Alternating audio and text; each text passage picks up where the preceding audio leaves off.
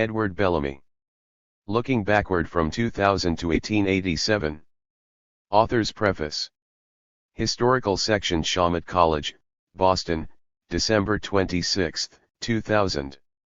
Living as we do in the closing year of the 20th century, enjoying the blessings of a social order at once so simple and logical that it seems but the triumph of common sense, it is no doubt difficult for those whose studies have not been largely historical to realize that the present organization of society is, in its completeness, less than a century old.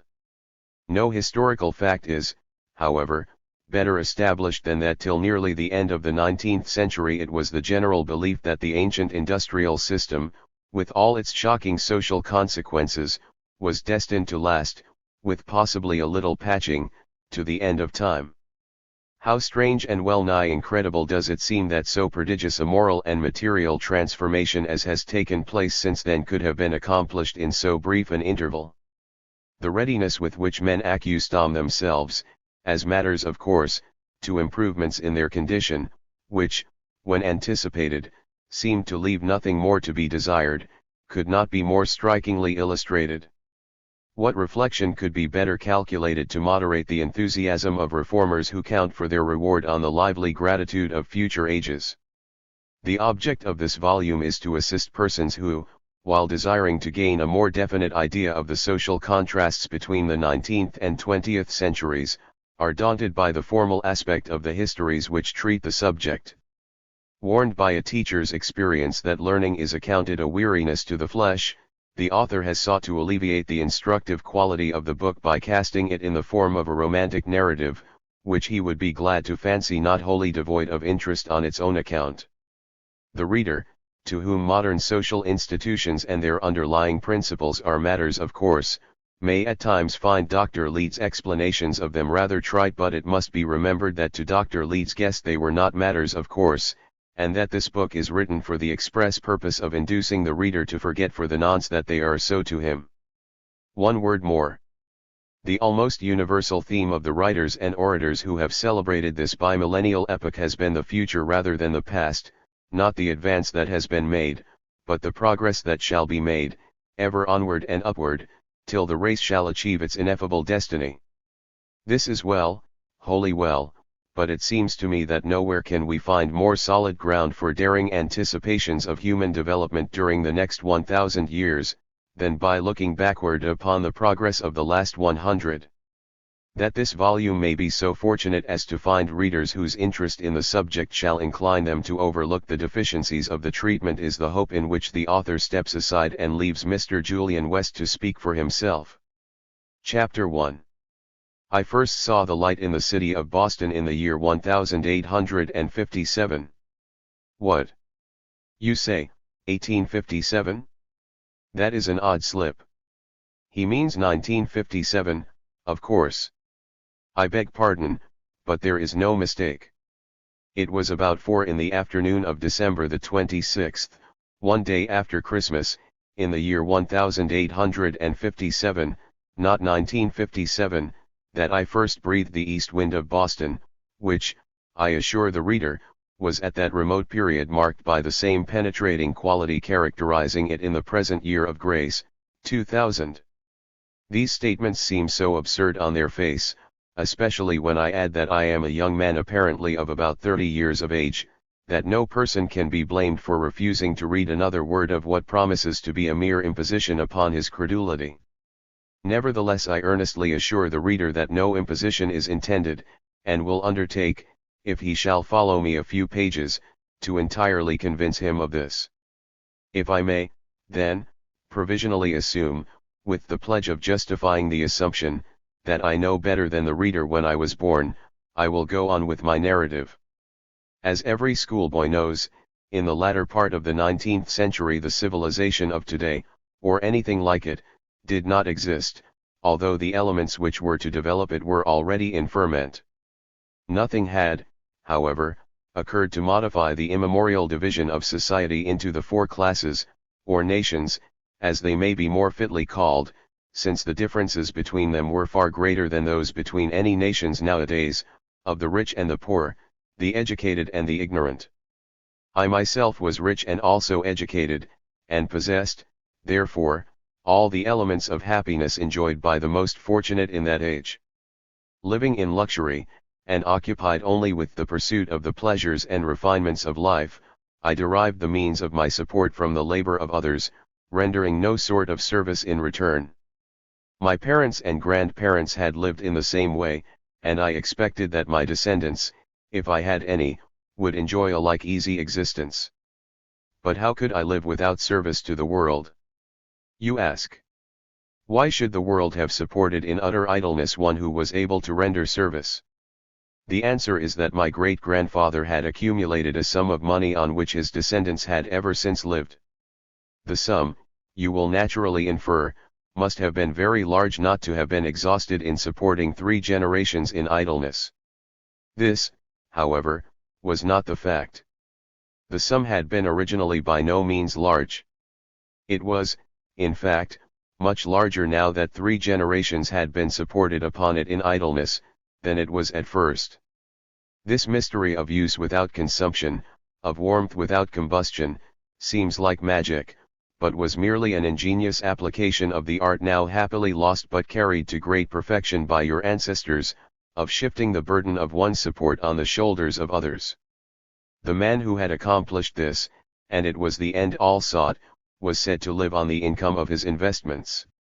To explain at this point how the ancient methods of industry made this possible would delay us too much. I shall only stop now to say that interest on investments was a species of tax in perpetuity upon the product of those engaged in industry which a person possessing or inheriting money was able to levy. It must not be supposed that an arrangement which seems so unnatural and preposterous according to modern notions was never criticized by your ancestors. It had been the effort of lawgivers and prophets from the earliest ages to abolish interest, or at least to limit it to the smallest possible rate. All these efforts had, however, failed, as they necessarily must so long as the ancient social organizations prevailed. At the time of which I write, the latter part of the 19th century, governments had generally given up trying to regulate the subject at all. By way of attempting to give the reader some general impression of the way people lived together in those days, and especially of the relations of the rich and poor to one another, perhaps I cannot do better than to compare society as it then was to a prodigious coach which the masses of humanity were harnessed to and dragged toilsomely along a very hilly and sandy road. The driver was Hunger, and permitted no lagging, though the pace was necessarily very slow. Despite the difficulty of drawing the coach at all along so hard a road, the top was covered with passengers who never got down, even at the steepest ascents. These seats on top were very breezy and comfortable. Well up out of the dust, their occupants could enjoy the scenery at their leisure, or critically discuss the merits of the straining team. Naturally such places were in great demand and the competition for them was keen, every one seeking as the first end in life to secure a seat on the coach for himself and to leave it to his child after him. By the rule of the coach a man could leave his seat to whom he wished, but on the other hand there were many accidents by which it might at any time be wholly lost.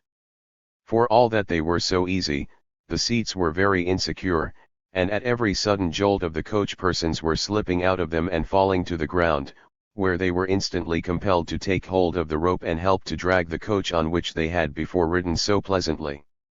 It was naturally regarded as a terrible misfortune to lose one's seat, and the apprehension that this might happen to them or their friends was a constant cloud upon the happiness of those who rode. But did they think only of themselves? You ask. Was not their very luxury rendered intolerable to them by comparison with the lot of their brothers and sisters in the harness, and the knowledge that their own weight added to their toil? Had they no compassion for fellow beings from whom fortune only distinguished them? Oh, yes, commiseration was frequently expressed by those who rode for those who had to pull the coach, especially when the vehicle came to a bad place in the road, as it was constantly doing, or to a particularly steep hill. At such times, the desperate straining of the team, their agonized leaping and plunging under the pitiless lashing of Hunger, the many who fainted at the rope and were trampled in the mire, made a very distressing spectacle, which often called forth highly creditable displays of feeling on the top of the coach. At such times the passengers would call down encouragingly to the toilers of the rope, exhorting them to patience, and holding out hopes of possible compensation in another world for the hardness of their lot, while others contributed to buy salves and liniments for the crippled and injured.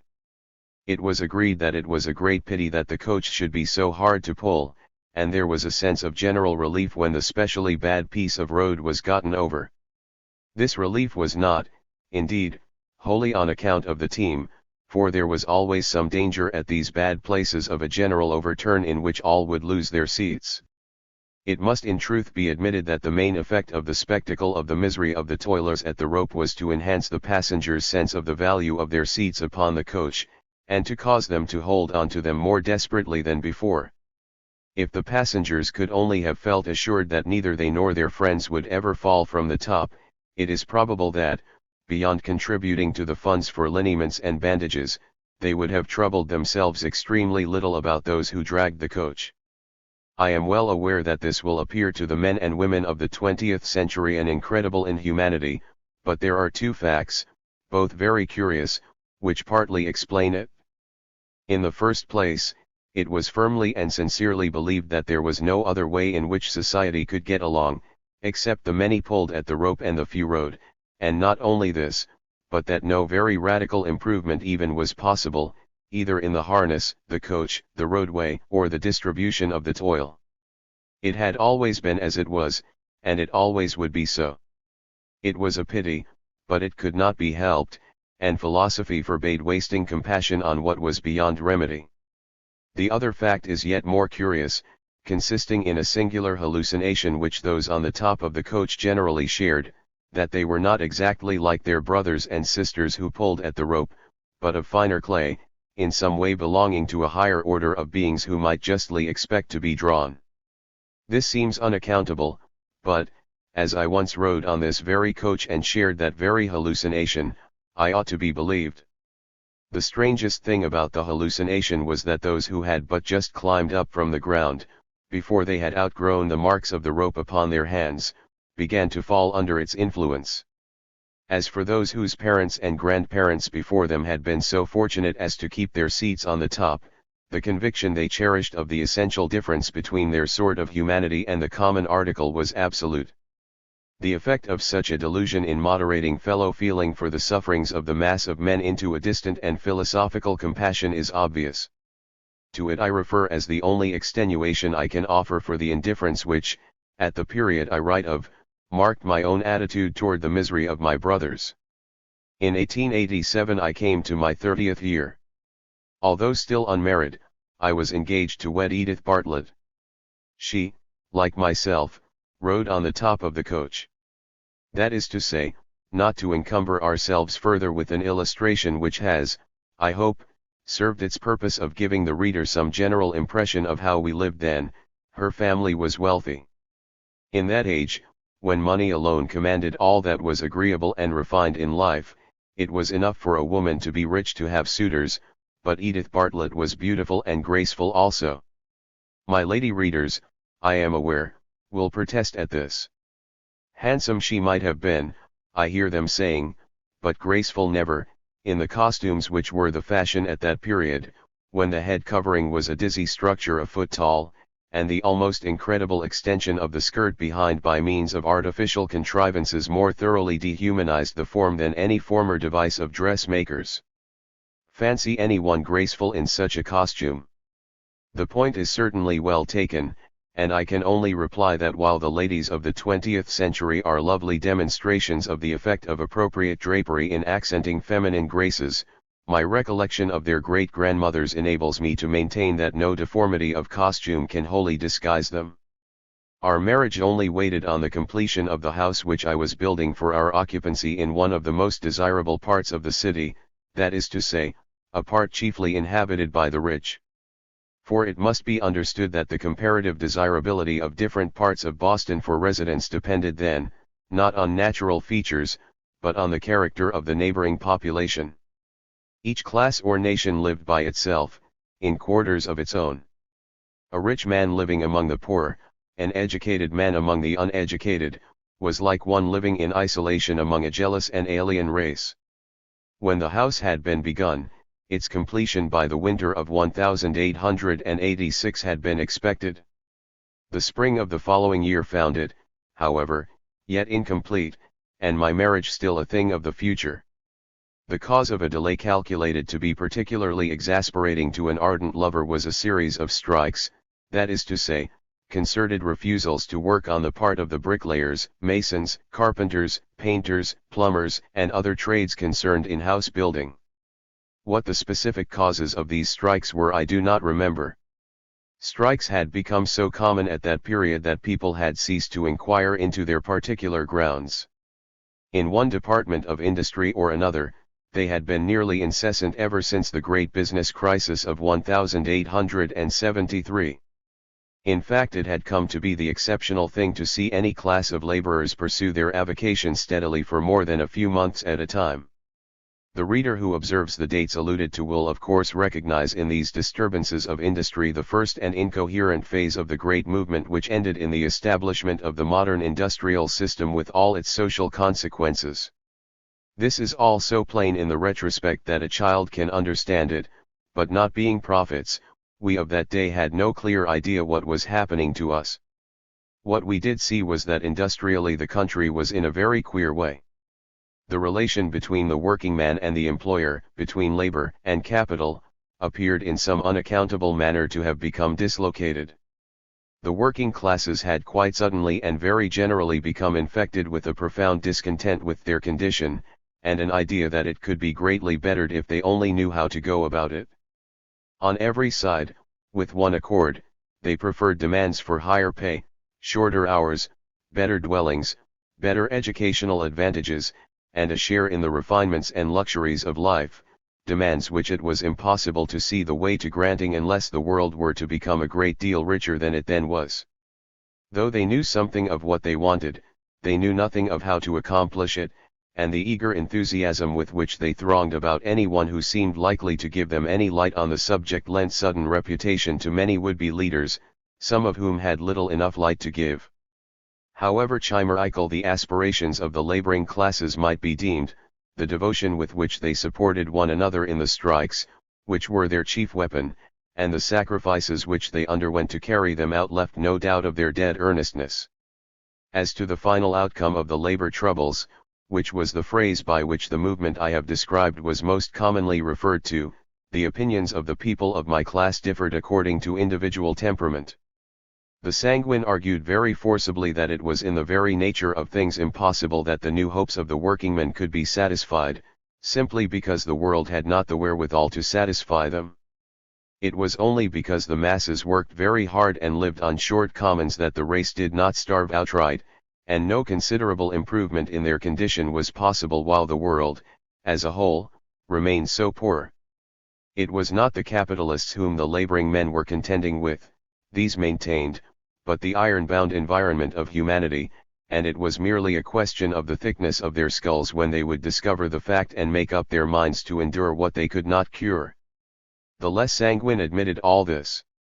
Of course the workingmen's aspirations were impossible of fulfillment for natural reasons, but there were grounds to fear that they would not discover this fact until they had made a sad mess of society.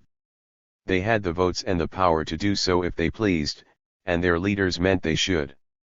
Some of these desponding observers went so far as to predict an impending social cataclysm. Humanity, they argued, having climbed to the top round of the ladder of civilization, was about to take a header into chaos, after which it would doubtless pick itself up, turn round, and begin to climb again.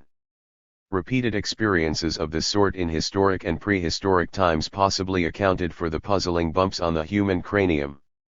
Human history, like all great movements, was cyclical, and returned to the point of beginning.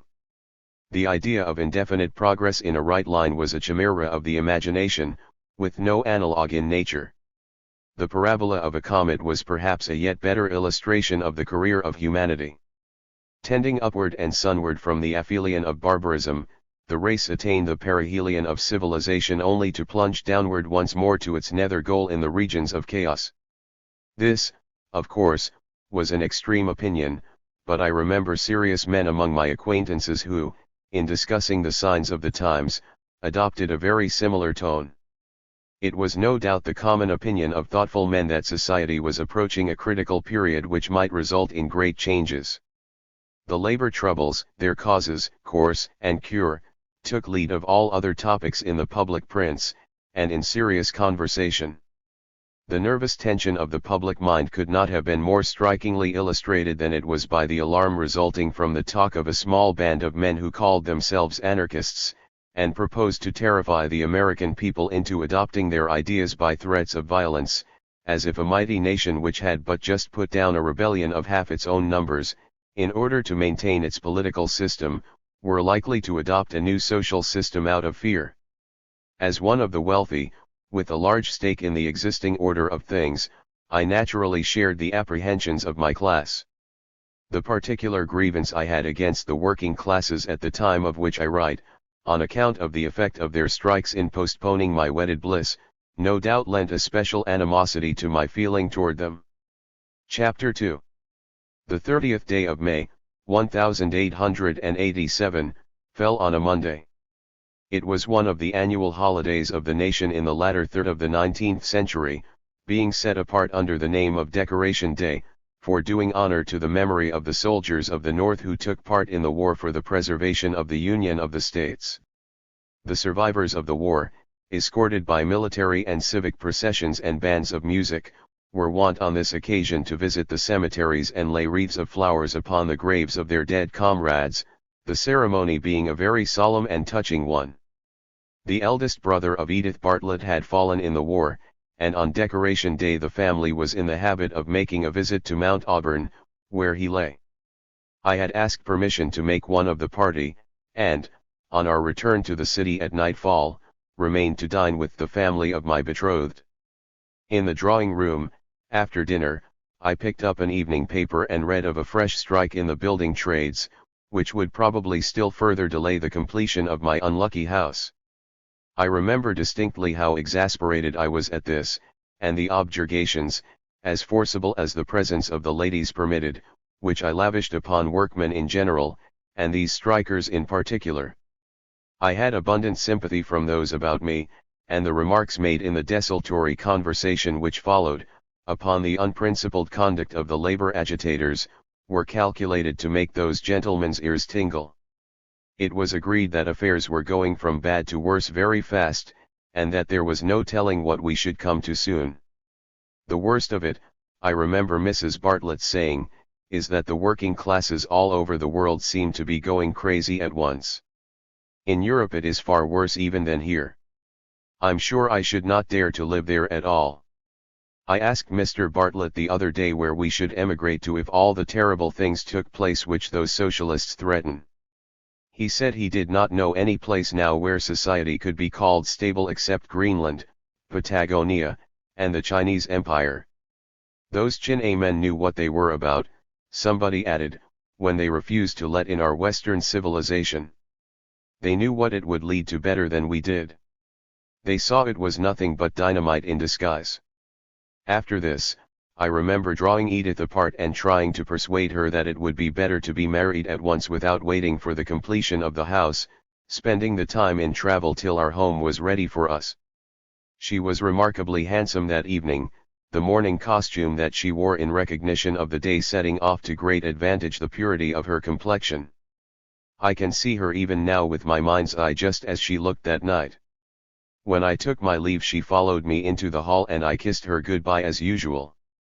There was no circumstance out of the common to distinguish this parting from previous occasions when we had bade each other goodbye for a night or a day. There was absolutely no premonition in my mind, or I am sure in hers, that this was more than an ordinary separation. Ah, well. The hour at which I had left my betrothed was a rather early one for a lover, but the fact was no reflection on my devotion. I was a confirmed sufferer from insomnia, and although otherwise perfectly well had been completely fagged out that day, from having slept scarcely at all the 2 previous nights. Edith knew this and had insisted on sending me home by 9 o'clock, with strict orders to go to bed at once. The house in which I lived had been occupied by 3 generations of the family of which I was the only living representative in the direct line. It was a large, Ancient wooden mansion, very elegant in an old-fashioned way within, but situated in a quarter that had long since become undesirable for residence, from its invasion by tenement houses and manufactories. It was not a house to which I could think of bringing a bride, much less so dainty a one as Edith Bartlett. I had advertised it for sale, and meanwhile merely used it for sleeping purposes, dining at my club.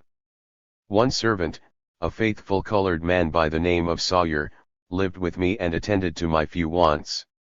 One feature of the house I expected to miss greatly when I should leave it, and this was the sleeping chamber which I had built under the foundations.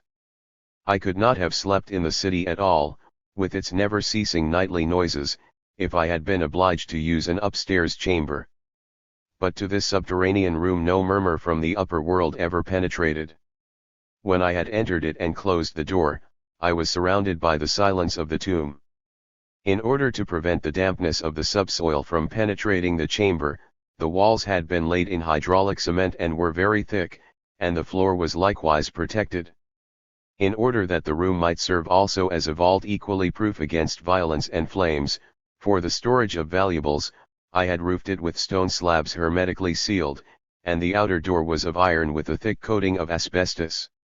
A small pipe, communicating with a windmill on the top of the house, ensured the renewal of air.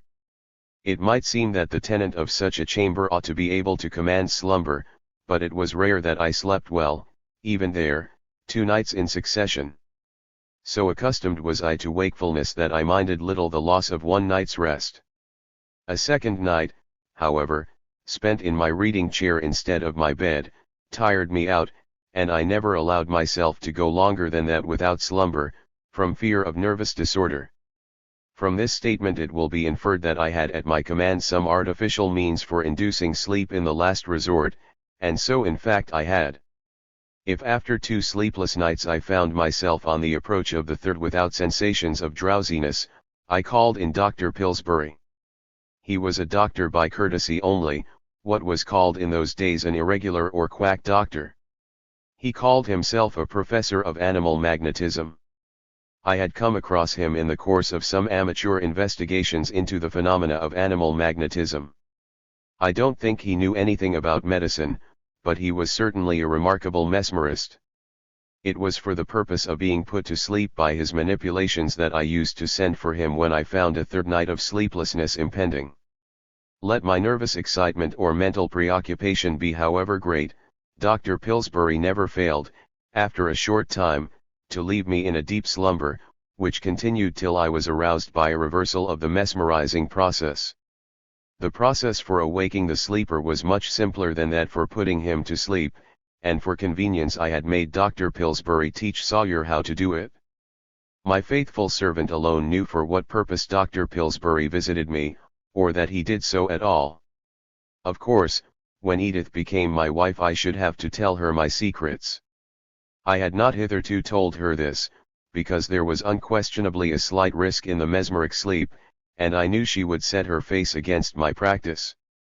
The risk, of course, was that it might become too profound and pass into a trance beyond the mesmerizer's power to break, ending in death. Repeated experiments had fully convinced me that the risk was next to nothing if reasonable precautions were exercised, and of this I hoped, though doubtingly, to convince Edith.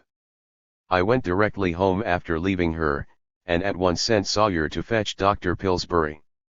Meanwhile I sought my subterranean sleeping chamber, and exchanging my costume for a comfortable dressing gown, sat down to read the letters by the evening mail which Sawyer had laid on my reading table. One of them was from the builder of my new house, and confirmed what I had inferred from the newspaper item. The new strikes, he said, had postponed indefinitely the completion of the contract, as neither masters nor workmen would concede the point at issue without a long struggle. Caligula wished that the Roman people had but one neck that he might cut it off, and as I read this letter I am afraid that for a moment I was capable of wishing the same thing concerning the laboring classes of America. The return of Sawyer with the doctor interrupted my gloomy meditations. It appeared that he had with difficulty been able to secure his services, as he was preparing to leave the city that very night. The doctor explained that since he had seen me last he had learned of a fine professional opening in a distant city, and decided to take prompt advantage of it. On my asking, in some panic, what I was to do for someone to put me to sleep, he gave me the names of several mesmerizers in Boston who, he averred, had quite as great powers as he. Somewhat relieved on this point, I instructed Sawyer to rouse me at 9 o'clock next morning, and, lying down on the bed in my dressing gown, assumed a comfortable attitude, and surrendered myself to the manipulations of the mesmerizer. Owing, perhaps, to my unusually nervous state, I was slower than common in losing consciousness, but at length a delicious drowsiness stole over me. He is going to open his eyes. He had better see but one of us at first. Promise me, then, that you will not tell him. The first voice was a man's, the second a woman's, and both spoke in whispers. I will see how he seems, replied the man. No, no, promise me, persisted the other. Let her have her way, whispered a third voice, also a woman. Well, well, I promise, then, answered the man. Quick, go. He is coming out of it. There was a rustle of garments and I opened my eyes. A fine-looking man of perhaps 60 was bending over me, an expression of much benevolence mingled with great curiosity upon his features. He was an utter stranger. I raised myself on an elbow and looked around. The room was empty. I certainly had never been in it before, or one furnished like it. I looked back at my companion. He smiled. How do you feel? He inquired. Where am I? I demanded. You are in my house, was the reply. How came I here? We will talk about that when you are stronger. Meanwhile, I beg you will feel no anxiety. You are among friends and in good hands. How do you feel? A bit queerly, I replied, but I am well, I suppose. Will you tell me how I came to be indebted to your hospitality? What has happened to me? How came I here? It was in my own house that I went to sleep.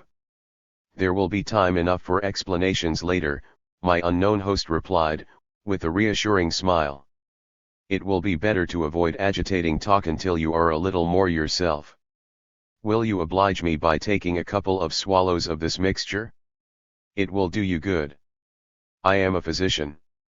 I repelled the glass with my hand and sat up on the couch, although with an effort, for my head was strangely light. I insist upon knowing at once where I am and what you have been doing with me, I said. My dear sir, responded my companion, let me beg that you will not agitate yourself. I would rather you did not insist upon explanations so soon, but if you do, I will try to satisfy you, provided you will first take this draught, which will strengthen you somewhat. I thereupon drank what he offered me. Then he said, it is not so simple a matter as you evidently suppose to tell you how you came here. You can tell me quite as much on that point as I can tell you. You have just been roused from a deep sleep, or, more properly, trance. So much I can tell you. You say you were in your own house when you fell into that sleep. May I ask you when that was? When? I replied, when? Why, last evening, of course, at about 10 o'clock. I left my man Sawyer orders to call me at 9 o'clock. What has become of Sawyer? I can't precisely tell you that, replied my companion, regarding me with a curious expression, but I am sure that he is excusable for not being here. And now can you tell me a little more explicitly when it was that you fell into that sleep, the date, I mean? Why, last night, of course, I said so, didn't I? That is, unless I have overslept an entire day. Great heavens! That cannot be possible, and yet I have an odd sensation of having slept a long time. It was Decoration Day that I went to sleep. Decoration Day? Yes, Monday, the 30th. Pardon me, the 30th of what? Why, of this month, of course, unless I have slept into June, but that can't be. This month is September. September. You don't mean that I've slept since May? God in heaven. Why, it is incredible.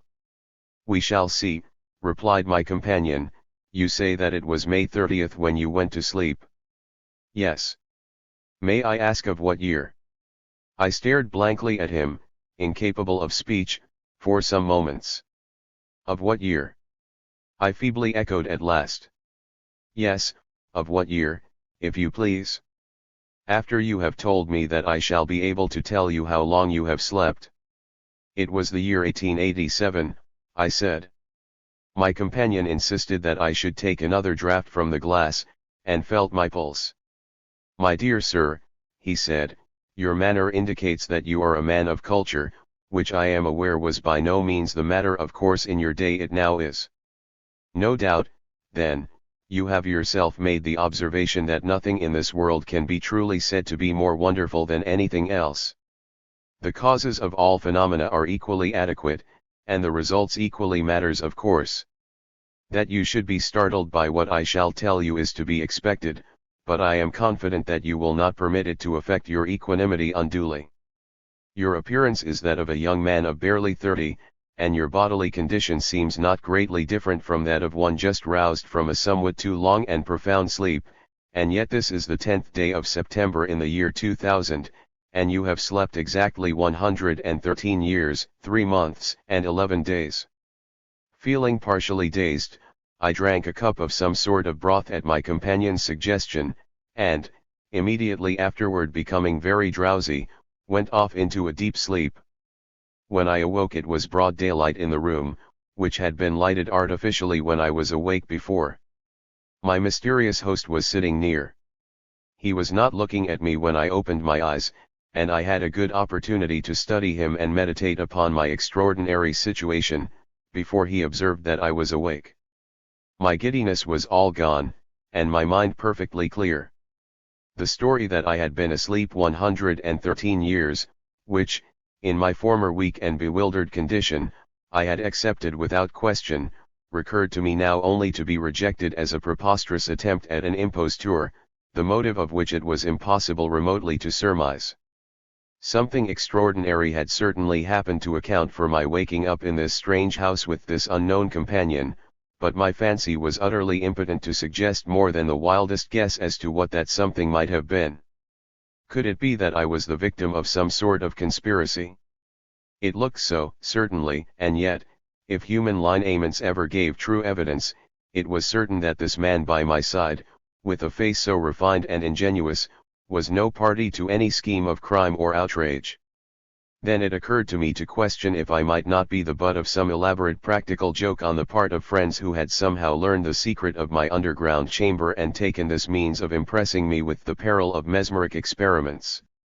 There were great difficulties in the way of this theory. Sawyer would never have betrayed me, nor had I any friends at all likely to undertake such an enterprise. Nevertheless, the supposition that I was the victim of a practical joke seemed on the whole the only one tenable. Half expecting to catch a glimpse of some familiar face grinning from behind a chair or curtain, I looked carefully about the room. When my eyes next rested on my companion, he was looking at me. "You have had a fine nap of 12 hours, he said briskly, "and I can see that it has done you good. You look much better. Your color is good and your eyes are bright. How do you feel?" "I never felt better," I said, sitting up. "You remember your first waking, no doubt," he pursued, "and your surprise when I told you how long you had been asleep. You said, I believe, that I had slept 113 years. Exactly. You will admit, I said, with an ironical smile, that the story was rather an improbable one. Extraordinary, I admit, he responded, but given the proper conditions, not improbable nor inconsistent with what we know of the trance state. When complete, as in your case, the vital functions are absolutely suspended, and there is no waste of the tissues. No limit can be set to the possible duration of a trance when the external conditions protect the body from physical injury. This trance of yours is indeed the longest of which there is any positive record, but there is no known reason wherefore, had you not been discovered and had the chamber in which we found you continued intact, you might not have remained in a state of suspended animation till, at the end of indefinite ages, the gradual refrigeration of the earth had destroyed the bodily tissues and set the spirit free. I had to admit that, if I were indeed the victim of a practical joke, its authors had chosen an admirable agent for carrying out their imposition. The impressive and even eloquent manner of this man would have lent dignity to an argument that the moon was made of cheese. The smile with which I had regarded him as he advanced his trans hypothesis did not appear to confuse him in the slightest degree. "Perhaps," I said, "you will go on and favor me with some particulars as to the circumstances under which you discovered this chamber of which you speak, and its contents. I enjoy good fiction." "In this case," was the grave reply, "no fiction could be so strange as the truth. You must know that these many years I have been cherishing the idea of building a laboratory in the large garden beside this house, for the purpose of chemical experiments for which I have a taste. Last Thursday the excavation for the cellar was at last begun. It was completed by that night, and Friday the masons were to have come. Thursday night we had a tremendous deluge of rain, and Friday morning I found my cellar a frog pond and the walls quite washed down. My daughter, who had come out to view the disaster with me, called my attention to a corner of masonry laid bare by the crumbling away of one of the walls. I cleared a little earth from it, and, finding that it seemed part of a large mass, determined to investigate it. The workmen I sent for unearthed an oblong vault some 8 feet below the surface, and set in the corner of what had evidently been the foundation walls of an ancient house. A layer of ashes and charcoal on the top of the vault showed that the house above had perished by fire. The vault itself was perfectly intact, the cement being as good as when first applied. It had a door, but this we could not force, and found entrance by removing one of the flagstones which formed the roof. The air which came up was stagnant but pure, dry, and not cold. Descending with a lantern, I found myself in an apartment fitted up as a bedroom in the style of the 19th century. On the bed lay a young man. That he was dead and must have been dead a century was of course to be taken for granted, but the extraordinary state of preservation of the body struck me and the medical colleagues whom I had summoned with amazement. That the art of such embalming as this had ever been known we should not have believed, yet here seemed conclusive testimony that our immediate ancestors had possessed it. My medical colleagues, whose curiosity was highly excited, were at once for undertaking experiments to test the nature of the process employed, but I withheld them.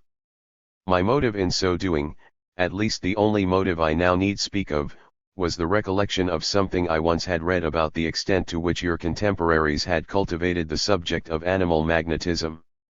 It had occurred to me as just conceivable that you might be in a trance, and that the secret of your bodily integrity after so long a time was not the craft of an embalmer, but life.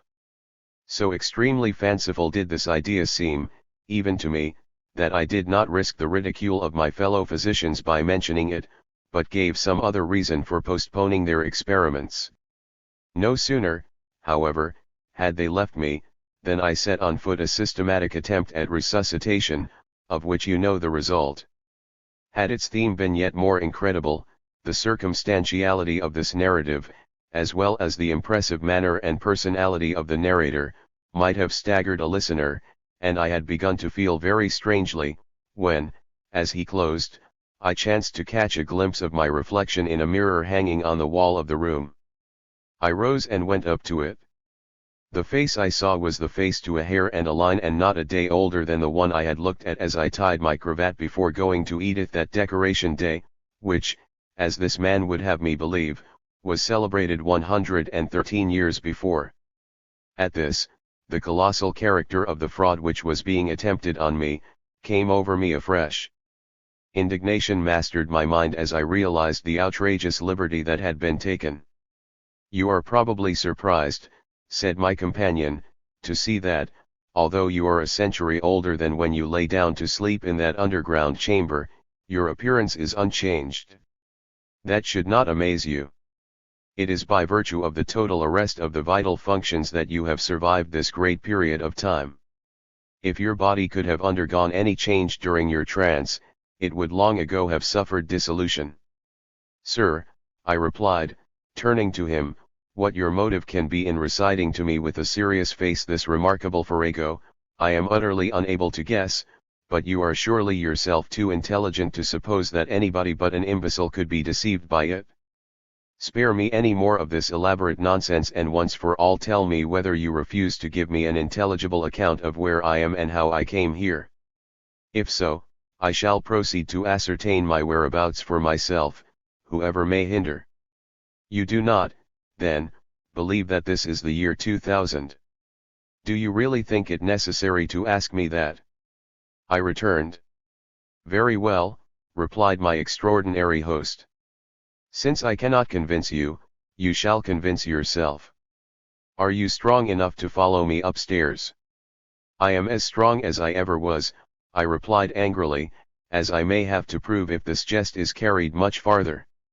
I beg, sir, was my companion's response, that you will not allow yourself to be too fully persuaded that you are the victim of a trick, lest the reaction, when you are convinced of the truth of my statements, should be too great. The tone of concern, mingled with commiseration, with which he said this, and the entire absence of any sign of resentment at my hot words, strangely daunted me, and I followed him from the room with an extraordinary mixture of emotions. He led the way up 2 flights of stairs and then up a shorter one, which landed us upon a belvedere on the housetop. Be pleased to look around you, he said, as we reached the platform, and tell me if this is the Boston of the 19th century. At my feet lay a great city. Miles of broad streets, shaded by trees and lined with fine buildings, for the most part not in continuous blocks but set in larger or smaller enclosures, stretched in every direction. Every quarter contained large open squares filled with trees, among which statues glistened and fountains flashed in the late afternoon sun. Public buildings of a colossal size and an architectural grandeur unparalleled in my day raised their stately piles on every side.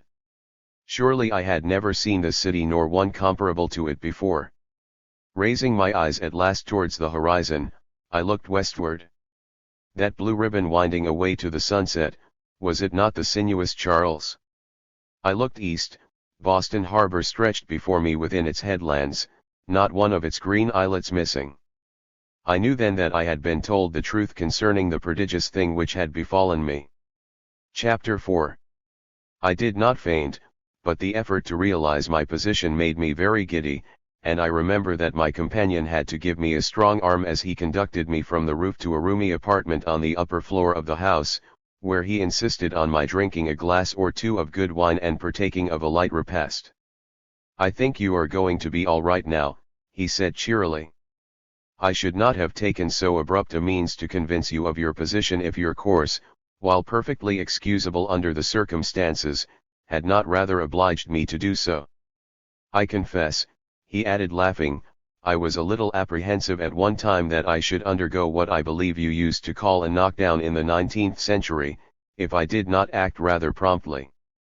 I remembered that the Bostonians of your day were famous pugilists, and thought best to lose no time. I take it you are now ready to acquit me of the charge of hoaxing you.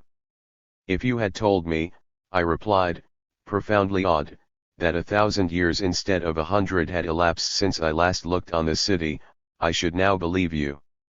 Only a century has passed, he answered, but many a millennium in the world's history has seen changes less extraordinary. And now, he added, extending his hand with an air of irresistible cordiality, let me give you a hearty welcome to the Boston of the 20th century and to this house. My name is Leet, Dr. Leet they call me. My name, I said as I shook his hand, is Julian West. I am most happy in making your acquaintance, Mr. West, he responded. Seeing that this house is built on the site of your own, I hope you will find it easy to make yourself at home in it. After my refreshment Dr. Leet offered me a bath and a change of clothing, of which I gladly availed myself. It did not appear that any very startling revolution in men's attire had been among the great changes my host had spoken of, for, barring a few details, my new habiliments did not puzzle me at all. Physically, I was now myself again. But mentally, how was it with me, the reader will doubtless wonder. What were my intellectual sensations, he may wish to know, on finding myself so suddenly dropped as it were into a new world. In reply let me ask him to suppose himself suddenly, in the twinkling of an eye, transported from earth, say, to paradise or Hades. What does he fancy would be his own experience? Would his thoughts return at once to the earth he had just left, or would he, after the first shock, well nigh forget his former life for a while, albeit to be remembered later, in the interest excited by his new surroundings? All I can say is, that if his experience were at all like mine in the transition I am describing, the latter hypothesis would prove the correct one. The impressions of amazement and curiosity which my new surroundings produced occupied my mind, after the first shock, to the exclusion of all other thoughts. For the time the memory of my former life was, as it were, in abeyance. No sooner did I find myself physically rehabilitated through the kind offices of my host, than I became eager to return to the housetop, and presently we were comfortably established there in easy chairs, with the city beneath and around us. After Dr. Leete had responded to numerous questions on my part, as to the ancient landmarks I missed and the new ones which had replaced them, he asked me what point of the contrast between the new and the old city struck me most forcibly. To speak of small things before great, I responded, I really think that the complete absence of chimneys and their smoke is the detail that first impressed me. Ah! Ejaculated my companion with an air of much interest, I had forgotten the chimneys, it is so long since they went out of use. It is nearly a century since the crude method of combustion on which you depended for heat became obsolete. In general, I said, what impresses me most about the city is the material prosperity on the part of the people which its magnificence implies. I would give a great deal for just one glimpse of the Boston of your day, replied Dr. Leete. No doubt, as you imply, the cities of that period were rather shabby affairs. If you had the taste to make them splendid, which I would not be so rude as to question, the general poverty resulting from your extraordinary industrial system would not have given you the means.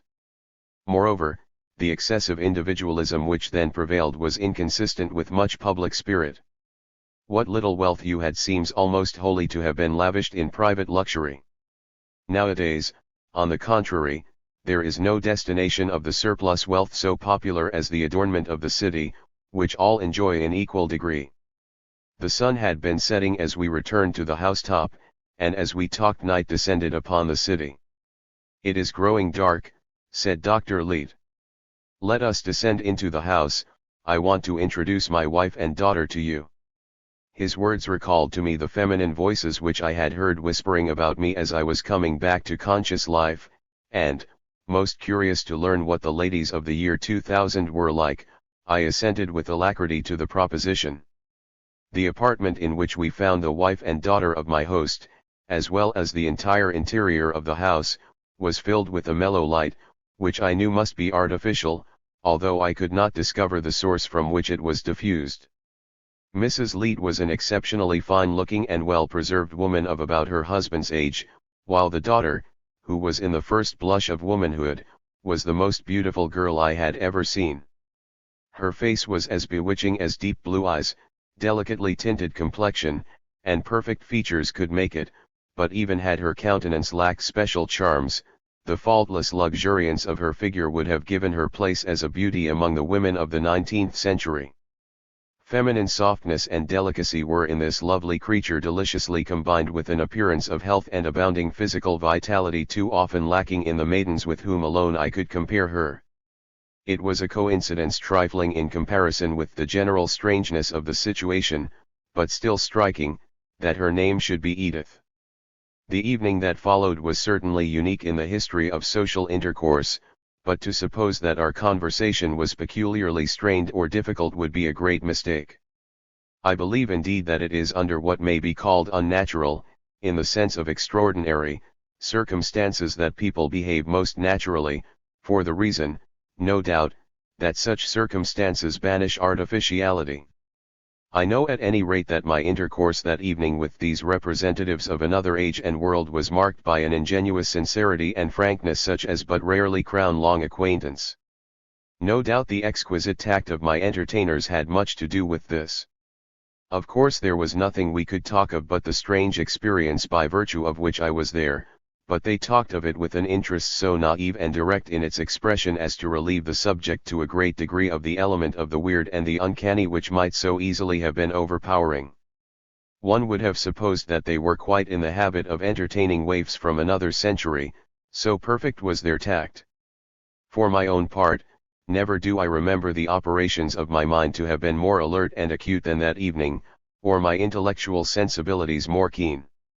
Of course I do not mean that the consciousness of my amazing situation was for a moment out of mind, but its chief effect thus far was to produce a feverish elation, a sort of mental intoxication. 1. Edith Leete took little part in the conversation, but when several times the magnetism of her beauty drew my glance to her face, I found her eyes fixed on me with an absorbed intensity, almost like fascination. It was evident that I had excited her interest to an extraordinary degree, as was not astonishing, supposing her to be a girl of imagination.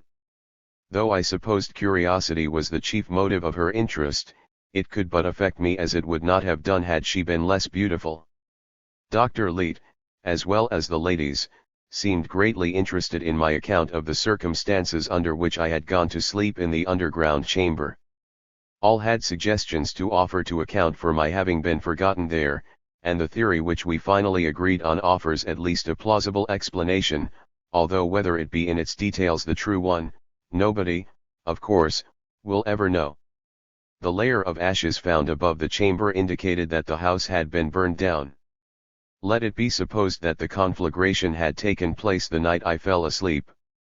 It only remains to assume that Sawyer lost his life in the fire or by some accident connected with it, and the rest follows naturally enough.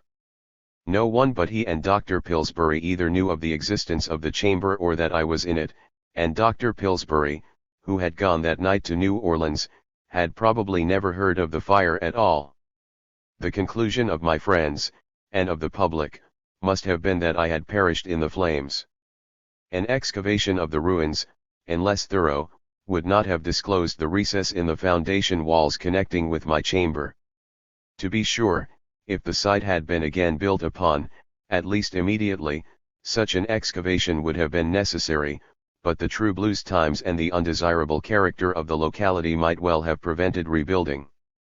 The size of the trees in the garden now occupying the site indicated, Dr. Leete said, that for more than half a century at least it had been open ground. Chapter 5.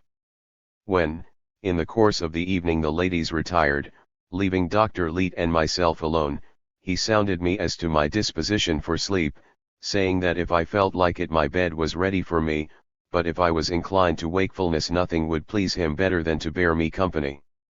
I am a late bird, myself, he said, and, without suspicion of flattery, I may say that a companion more interesting than yourself could scarcely be imagined. It is decidedly not often that one has a chance to converse with a man of the 19th century. Now I had been looking forward all the evening with some dread to the time when I should be alone, on retiring for the night. Surrounded by these most friendly strangers, stimulated and supported by their sympathetic interest, I had been able to keep my mental balance. Even then, however, in pauses of the conversation I had had glimpses, vivid as lightning flashes, of the horror of strangeness that was waiting to be faced when I could no longer command diversion. I knew I could not sleep that night, and as for lying awake and thinking, it argues no cowardice, I am sure, to confess that I was afraid of it. When, in reply to my host's question, I frankly told him this, he replied that it would be strange if I did not feel just so, but that I need have no anxiety about sleeping. Whenever I wanted to go to bed, he would give me a dose which would ensure me a sound night's sleep without fail. Next morning, no doubt, I would awake with the feeling of an old citizen. Before I acquired that, I replied, I must know a little more about the sort of Boston I have come back to. You told me when we were upon the housetop that though a century only had elapsed since I fell asleep, it had been marked by greater changes in the conditions of humanity than many a previous millennium. With the city before me I could well believe that, but I am very curious to know what some of the changes have been. To make a beginning somewhere, for the subject is doubtless a large one, what solution, if any, have you found for the labor question? It was the Sphinx's riddle of the 19th century, and when I dropped out the Sphinx was threatening to devour society, because the answer was not forthcoming. It is well worth sleeping 100 years to learn what the right answer was, if, indeed, you have found it yet. As no such thing as the labor question is known nowadays, replied Dr. Leet, and there is no way in which it could arise, I suppose we may claim to have solved it. Society would indeed have fully deserved being devoured if it had failed to answer a riddle so entirely simple. In fact, to speak by the book, it was not necessary for society to solve the riddle at all. It may be said to have solved itself. The solution came as the result of a process of industrial evolution which could not have terminated otherwise. All that society had to do was to recognize and cooperate with that evolution, when its tendency had become unmistakable. I can only say, I answered, that at the time I fell asleep no such evolution had been recognized. It was in 1887 that you fell into the sleep, I think you said. Yes, May 30th, 1887. My companion regarded me musingly for some moments. Then he observed, and you tell me that even then there was no general recognition of the nature of the crisis which society was nearing? Of course, I fully credit your statement. The singular blindness of your contemporaries to the signs of the times is a phenomenon commented on by many of our historians, but few facts of history are more difficult for us to realize, so obvious and unmistakable as we look back seem the indications, which must also have come under your eyes, of the transformation about to come to pass. I should be interested, Mr. West, if you would give me a little more definite idea of the view which you and men of your grade of intellect took of the state and prospects of society in 1887. You must, at least, have realized that the widespread industrial and social troubles, and the underlying dissatisfaction of all classes with the inequalities of society, and the general misery of mankind, were portents of great changes of some sort. We did, indeed, fully realize that, I replied. We felt that society was dragging anchor and in danger of going adrift. Whither it would drift nobody could say, but all feared the rocks. Nevertheless, said Dr. Leet, the set of the current was perfectly perceptible if you had but taken pains to observe it, and it was not toward the rocks, but toward a deeper channel. We had a popular proverb, I replied, that hindsight is better than foresight, the force of which I shall now, no doubt, appreciate more fully than ever. All I can say is, that the prospect was such when I went into that long sleep that I should not have been surprised had I looked down from your housetop today on a heap of charred and moss-grown ruins instead of this glorious city. Dr. Leet had listened to me with close attention and nodded thoughtfully as I finished speaking. What you have said, he observed, will be regarded as a most valuable vindication of Storiot, whose account of your era has been generally thought exaggerated in its picture of the gloom and confusion of men's minds. That a period of transition like that should be full of excitement and agitation was indeed to be looked for, but seeing how plain was the tendency of the forces in operation, it was natural to believe that hope rather than fear would have been the prevailing temper of the popular mind. You have not yet told me what was the answer to the riddle which you found, I said. I am impatient to know by what contradiction of natural sequence the peace and prosperity which you now seem to enjoy could have been the outcome of an arrow like my own. Excuse me, replied my host, but do you smoke? It was not till our cigars were lighted and drawing well that he resumed. Since you are in the humor to talk rather than to sleep, as I certainly am, perhaps I cannot do better than to try to give you enough idea of our modern industrial system to dissipate at least the impression that there is any mystery about the process of its evolution. The Bostonians of your day had the reputation of being great askers of questions, and I am going to show my dissent by asking you one to begin with. What should you name as the most prominent feature of the labor troubles of your day? Why, the strikes, Of course, I replied. Exactly, but what made the strikes so formidable? The great labor organizations. And what was the motive of these great organizations? The workmen claimed they had to organize to get their rights from the big corporations, I replied. That is just it, said Dr. Leet. The organization of labor and the strikes were an effect, merely, of the concentration of capital in greater masses than had ever been known before. Before this concentration began, while as yet commerce and industry were conducted by innumerable petty concerns with small capital, instead of a small number of great concerns with vast capital, the individual workman was relatively important and independent in his relations to the employer. Moreover, when a little capital or a new idea was enough to start a man in business for himself, workingmen were constantly becoming employers and there was no hard and fast line between the two classes. Labor unions were needless then, and general strikes out of the question. But when the era of small concerns with small capital was succeeded by that of the great aggregations of capital, all this was changed. The individual laborer, who had been relatively important to the small employer, was reduced to insignificance and powerlessness over against the great corporation, while at the same time the way upward to the grade of employer was closed to him. Self-defense drove him to union with his fellows. The records of the period show that the outcry against the concentration of capital was furious. Men believed that it threatened society with a form of tyranny more abhorrent than it had ever endured. They believed that the great corporations were preparing for them the yoke of a baser servitude than had ever been imposed on the race, servitude not to men but to soulless machines incapable of any motive but insatiable greed. Looking back, we cannot wonder at their desperation, for certainly humanity was never confronted with a fate more sordid and hideous than would have been the era of corporate tyranny which they anticipated.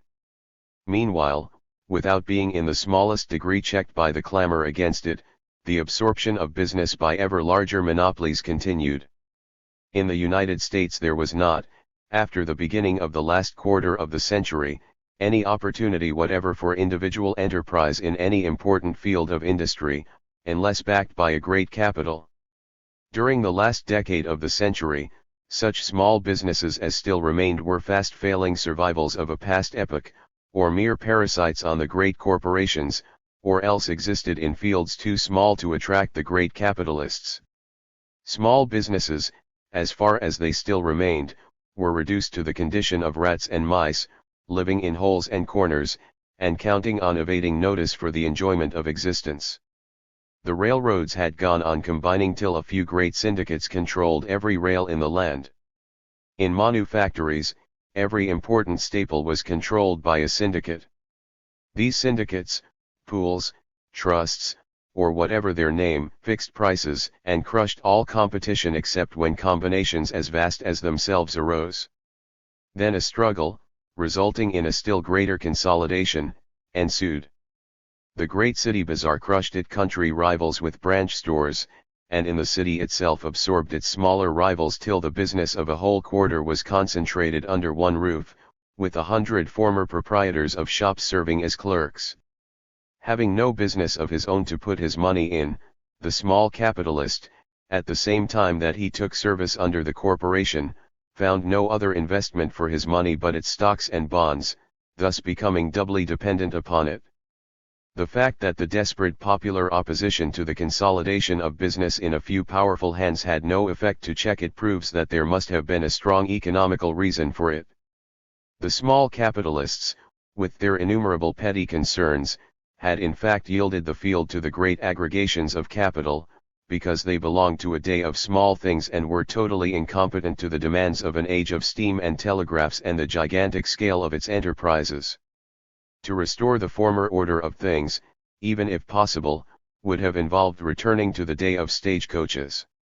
Oppressive and intolerable as was the regime of the great consolidations of capital, even its victims, while they cursed it, were forced to admit the prodigious increase of efficiency which had been imparted to the national industries, the vast economies effected by concentration of management and unity of organization, and to confess that since the new system had taken the place of the old the wealth of the world had increased at a rate before undreamed of.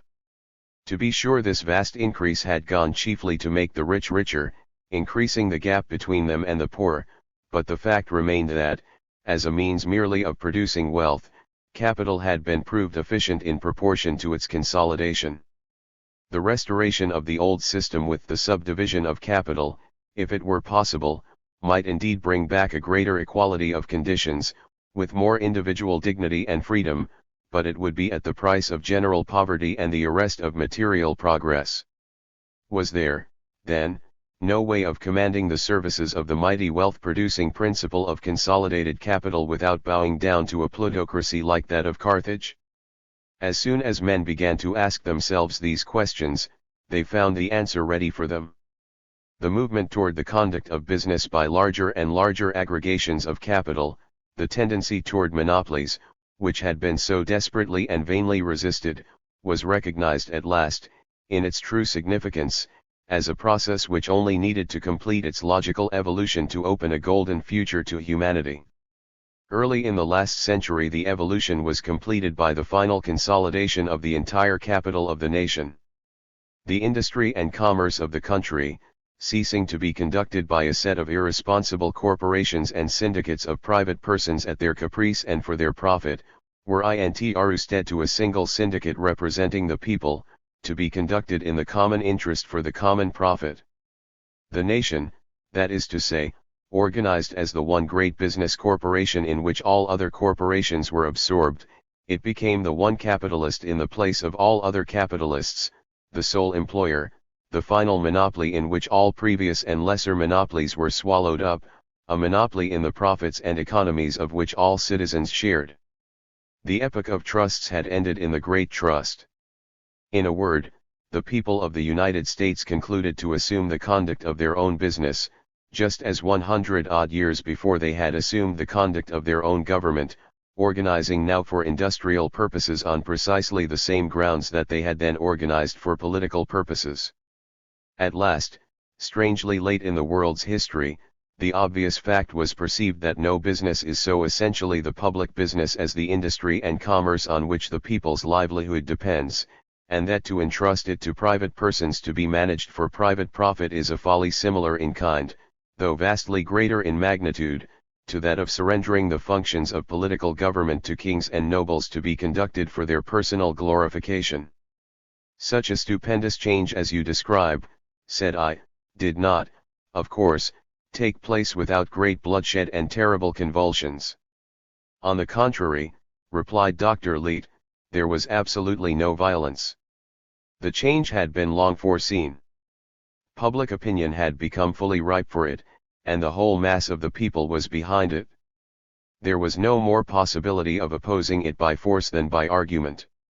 On the other hand, the popular sentiment toward the great corporations and those identified with them had ceased to be one of bitterness, as they came to realize their necessity as a link, a transition phase, in the evolution of the true industrial system. The most violent foes of the great private monopolies were now forced to recognize how invaluable and indispensable had been their office in educating the people up to the point of assuming control of their own business. 50 years before, the consolidation of the industries of the country under national control would have seemed a very daring experiment to the most sanguine. But by a series of object lessons, seen and studied by all men, the great corporations had taught the people an entirely new set of ideas on this subject. They had seen for many years syndicates handling revenues greater than those of states, and directing the labors of hundreds of thousands of men with an efficiency and economy unattainable in smaller operations. It had come to be recognized as an axiom that the larger the business the simpler the principles that can be applied to it, that, as the machine is truer than the hand, so the system, which in a great concern does the work of the master's eye in a small business, turns out more accurate results.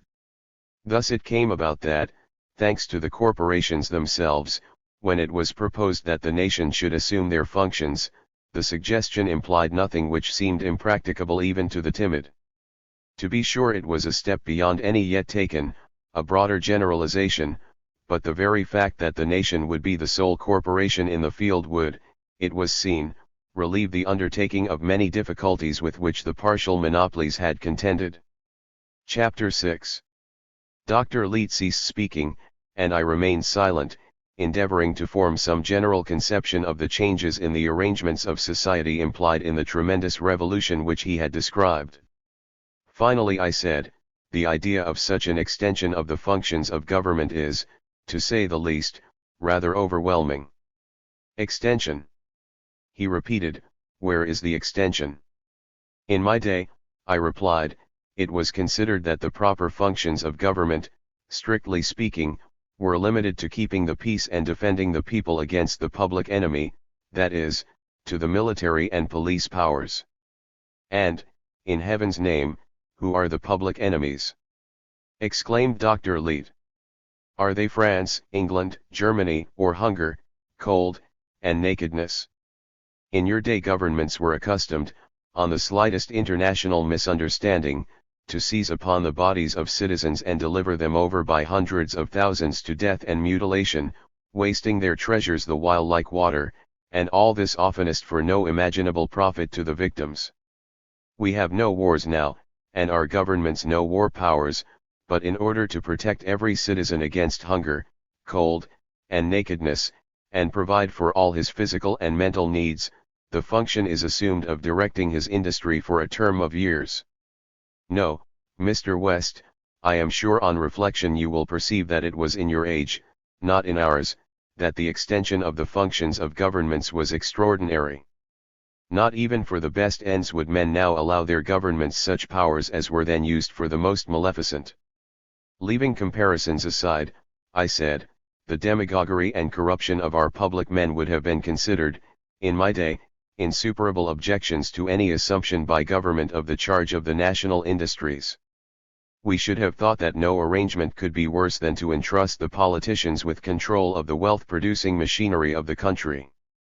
Its material interests were quite too much the football of parties as it was. No doubt you were right, rejoined Dr. Leet, but all that is changed now. We have no parties or politicians, and as for demagoguery and corruption, they are words having only an historical significance. Human nature itself must have changed very much, I said. Not at all, was Dr. Leet's reply, but the conditions of human life have changed, and with them the motives of human action. The organization of society with you was such that officials were under a constant temptation to misuse their power for the private profit of themselves or others. Under such circumstances it seems almost strange that you dared entrust them with any of your affairs. Nowadays, on the contrary, society is so constituted that there is absolutely no way in which an official, however ill-disposed, could possibly make any profit for himself or anyone else by a misuse of his power. Let him be as bad an official as you please, he cannot be a corrupt one. There is no motive to be. The social system no longer offers a premium on dishonesty. But these are matters which you can only understand as you come, with time, to know us better. But you have not yet told me how you have settled the labor problem? It is the problem of capital which we have been discussing, I said. After the nation had assumed conduct of the mills, machinery, railroads, farms, mines, and capital in general of the country, the labor question still remained. In assuming the responsibilities of capital, the nation had assumed the difficulties of the capitalist's position. The moment the nation assumed the responsibilities of capital, those difficulties vanished, replied Dr. Leet. The national organization of labor under one direction was the complete solution of what was, in your day and under your system, justly regarded as the insoluble labor problem. When the nation became the sole employer, all the citizens, by virtue of their citizenship, became employees, to be distributed according to the needs of industry. That is, I suggested, you have simply applied the principle of universal military service, as it was understood in our day, to the labor question. Yes, said Dr. Leet, that was something which followed as a matter of course as soon as the nation had become the sole capitalist. The people were already accustomed to the idea that the obligation of every citizen, not physically disabled, to contribute his military services to the defense of the nation was equal and absolute. That it was equally the duty of every citizen to contribute his quota of industrial or intellectual services to the maintenance of the nation was equally evident, though it was not until the nation became the employer of labor that citizens were able to render this sort of service with any pretense either of universality or equity. No organization of labor was possible when the employing power was divided among hundreds or thousands of individuals and corporations, between which concert of any kind was neither desired, nor indeed feasible. It constantly happened then that vast numbers who desired to labor could find no opportunity, and on the other hand, those who desired to evade a part or all of their debt could easily do so. Service, now, I suppose, is compulsory upon all, I suggested. It is rather a matter of course than of compulsion, replied Dr. Leete. It is regarded as so absolutely natural and reasonable that the idea of its being compulsory has ceased to be thought of. He would be thought to be an incredibly contemptible person who should need compulsion in such a case. Nevertheless, to speak of service being compulsory would be a weak way to state its absolute inevitableness. Our entire social order is so wholly based upon and deduced from it that if it were conceivable that a man could escape it, he would be left with no possible way to provide for his existence. He would have excluded himself from the world, cut himself off from his kind, in a word, committed suicide. Is the term of service in this industrial army for life? Oh, no, it both begins later and ends earlier than the average working period in your day. Your workshops were filled with children and old men, but we hold the period of youth sacred to education, and the period of maturity, when the physical forces begin to flag, equally sacred to ease and agreeable relaxation. The period of industrial service is 24 years, beginning at the close of the course of education at 21 and terminating at 45. After 45, while discharged from labor, the citizen still remains liable to special calls, in case of emergencies causing a sudden great increase in the demand for labor, till he reaches the age of 55, but such calls are rarely, in fact almost never, made. The 15th day of October of every year is what we call muster day, because those who have reached the age of 21 are then mustered into the industrial service, and at the same time those who, after 24 years' service, have reached the age of 45, are honorably mustered out. It is the great day of the year with us, whence we reckon all other events, our Olympiad, save that it is annual. Chapter 7. It is after you have mustered your industrial army into service, I said, that I should expect the chief difficulty to arise, for there its analogy with a military army must cease. Soldiers have all the same thing, and a very simple thing, to do, namely, to practice the manual of arms, to march and stand guard. But the industrial army must learn and follow 200 or 300 diverse trades and avocations. What administrative talent can be equal to determining wisely what trade or business every individual in a great nation shall pursue? The administration has nothing to do with determining that point. Who does determine it, then? I asked. Every man for himself in accordance with his natural aptitude, the utmost pains being taken to enable him to find out what his natural aptitude really is. The principle on which our industrial army is organized is that a man's natural endowments, mental and physical, determine what he can work at most profitably to the nation and most satisfactorily to himself. While the obligation of service in some form is not to be evaded, voluntary election, subject only to necessary regulation, is depended on to determine the particular sort of service every man is to render. As an individual's satisfaction during his term of service depends on his having an occupation to his taste, parents and teachers watch from early years for indications of special aptitudes in children. A thorough study of the national industrial system, with the history and rudiments of all the great trades, is an essential part of our educational system.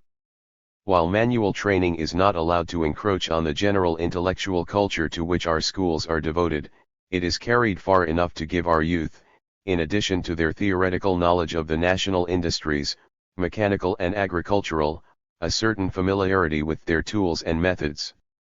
Our schools are constantly visiting our workshops, and often are taken on long excursions to inspect particular industrial enterprises.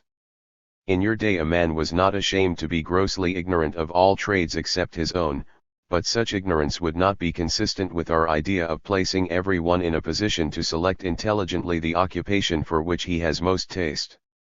Usually long before he is mustered into service a young man has found out the pursuit he wants to follow, has acquired a great deal of knowledge about it, and is waiting impatiently the time when he can enlist in its ranks.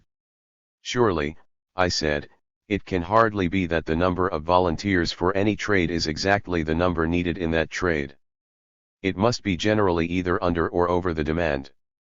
The supply of volunteers is always expected to fully equal the demand, replied Dr. Leet. It is the business of the administration to see that this is the case. The rate of volunteering for each trade is closely watched.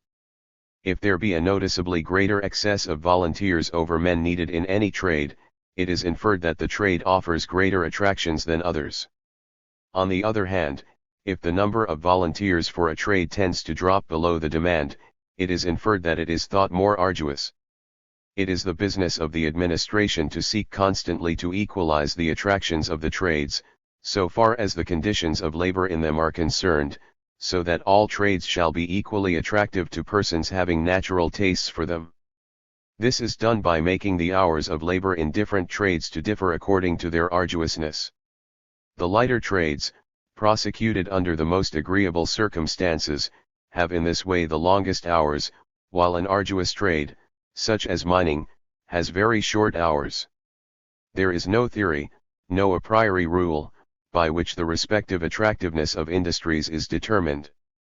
The administration, in taking burdens off one class of workers and adding them to other classes, simply follows the fluctuations of opinion among the workers themselves as indicated by the rate of volunteering.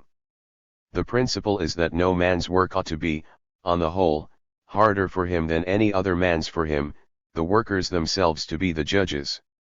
There are no limits to the application of this rule.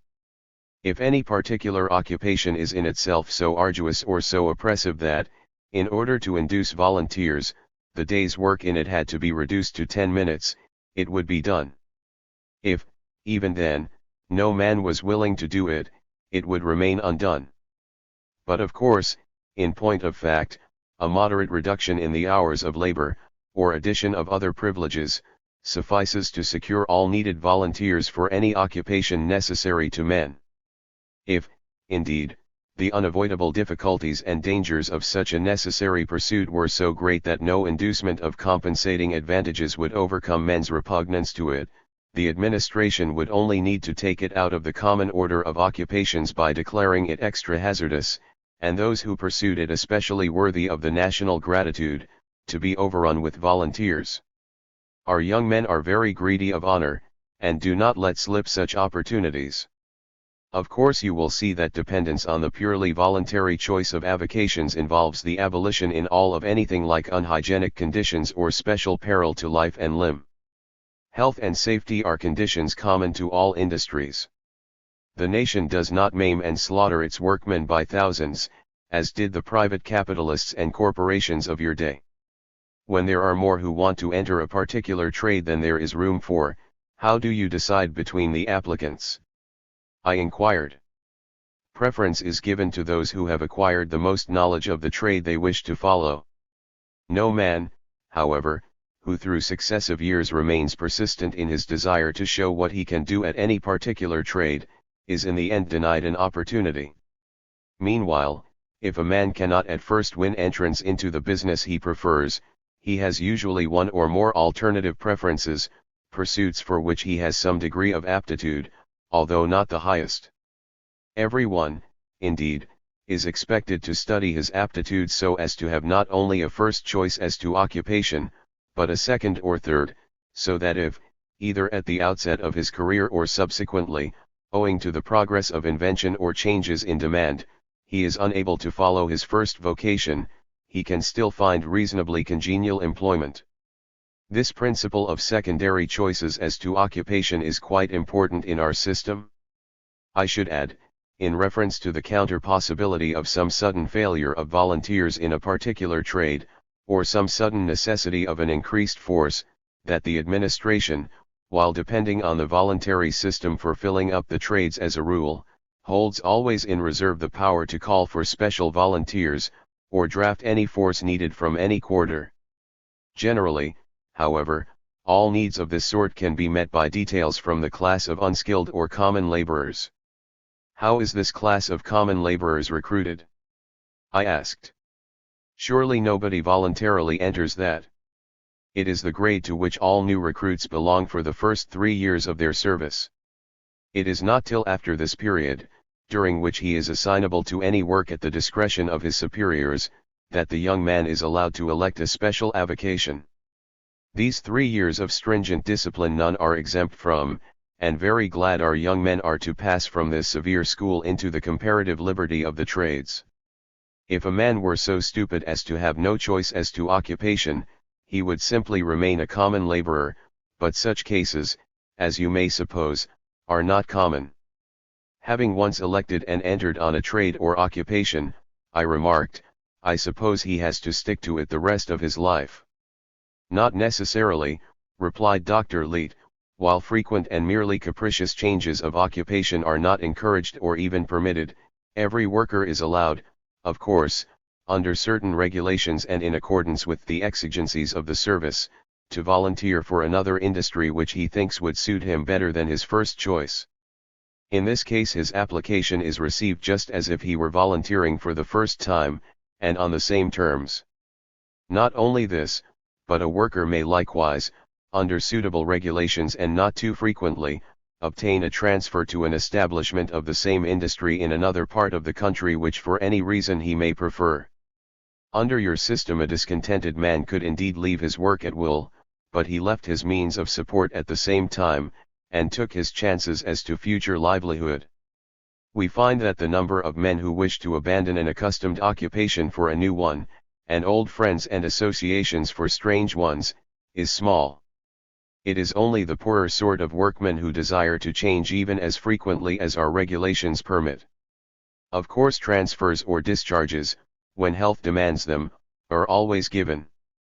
As an industrial system, I should think this might be extremely efficient, I said, but I don't see that it makes any provision for the professional classes, the men who serve the nation with brains instead of hands. Of course you can't get along without the brain workers. How, then, are they selected from those who are to serve as farmers and mechanics? That must require a very delicate sort of sifting process, I should say. So it does, replied Dr. Leet. The most delicate possible test is needed here, and so we leave the question whether a man shall be a brain or hand worker entirely to him to settle.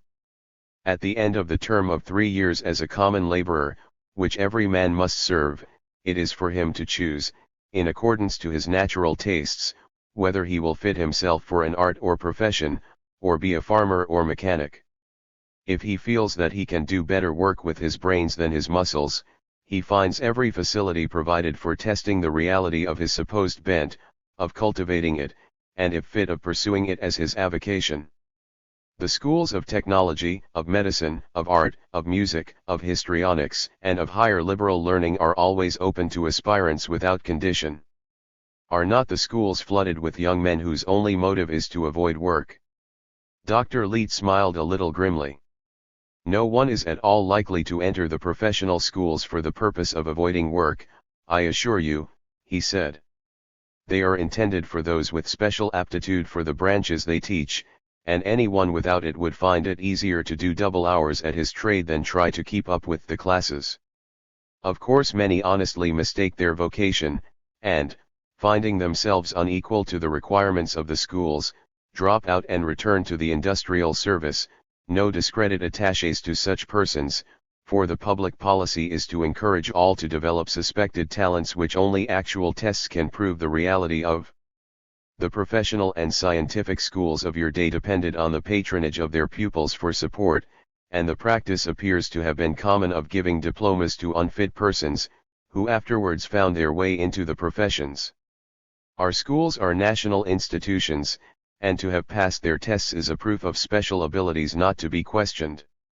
This opportunity for a professional training, the doctor continued, remains open to every man till the age of 30 is reached, after which students are not received, as there would remain too brief a period before the age of discharge in which to serve the nation in their professions.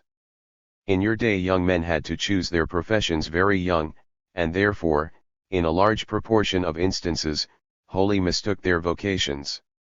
It is recognized nowadays that the natural aptitudes of some are later than those of others in developing, and therefore, while the choice of profession may be made as early as 24, it remains open for 6 years longer. A question which had a dozen times before been on my lips now found utterance, a question which touched upon what, in my time, had been regarded the most vital difficulty in the way of any final settlement of the industrial problem.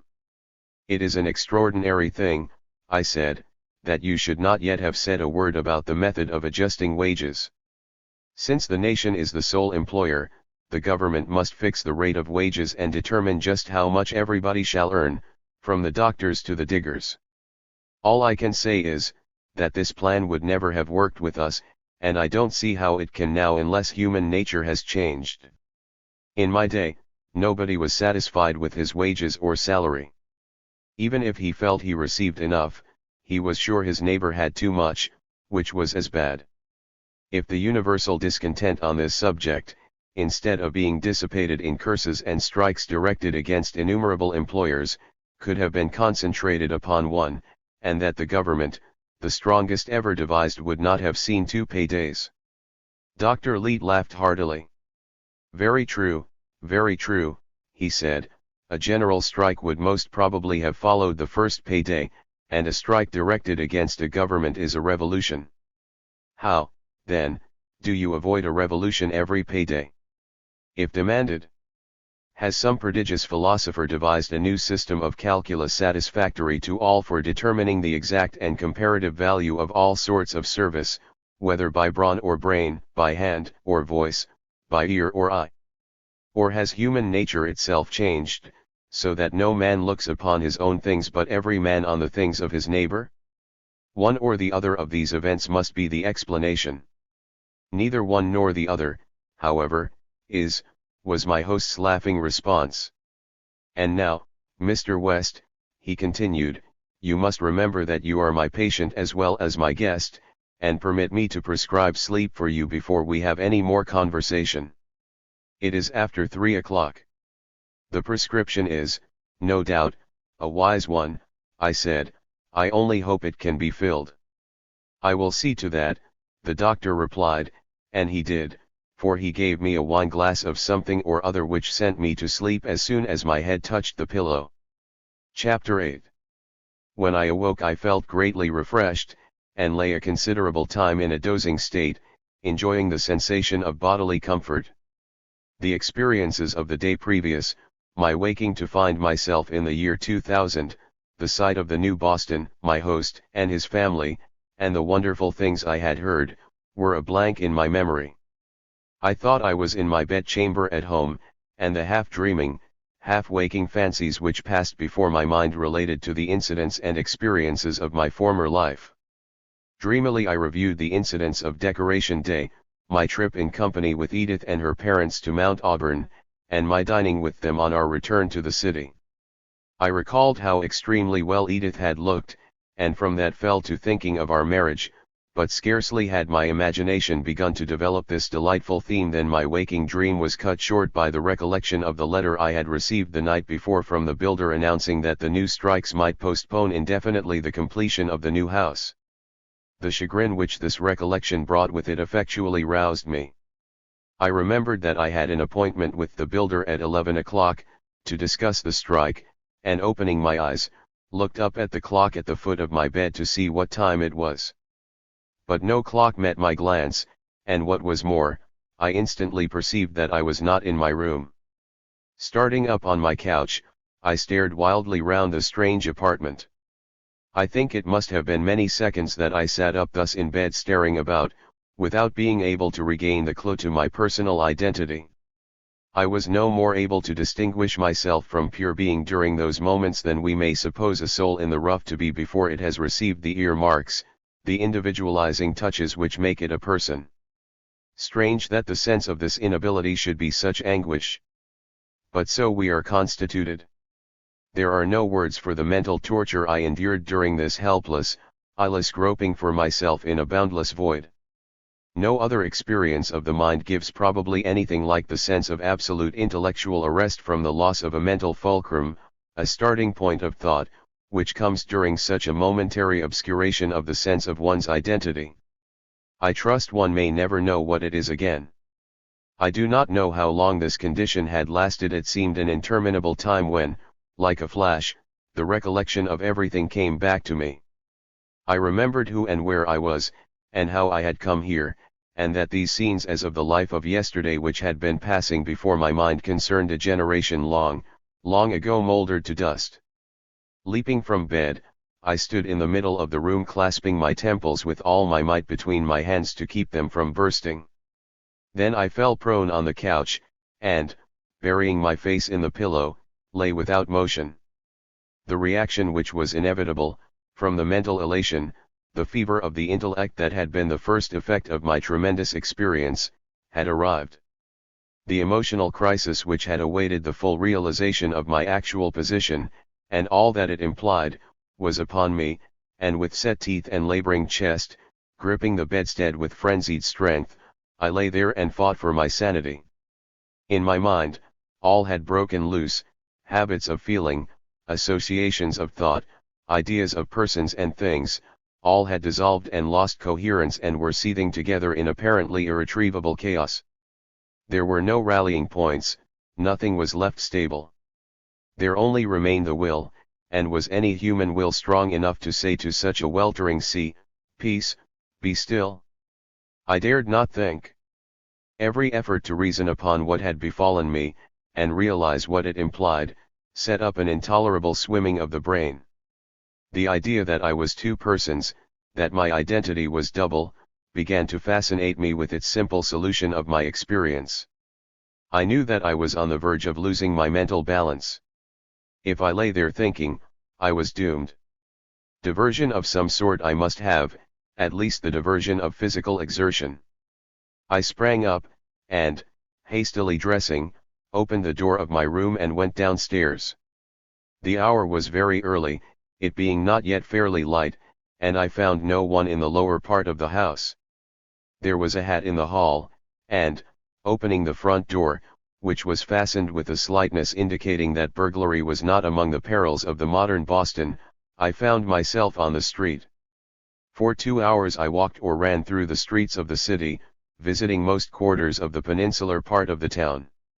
None but an antiquarian who knows something of the contrast which the Boston of today offers to the Boston of the 19th century can begin to appreciate what a series of bewildering surprises I underwent during that time. Viewed from the housetop the day before, the city had indeed appeared strange to me, but that was only in its general aspect. How complete the change had been I first realized now that I walked the streets. The few old landmarks which still remained only intensified this effect, for without them I might have imagined myself in a foreign town. A man may leave his native city in childhood, and return 50 years later, perhaps, to find it transformed in many features. He is astonished, but he is not bewildered. He is aware of a great lapse of time, and of changes likewise occurring in himself meanwhile. He but dimly recalls the city as he knew it when a child. But remember that there was no sense of any lapse of time with me. So far as my consciousness was concerned, it was but yesterday, but a few hours, since I had walked these streets in which scarcely a feature had escaped a complete metamorphosis. The mental image of the old city was so fresh and strong that it did not yield to the impression of the actual city, but contended with it, so that it was first one and then the other which seemed the more unreal. There was nothing I saw which was not blurred in this way, like the faces of a composite photograph.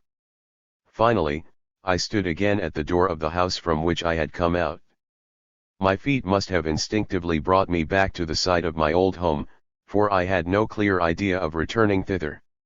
It was no more homelike to me than any other spot in the city of a strange generation, nor were its inmates less utterly and necessarily strangers than all the other men and women now on the earth. Had the door of the house been locked, I should have been reminded by its resistance that I had no object in entering, and turned away, but it yielded to my hand, and advancing with uncertain steps through the hall, I entered one of the apartments opening from it. Throwing myself into a chair, I covered my burning eyeballs with my hands to shut out the horror of strangeness. My mental confusion was so intense as to produce actual nausea. The anguish of those moments, during which my brain seemed melting, or the abjectness of my sense of helplessness, how can I describe? In my despair I groaned aloud. I began to feel that unless some help should come I was about to lose my mind. And just then it did come. I heard the rustle of drapery, and looked up. Edith Leete was standing before me. Her beautiful face was full of the most poignant sympathy. "Oh, what is the matter, Mr. West?" she said. "I was here when you came in. I saw how dreadfully distressed you looked, and when I heard you groan, I could not keep silent. What has happened to you? Where have you been? Can't I do something for you?" Perhaps she involuntarily held out her hands in a gesture of compassion as she spoke. At any rate I had caught them in my own and was clinging to them with an impulse as instinctive as that which prompts the drowning man to seize upon and cling to the rope which is thrown him as he sinks for the last time. As I looked up into her compassionate face and her eyes moist with pity, my brain ceased to whirl. The tender human sympathy which thrilled in the soft pressure of her fingers had brought me the support I needed. Its effect to calm and soothe was like that of some wonder-working elixir. "God bless you," I said, after a few moments. "He must have sent you to me just now. I think I was in danger of going crazy if you had not come." At this the tears came into her eyes. "Oh, Mr. West!" she cried. "How heartless you must have thought us! How could we leave you to yourself so long? But it is over now, is it not? You are better, surely?" "Yes," I said, "thanks to you. If you will not go away quite yet, I shall be myself soon." "Indeed I will not go away," she said, with a little quiver of her face, more expressive of her sympathy than a volume of words. "You must not think us so heartless as we seemed in leaving you so by yourself. I scarcely slept last night, for thinking how strange your waking would be this morning, but father said you would sleep till late.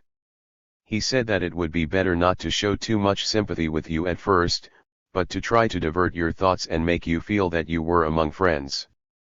"You have indeed made me feel that," I answered. "But you see it is a good deal of a jolt to drop 100 years, and although I did not seem to feel it so much last night, I have had very odd sensations this morning." While I held her hands and kept my eyes on her face, I could already even jest a little at my plight. "No one thought of such a thing as your going out in the city alone so early in the morning," she went on. "Oh, Mr. West, where have you been?"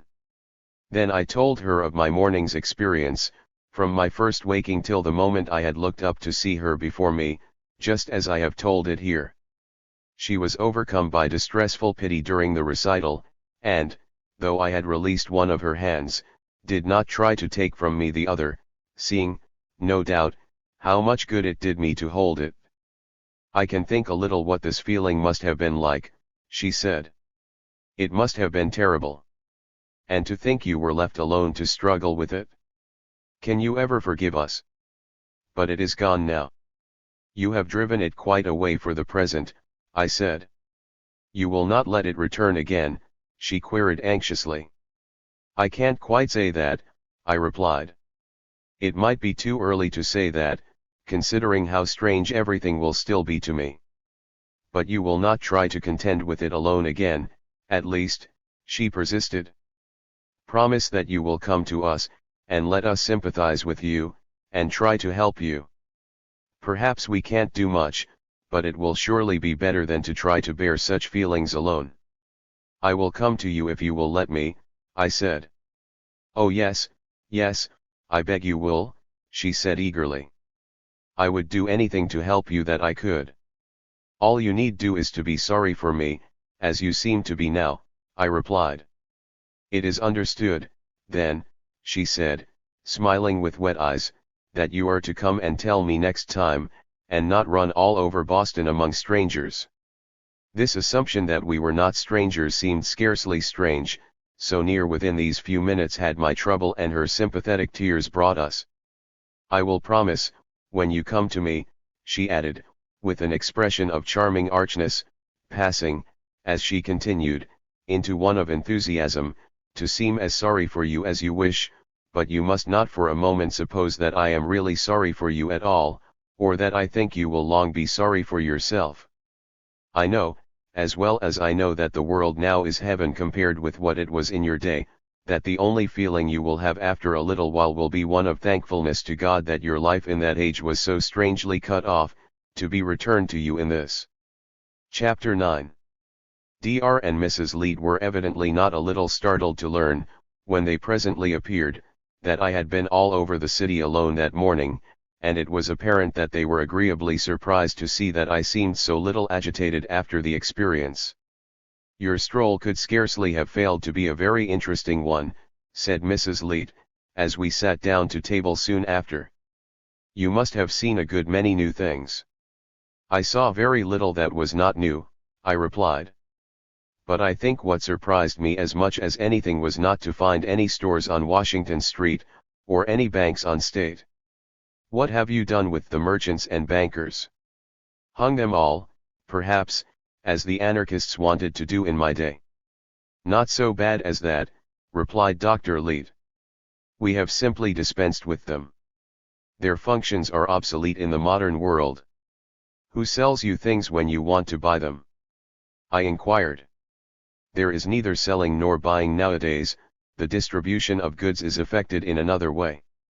As to the bankers, having no money we have no use for those gentry. Miss Leet, said I, turning to Edith, I am afraid that your father is making sport of me. I don't blame him, for the temptation my innocence offers must be extraordinary. But, really, there are limits to my credulity as to possible alterations in the social system.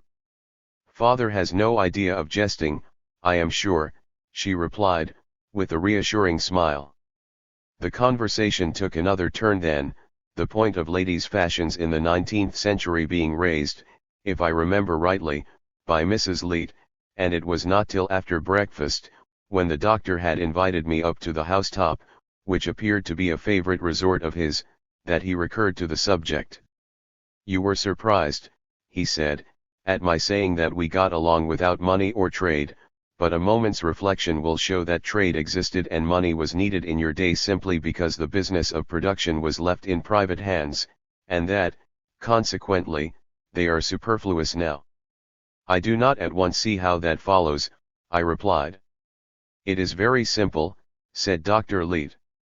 When innumerable different and independent persons produced the various things needful to life and comfort, endless exchanges between individuals were requisite in order that they might supply themselves with what they desired. These exchanges constituted trade, and money was essential as their medium. But as soon as the nation became the sole producer of all sorts of commodities, there was no need of exchanges between individuals that they might get what they required.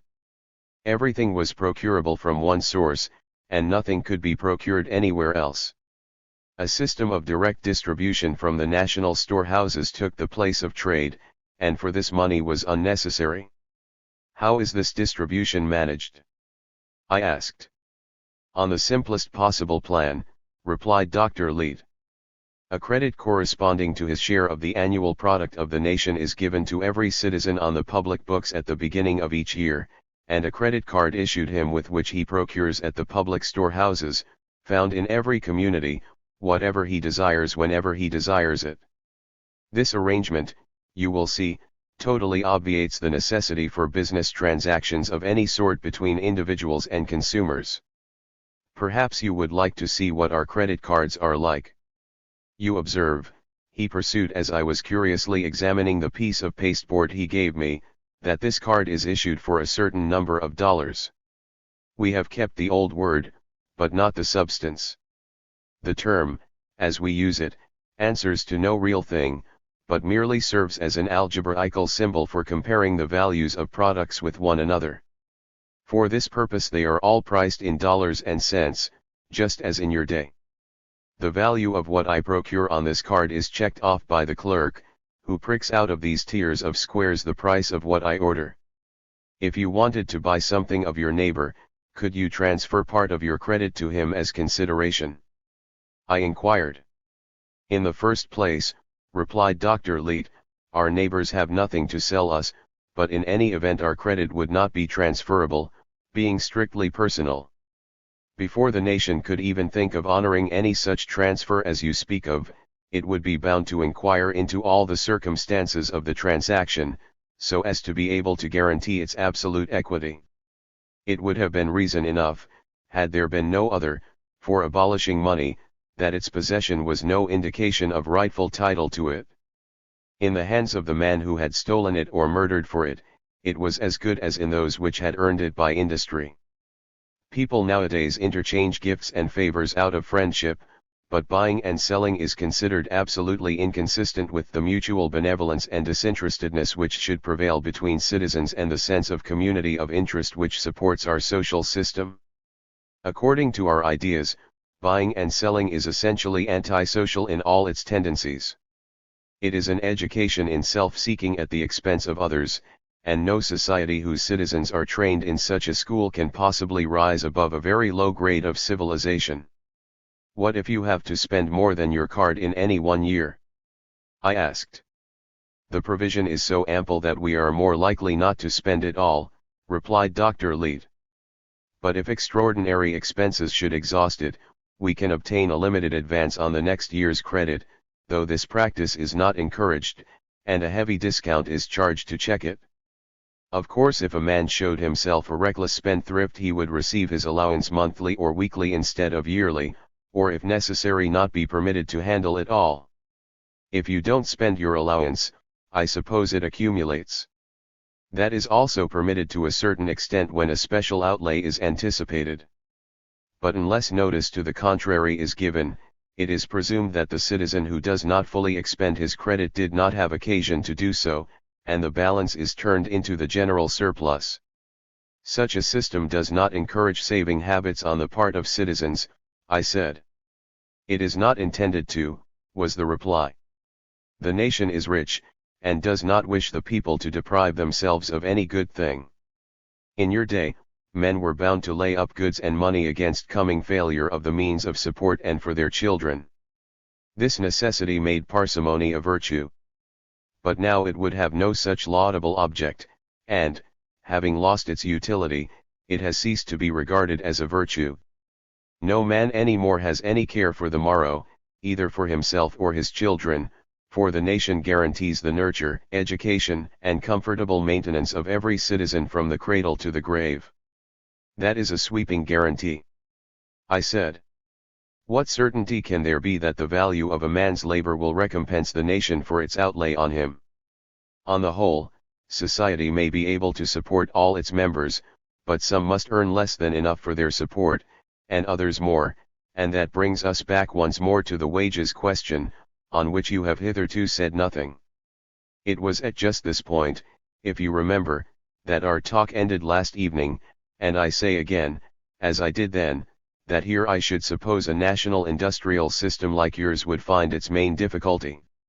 How, I ask once more, can you adjust satisfactorily the comparative wages or remuneration of the multitude of avocations, so unlike and so incommensurable, which are necessary for the service of society?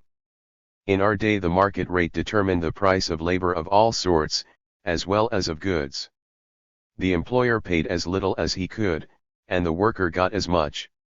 It was not a pretty system ethically, I admit, but it did, at least, furnish us a rough and ready formula for settling a question which must be settled 10,000 times a day if the world was ever going to get forward. There seemed to us no other practicable way of doing it. Yes, replied Dr. Leet, it was the only practicable way under a system which made the interests of every individual antagonistic to those of every other, but it would have been a pity if humanity could never have devised a better plan, for yours was simply the application to the mutual relations of men of the devil's maxim, your necessity is my opportunity. The reward of any service depended not upon its difficulty, danger, or hardship, for throughout the world it seems that the most perilous, severe, and repulsive labor was done by the worst paid classes, but solely upon the straight of those who needed the service. All that is conceded, I said. But, with all its defects, the plan of settling prices by the market rate was a practical plan, and I cannot conceive what satisfactory substitute you can have devised for it. The government being the only possible employer, there is of course no labor market or market rate. Wages of all sorts must be arbitrarily fixed by the government. I cannot imagine a more complex and delicate function than that must be, or one, however performed, more certain to breed universal dissatisfaction. I beg your pardon, replied Dr. Leete, but I think you exaggerate the difficulty. Suppose a board of fairly sensible men were charged with settling the wages for all sorts of trades under a system which, like ours, guaranteed employment to all, while permitting the choice of avocations. Don't you see that, however unsatisfactory the first adjustment might be, the mistakes would soon correct themselves? The favored trades would have too many volunteers, and those discriminated against would lack them till the errors were set right. But this is aside from the purpose, for, though this plan would, I fancy, be practicable enough, it is no part of our system. How, then, do you regulate wages? I once more asked. Dr. Leete did not reply till after several moments of meditative silence. I know, of course, he finally said, enough of the old order of things to understand just what you mean by that question, and yet the present order is so utterly different at this point that I am a little at loss how to answer you best. You ask me how we regulate wages. I can only reply that there is no idea in the modern social economy which at all corresponds with what was meant by wages in your day. I suppose you mean that you have no money to pay wages in, said I. But the credit given the worker at the government storehouse answers to his wages with us. How is the amount of the credit given respectively to the workers in different lines determined? By what title does the individual claim his particular share? What is the basis of allotment? His title, replied Dr. Leete, is his humanity. The basis of his claim is the fact that he is a man. The fact that he is a man. I repeated, incredulously. Do you possibly mean that all have the same share? Most assuredly. The readers of this book never having practically known any other arrangement, or perhaps very carefully considered the historical accounts of former epochs in which a very different system prevailed, cannot be expected to appreciate the stupor of amazement into which Dr. Leete's simple statement plunged me. You see, he said, smiling, that it is not merely that we have no money to pay wages in, but, as I said, we have nothing at all answering to your idea of wages. By this time I had pulled myself together sufficiently to voice some of the criticisms which, man of the 19th century as I was, came uppermost in my mind, upon this to me astounding arrangement. Some men do twice the work of others. I exclaimed. Are the clever workmen content with a plan that ranks them with the indifferent? We leave no possible ground for any complaint of injustice, replied Dr. Leete, by requiring precisely the same measure of service from all. How can you do that, I should like to know, when no two men's powers are the same? Nothing could be simpler, was Dr. Leete's reply. We require of each that he shall make the same effort, that is, we demand of him the best service it is in his power to give. And supposing all do the best they can, I answered, the amount of the product resulting is twice greater from one man than from another.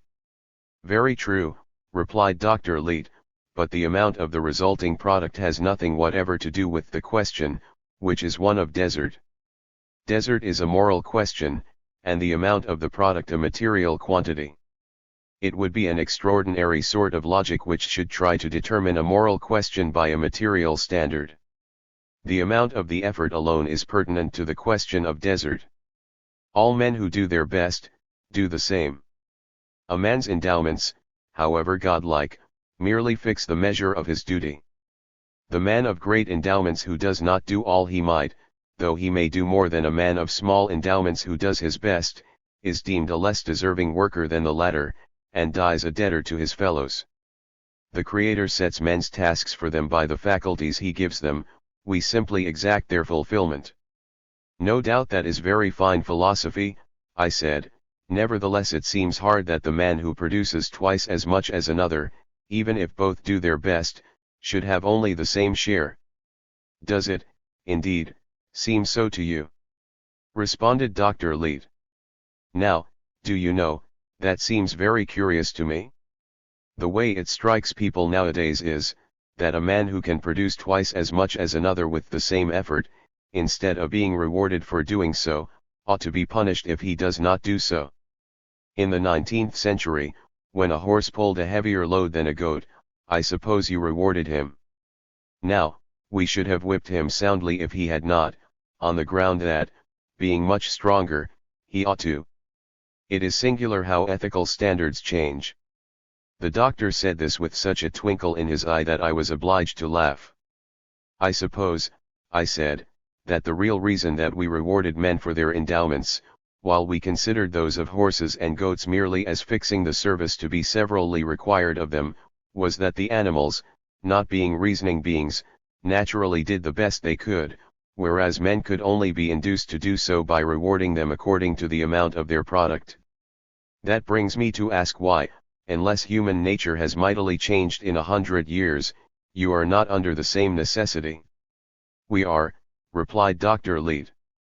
I don't think there has been any change in human nature in that respect since your day.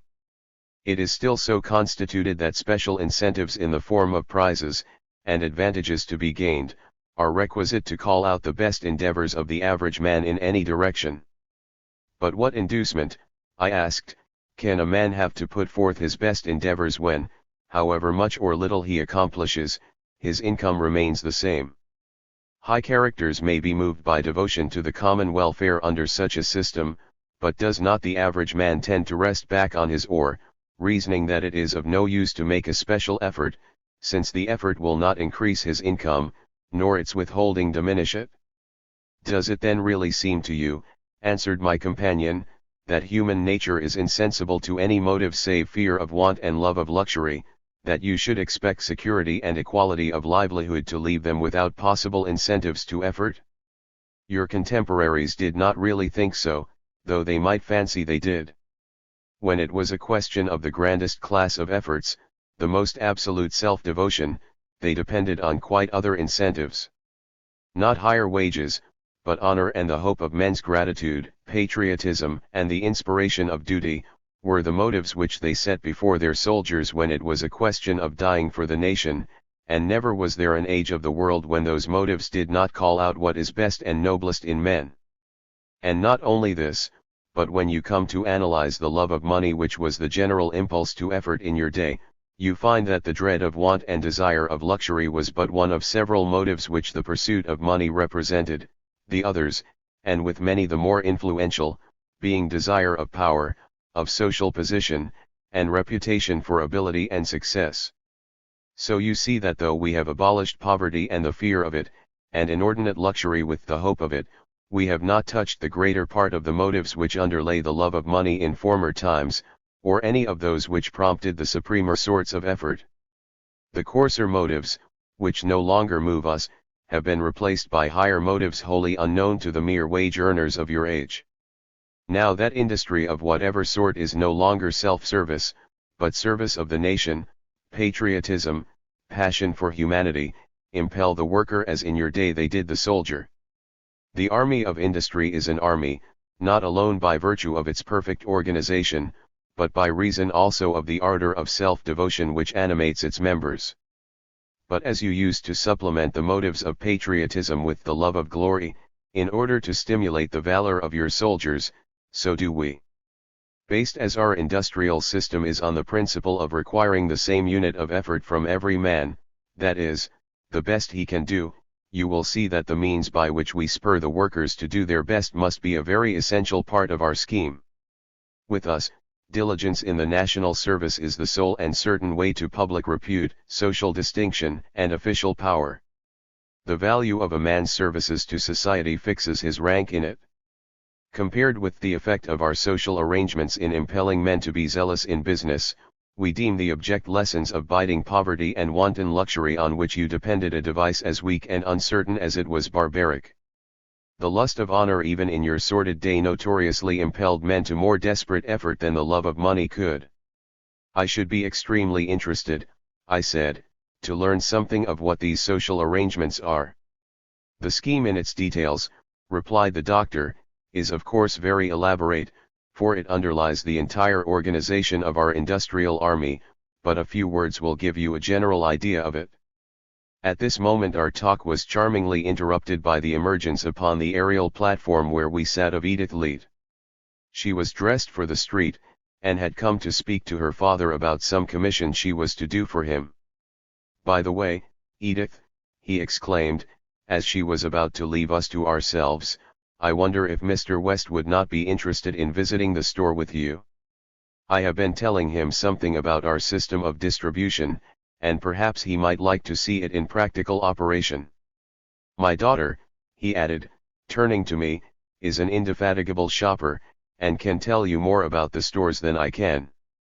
The proposition was naturally very agreeable to me, and Edith being good enough to say that she should be glad to have my company, we left the house together. Chapter 10. "If I am going to explain our way of shopping to you," said my companion, as we walked along the street, "you must explain your way to me. I have never been able to understand it from all I have read on the subject. For example, when you had such a vast number of shops, each with its different assortment, how could a lady ever settle upon any purchase till she had visited all the shops? For, until she had, she could not know what there was to choose from." "It was as you suppose, that was the only way she could know," I replied. "Father calls me an indefatigable shopper, but I should soon be a very fatigued one if I had to do as they did," was Edith's laughing comment. The loss of time in going from shop to shop was indeed a waste which the busy bitterly complained of, I said, but as for the ladies of the idle class, though they complained also, I think the system was really a godsend by furnishing a device to kill time. But say there were 1,000 shops in a city, hundreds, perhaps, of the same sort, how could even the idlest find time to make their rounds? They really could not visit all, of course, I replied. Those who did a great deal of buying, learned in time where they might expect to find what they wanted. This class had made a science of the specialties of the shops, and bought at advantage, always getting the most and best for the least money. It required, however, long experience to acquire this knowledge. Those who were too busy, or bought too little to gain it, took their chances and were generally unfortunate, getting the least and worst for the most money. It was the merest chance if persons not experienced in shopping received the value of their money. "But why did you put up with such a shockingly inconvenient arrangement when you saw its faults so plainly?" Edith asked me. "It was like all our social arrangements," I replied. "You can see their faults scarcely more plainly than we did, but we saw no remedy for them. Here we are at the store of our ward," said Edith, as we turned in at the great portal of one of the magnificent public buildings I had observed in my morning walk. There was nothing in the exterior aspect of the edifice to suggest a store to a representative of the 19th century. There was no display of goods in the great windows, or any device to advertise wares, or attract custom. Nor was there any sort of sign or legend on the front of the building to indicate the character of the business carried on there, but instead, above the portal, standing out from the front of the building, a majestic life-size group of statuary, the central figure of which was a female ideal of plenty, with her cornucopia. Judging from the composition of the throng passing in and out, about the same proportion of the sexes among shoppers obtained as in the 19th century. As we entered, Edith said that there was one of these great distributing establishments in each ward of the city, so that no residence was more than 5 or 10 minutes' walk from one of them.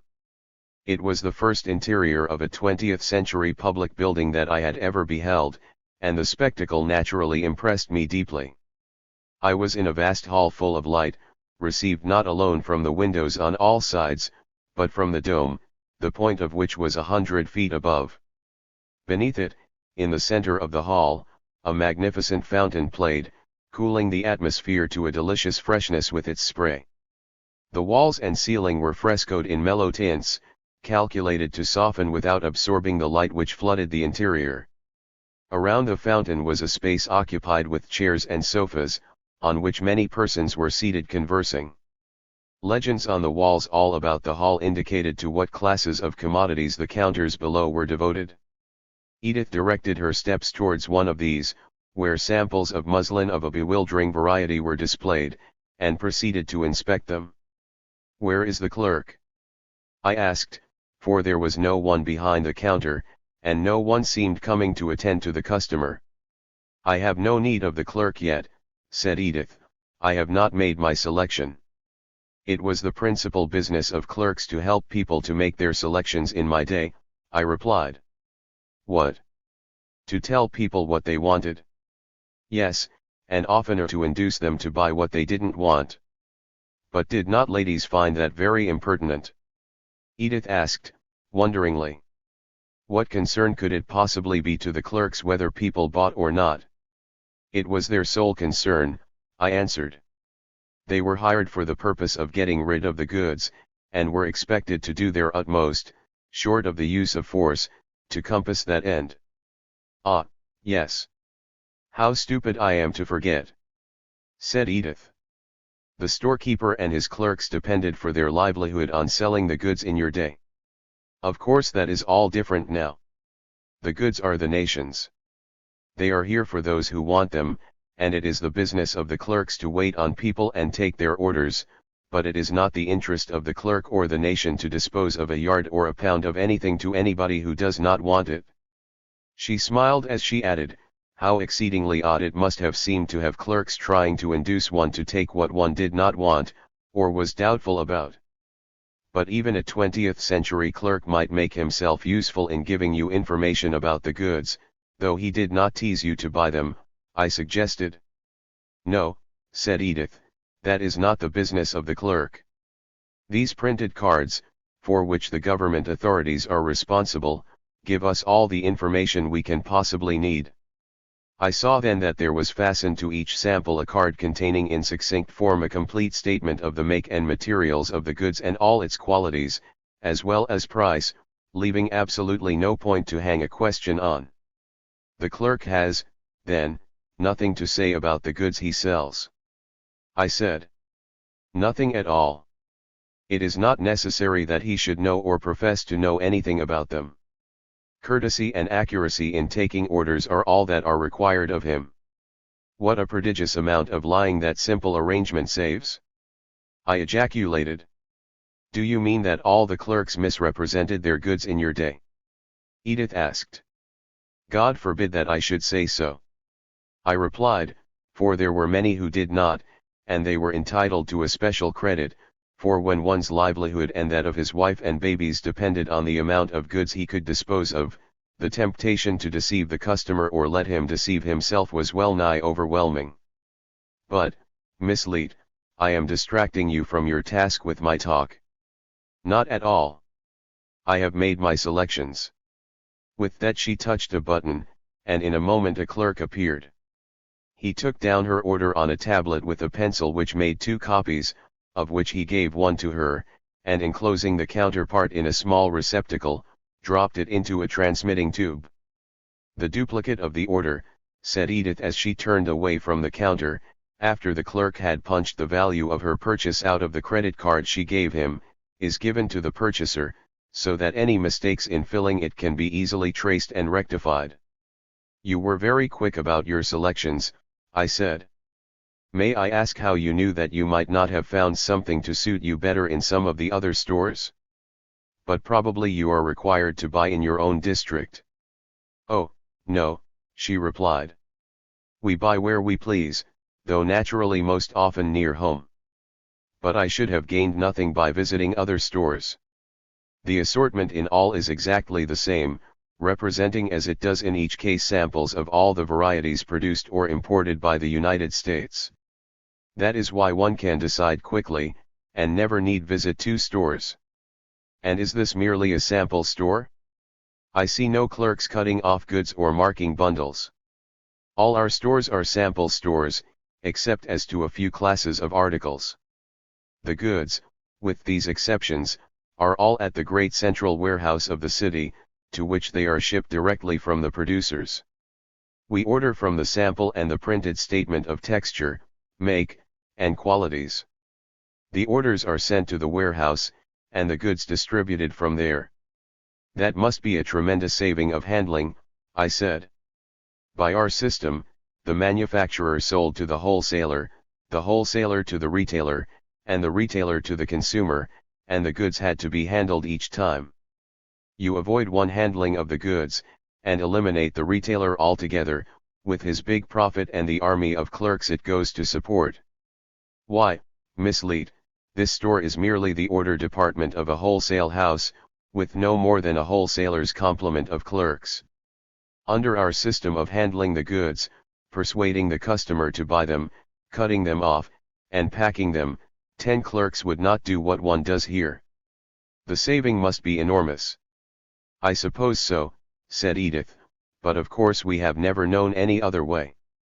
But, Mr. West, you must not fail to ask Father to take you to the central warehouse some day, where they receive the orders from the different sample houses all over the city and parcel out and send the goods to their destinations. He took me there not long ago, and it was a wonderful sight. The system is certainly perfect.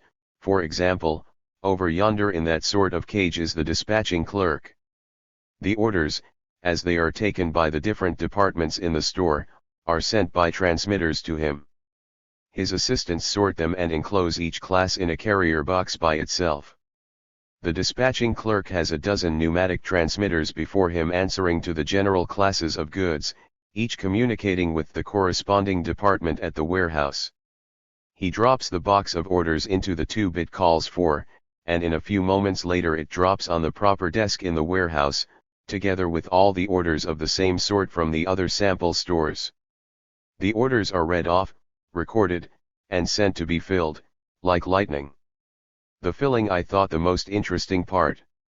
Bales of cloth are placed on spindles and turned by machinery, and the cutter, who also has a machine, works right through one bale after another till exhausted, when another man takes his place, and it is the same with those who fill the orders in any other staple. The packages are then delivered by larger tubes to the city districts, and thence distributed to the houses. You may understand how quickly it is all done when I tell you that my order will probably be at home sooner than I could have carried it from here. How do you manage in the thinly settled rural districts? I asked. The system is the same, Edith explained. The village sample shops are connected by transmitters with the central county warehouse, which may be 20 miles away. The transmission is so swift, though, that the time lost on the way is trifling.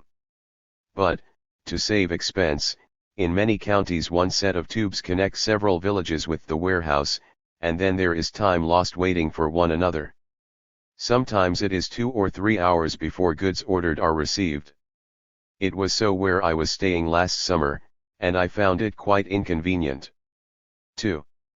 There must be many other respects also, no doubt, in which the country stores are inferior to the city stores, I suggested. No, Edith answered, they are otherwise precisely as good. The sample shop of the smallest village, just like this one, gives you your choice of all the varieties of goods the nation has, for the county warehouse draws on the same source as the city warehouse. As we walked home I commented on the great variety in the size and cost of the houses. How is it, I asked, that this difference is consistent with the fact that all citizens have the same income? Because, Edith explained, although the income is the same, personal taste determines how the individual shall spend it. Some like fine horses, others, like myself, prefer pretty clothes, and still others want an elaborate table. The rents which the nation receives for these houses vary, according to size, elegance, and location, so that everybody can find something to suit. The larger houses are usually occupied by large families, in which there are several to contribute to the rent, while small families, like ours, Find smaller houses more convenient and economical. It is a matter of taste and convenience wholly. I have read that in old times people often kept up establishments and did other things which they could not afford for ostentation, to make people think them richer than they were. Was it really so, Mr. West?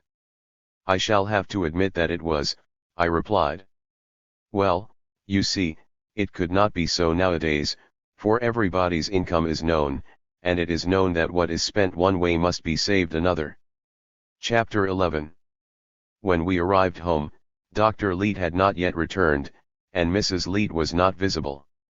"Are you fond of music, Mr. West?" Edith asked. I assured her that it was half of life, according to my notion. "I ought to apologize for inquiring," she said.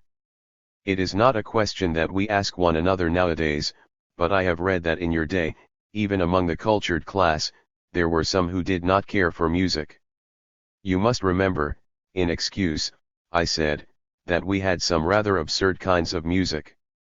"Yes," she said, "I know that. I am afraid I should not have fancied it all myself. Would you like to hear some of ours now, Mr. West?" "Nothing would delight me so much as to listen to you," I said. "To me?" she exclaimed, laughing. "Did you think I was going to play or sing to you?"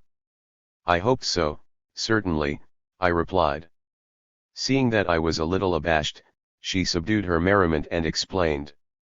"Of course, we all sing nowadays as a matter of course in the training of the voice, and some learn to play instruments for their private amusement, but the professional music is so much grander and more perfect than any performance of ours, and so easily commanded when we wish to hear it, that we don't think of calling our singing or playing music at all. All the really fine singers and players are in the musical service, and the rest of us hold our peace for the main part. But would you really like to hear some music?" I assured her once more that I would.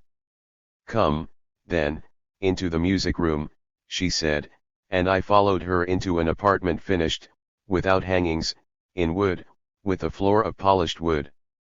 I was prepared for new devices in musical instruments, but I saw nothing in the room which by any stretch of imagination could be conceived as such. It was evident that my puzzled appearance was affording intense amusement to Edith. "Please look at today's music," she said, handing me a card, "and tell me what you would prefer. It is now 5 o'clock, you will remember." The card bore the date September 12, 2000, and contained the longest program of music I had ever seen. It was as various as it was long, including a most extraordinary range of vocal and instrumental solos, duets, quartets, and various orchestral combinations. I remained bewildered by the prodigious list until Edith's pink fingertip indicated a particular section of it, where several selections were bracketed, with the words 5 p.m. against them. Then I observed that this prodigious program was an all-day one, divided into 24 sections answering to the hours. There were but a few pieces of music in the 5 p.m. section, and I indicated an organ piece as my preference. "I am so glad you like the organ," said she. "I think there is scarcely any music that suits my mood oftener." She made me sit down comfortably, and, crossing the room, so far as I could see, merely touched one or two screws, and at once the room was filled with the music of a grand organ anthem, filled, not flooded, for, by some means, the volume of melody had been perfectly graduated to the size of the apartment. I listened, scarcely breathing, to the close. Such music, so perfectly rendered, I had never expected to hear. "Grand!" I cried, as the last great wave of sound broke and ebbed away into silence.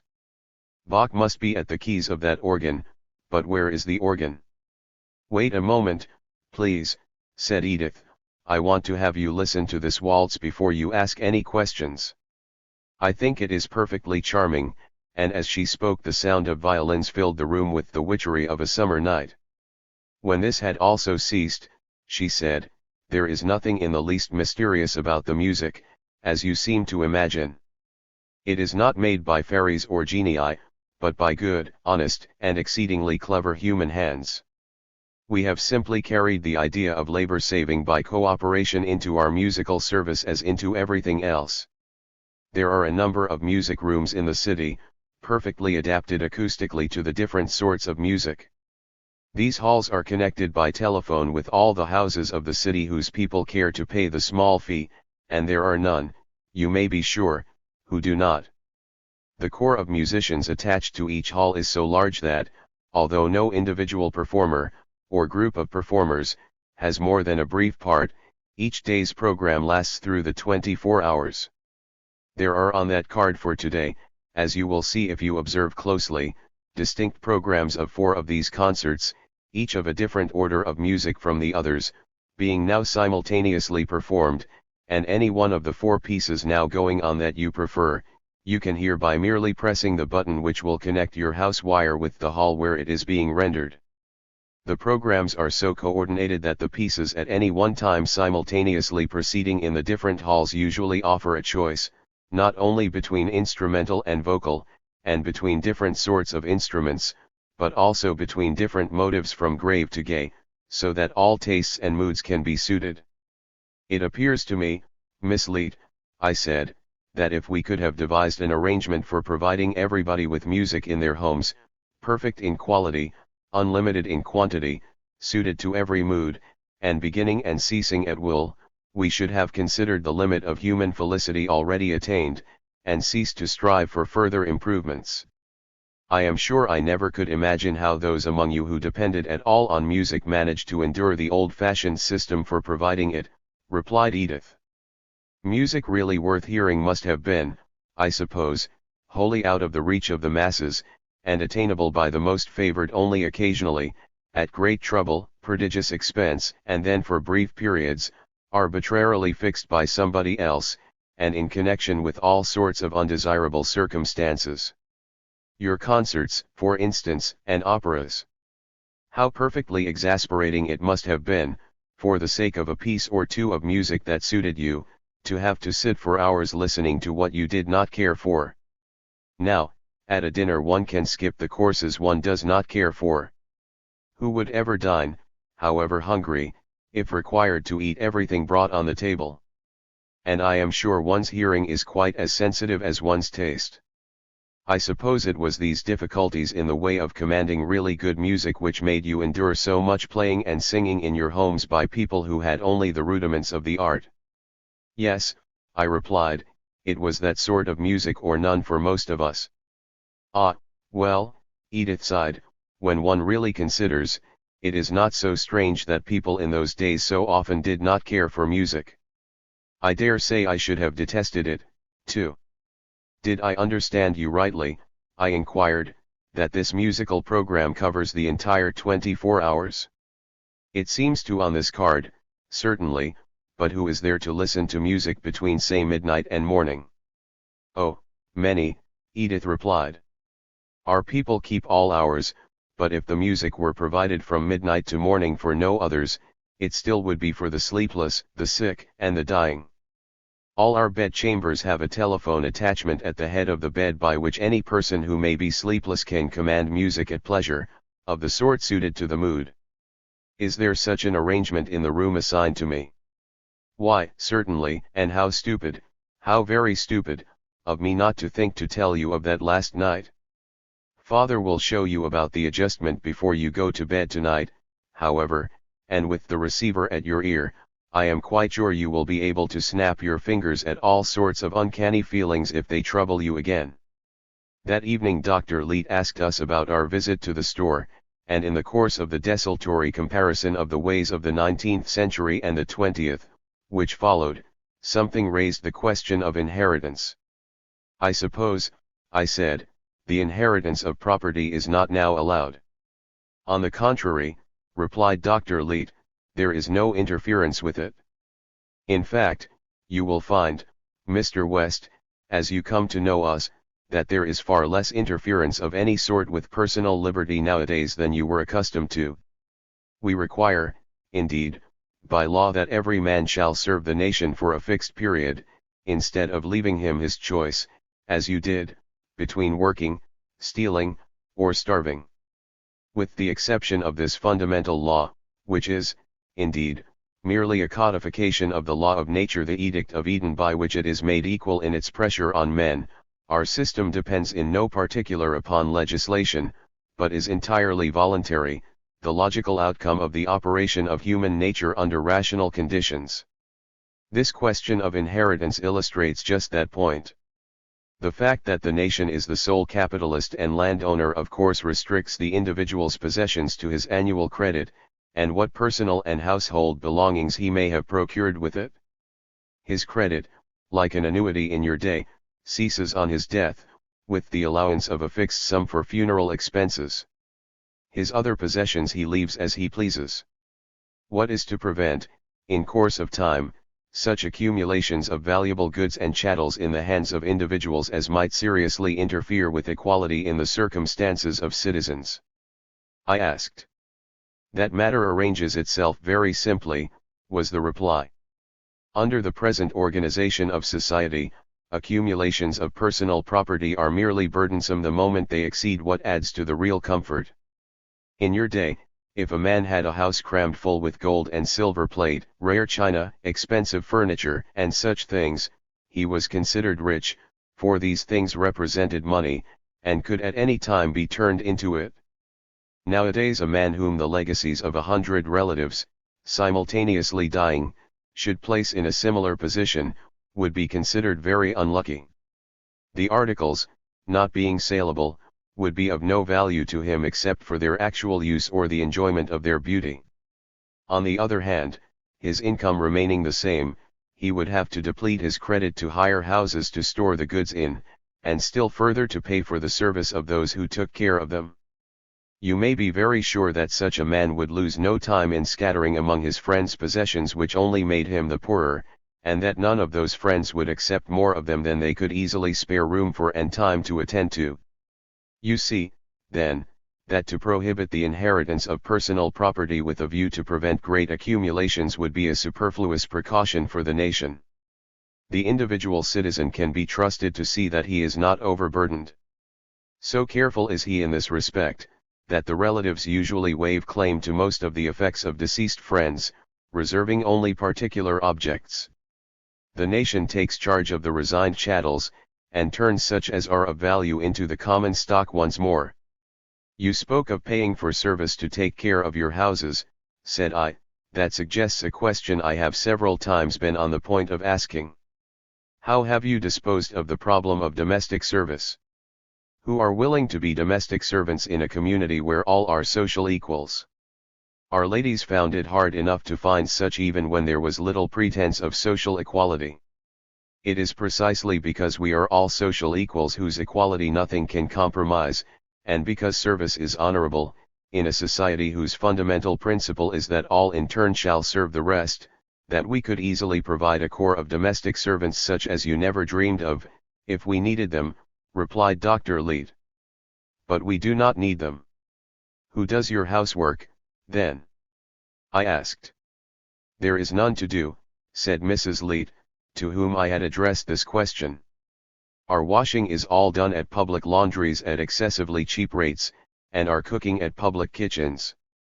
The making and repairing of all we wear are done outside in public shops. Electricity, of course, takes the place of all fires and lighting.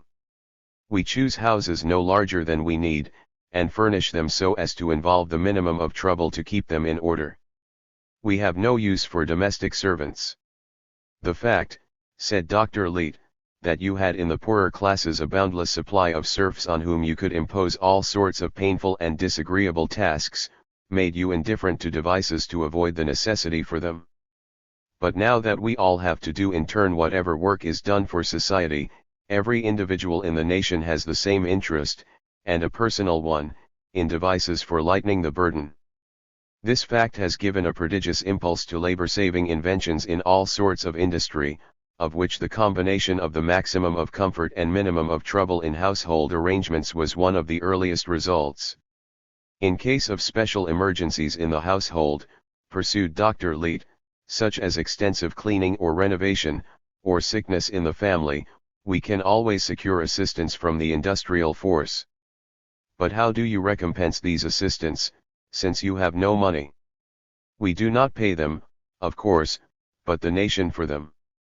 Their services can be obtained by application at the proper bureau, and their value is pricked off the credit card of the applicant. What a paradise for womankind the world must be now! I exclaimed. In my day, even wealth and unlimited servants did not enfranchise their possessors from household cares, while the women of the merely well-to-do and poorer classes lived and died martyrs to them. Yes, said Mrs. Leete, I have read something of that, enough to convince me that, badly off as the men, too, were in your day, they were more fortunate than their mothers and wives. The broad shoulders of the nation, said Dr. Leete, bear now like a feather the burden that broke the backs of the women of your day. Their misery came, with all your other miseries, from that incapacity for cooperation which followed from the individualism on which your social system was founded, from your inability to perceive that you could make 10 times more profit out of your fellow men by uniting with them than by contending with them. The wonder is, not that you did not live more comfortably, but that you were able to live together at all, who were all confessedly bent on making one another your servants, and securing possession of one another's goods. There, father, if you are so vehement, Mr. West will think you are scolding him, laughingly interposed Edith. When you want a doctor, I asked, do you simply apply to the proper bureau and take any one that may be sent? That rule would not work well in the case of physicians, replied Dr. Leete. The good a physician can do a patient depends largely on his acquaintance with his constitutional tendencies and condition. The patient must be able, therefore, to call in a particular doctor, and he does so just as patients did in your day. The only difference is that, instead of collecting his fee for himself, the doctor collects it for the nation by pricking off the amount, according to a regular scale for medical attendance, from the patient's credit card. I can imagine, I said, that if the fee is always the same, and a doctor may not turn away patients, as I suppose he may not, the good doctors are called constantly and the poor doctors left in idleness. In the first place, if you will overlook the apparent conceit of the remark from a retired physician, replied Dr. Leete, with a smile, we have no poor doctors. Anybody who pleases to get a little smattering of medical terms is not now at liberty to practice on the bodies of citizens, as in your day. None but students who have passed the severe tests of the schools, and clearly proved their vocation, are permitted to practice. Then, too, you will observe that there is nowadays no attempt of doctors to build up their practice at the expense of other doctors. There would be no motive for that. For the rest, the doctor has to render regular reports of his work to the medical bureau, and if he is not reasonably well employed, work is found for him. Chapter 12. The questions which I needed to ask before I could acquire even an outline acquaintance with the institutions of the 20th century being endless, and Dr. Leete's good nature appearing equally so, we sat up talking for several hours after the ladies left us. Reminding my host of the point at which our talk had broken off that morning, I expressed my curiosity to learn how the organization of the industrial army was made to afford a sufficient stimulus to diligence in the lack of any anxiety on the worker's part as to his livelihood. You must understand in the first place, replied the doctor, that the supply of incentives to effort is but one of the objects sought in the organization we have adopted for the army. The other, and equally important, is to secure for the file leaders and captains of the force, and the great officers of the nation, men of proven abilities, who are pledged by their own careers to hold their followers up to their highest standard of performance and permit no lagging. With a view to these two ends the industrial army is organized. First comes the unclassified grade of common laborers, men of all work, to which all recruits during their first 3 years belong. This grade is a sort of school, and a very strict one, in which the young men are taught habits of obedience, subordination, and devotion to duty. While the miscellaneous nature of the work done by this force prevents the systematic grading of the workers which is afterwards possible, yet individual records are kept, and excellence receives distinction corresponding with the penalties that negligence incurs. It is not, however, policy with us to permit youthful recklessness or indiscretion, when not deeply culpable, to handicap the future careers of young men, and all who have passed through the unclassified grade without serious disgrace have an equal opportunity to choose the life employment they have most liking for. Having selected this, they enter upon it as apprentices. The length of the apprenticeship naturally differs in different occupations. At the end of it the apprentice becomes a full workman, and a member of his trade or guild. Now not only are the individual records of the apprentices for ability and industry strictly kept, and excellence distinguished by suitable distinctions, but upon the average of his record during apprenticeship the standing given the apprentice among the full workmen depends.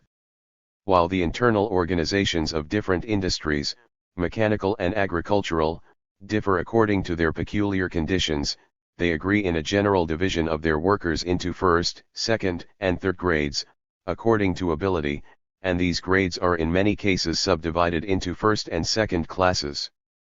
According to his standing as an apprentice a young man is assigned his place as a first, second, or third grade worker. Of course only men of unusual ability pass directly from apprenticeship into the first grade of the workers. The most fall into the lower grades, working up as they grow more experienced, at the periodical regradings. These regradings take place in each industry at intervals corresponding with the length of the apprenticeship to that industry, so that merit never need wait long to rise, nor can any rest on past achievements unless they would drop into a lower rank. One of the notable advantages of a high grading is the privilege it gives the worker in electing which of the various branches or processes of his industry he will follow as his specialty.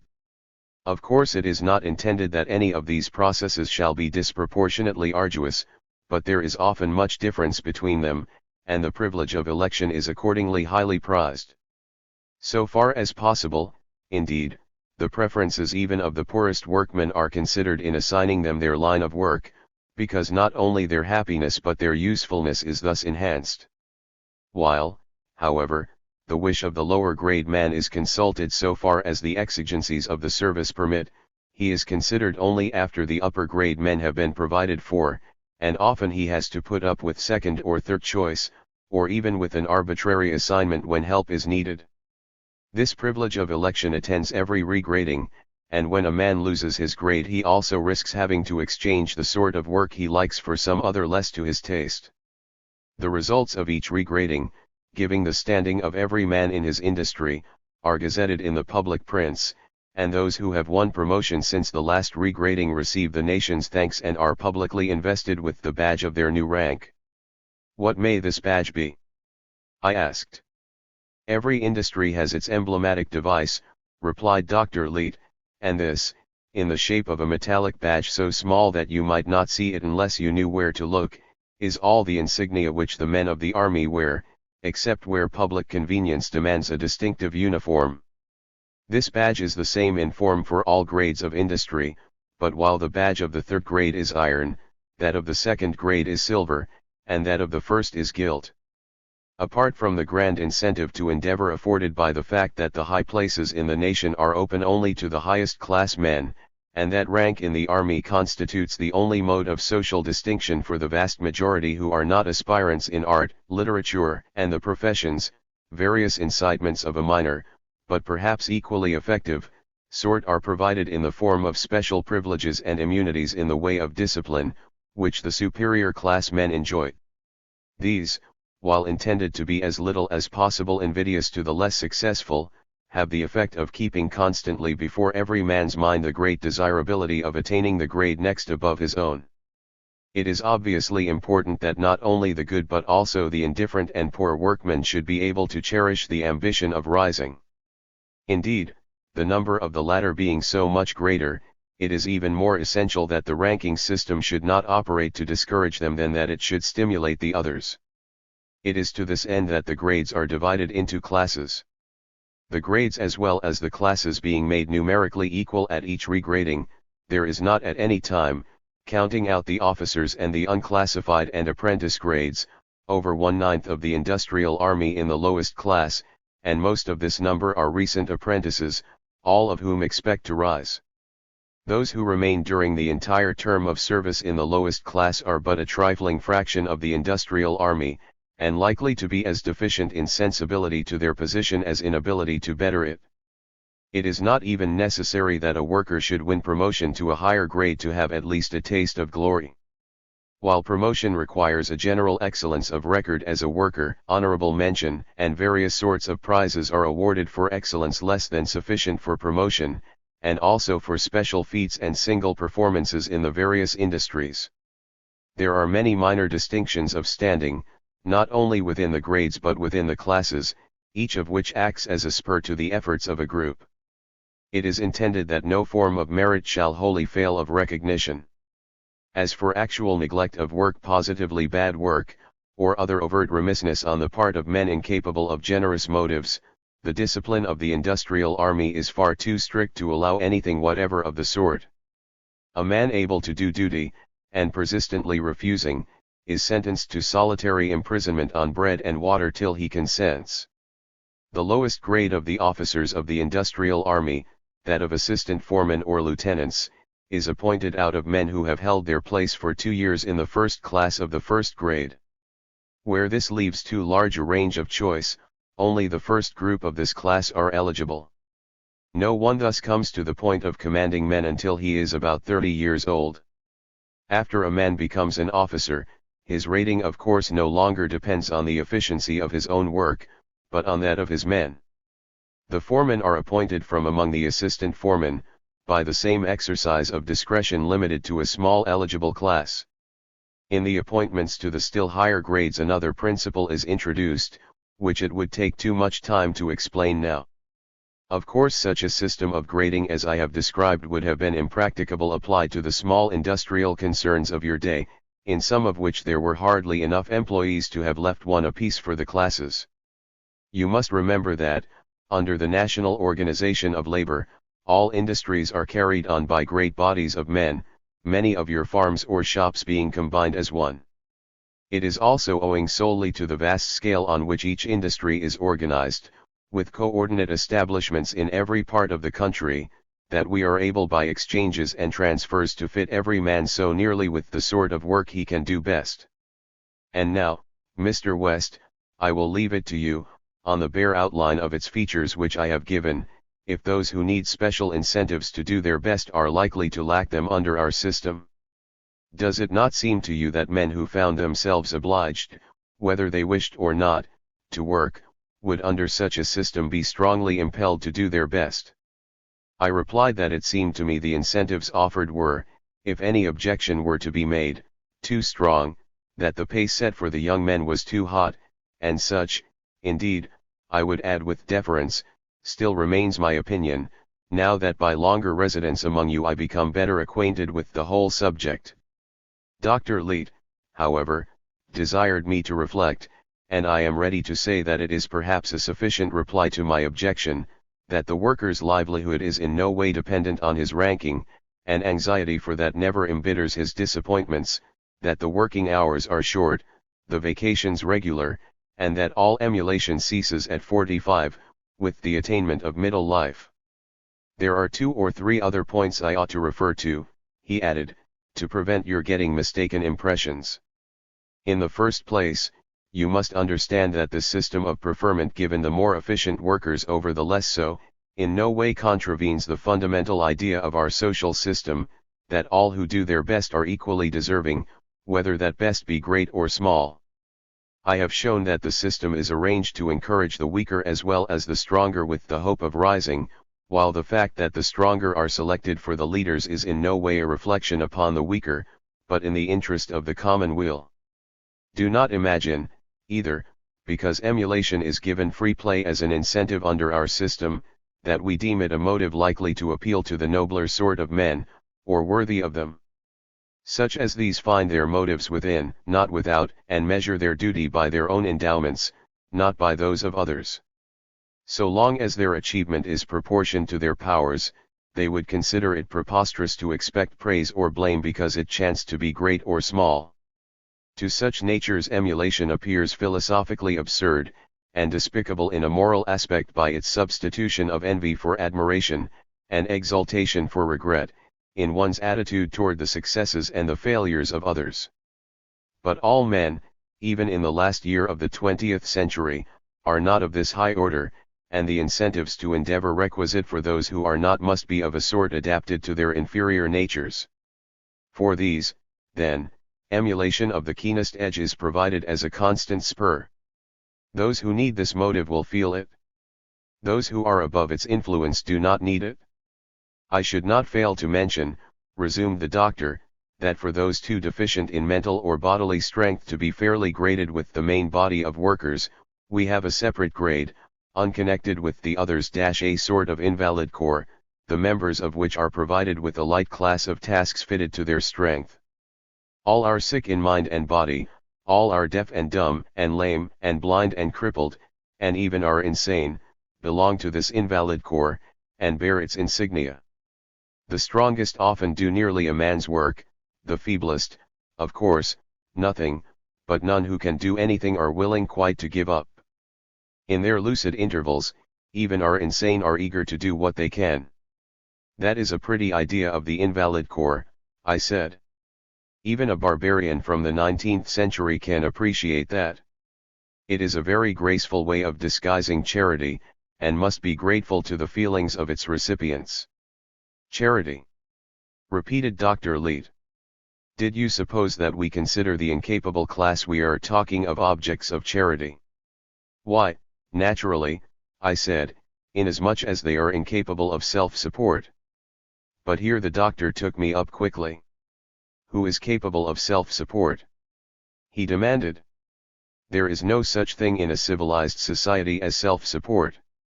In a state of society so barbarous as not even to know family cooperation, each individual may possibly support himself, though even then for a part of his life only, but from the moment that men begin to live together, and constitute even the rudest sort of society, self-support becomes impossible.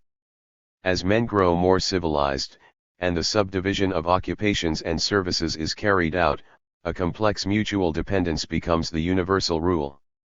Every man, however solitary may seem his occupation, is a member of a vast industrial partnership, as large as the nation, as large as humanity. The necessity of mutual dependence should imply the duty and guarantee of mutual support, and that it did not in your day constituted the essential cruelty and unreason of your system. That may all be so, I replied, but it does not touch the case of those who are unable to contribute anything to the product of industry.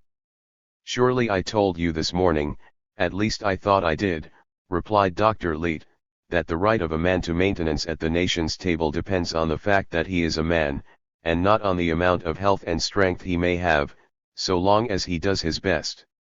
You said so, I answered, but I supposed the rule applied only to the workers of different ability. Does it also hold of those who can do nothing at all? Are they not also men? I am to understand, then, that the lame, the blind, the sick, and the impotent, are as well off as the most efficient and have the same income? Certainly, was the reply. The idea of charity on such a scale, I answered, would have made our most enthusiastic philanthropists gasp. If you had a sick brother at home, replied Dr. Leet, unable to work, would you feed him on less dainty food, and lodge and clothe him more poorly, than yourself? More likely far, you would give him the preference, nor would you think of calling it charity. Would not the word, in that connection, fill you with indignation? Of course, I replied, but the cases are not parallel. There is a sense, no doubt, in which all men are brothers, but this general sort of brotherhood is not to be compared, except for rhetorical purposes, to the brotherhood of blood, either as to its sentiment or its obligations. There speaks the 19th century. Exclaimed Dr. Leet. Ah, Mr. West, there is no doubt as to the length of time that you slept.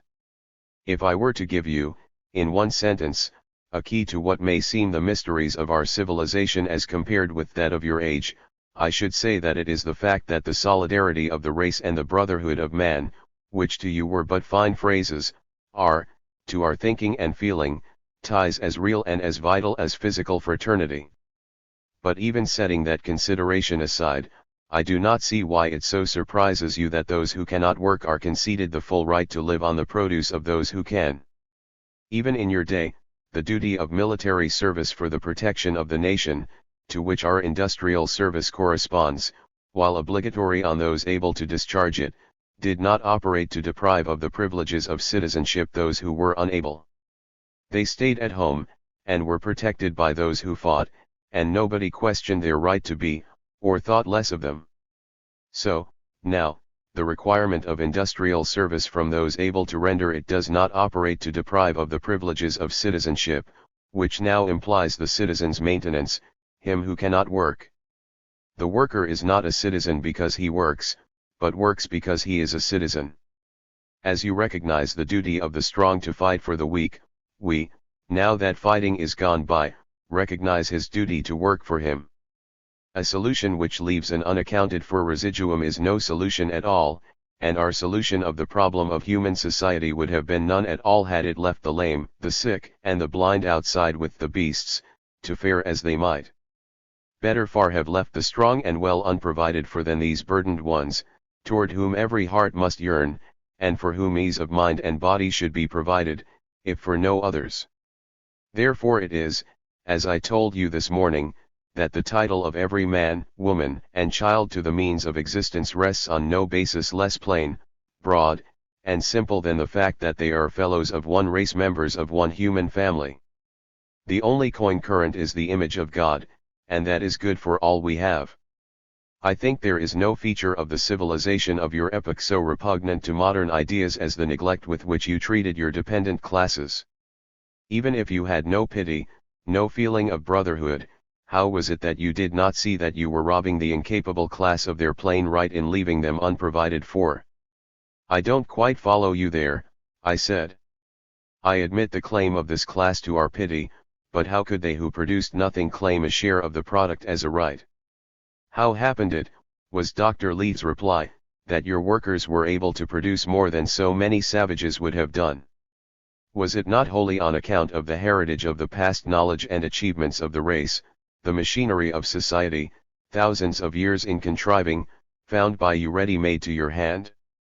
How did you come to be possessors of this knowledge and this machinery, which represent 9 parts to 1 contributed by yourself in the value of your product? You inherited it, did you not? And were not these others, these unfortunate and crippled brothers whom you cast out, joint inheritors, co-heirs with you? What did you do with their share? Did you not rob them when you put them off with crusts, who were entitled to sit with the heirs, and did you not add insult to robbery when you called the crusts charity? Ah, Mr. West, Dr. Leith continued, as I did not respond, what I do not understand is, setting aside all considerations either of justice or brotherly feeling toward the crippled and defective, how the workers of your day could have had any heart for their work, knowing that their children, or grandchildren, if unfortunate, would be deprived of the comforts and even necessities of life. It is a mystery how men with children could favor a system under which they were rewarded beyond those less endowed with bodily strength or mental power. For, by the same discrimination by which the father profited, the son, for whom he would give his life, being perchance weaker than others, might be reduced to crusts and beggary. How men dared leave children behind them, I have never been able to understand. Note dash although in his talk on the previous evening Dr. Leith had emphasized the pains taken to enable every man to ascertain and follow his natural bent in choosing an occupation, it was not till I learned that the worker's income is the same in all occupations that I realized how absolutely he may be counted on to do so, and thus, by selecting the harness which sets most lightly on himself, find that in which he can pull best. The failure of my age in any systematic or effective way to develop and utilize the natural aptitudes of men for the industries and intellectual avocations was one of the great wastes, as well as one of the most common causes of unhappiness in that time. The vast majority of my contemporaries, though nominally free to do so, never really chose their occupations at all, but were forced by circumstances into work for which they were relatively inefficient, because not naturally fitted for it. The rich, in this respect, had little advantage over the poor. The latter, indeed, being generally deprived of education, had no opportunity even to ascertain the natural aptitudes they might have, and on account of their poverty were unable to develop them by cultivation even when ascertained. The liberal and technical professions, except by favorable accident, were shut to them, to their own great loss and that of the nation. On the other hand, the well-to-do, although they could command education and opportunity, were scarcely less hampered by social prejudice, which forbade them to pursue manual avocations, even when adapted to them, and destined them, whether fit or unfit, to the professions, thus wasting many an excellent handicraftsman.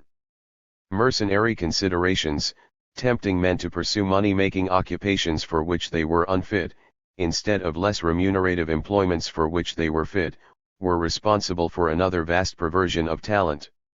All these things now are changed.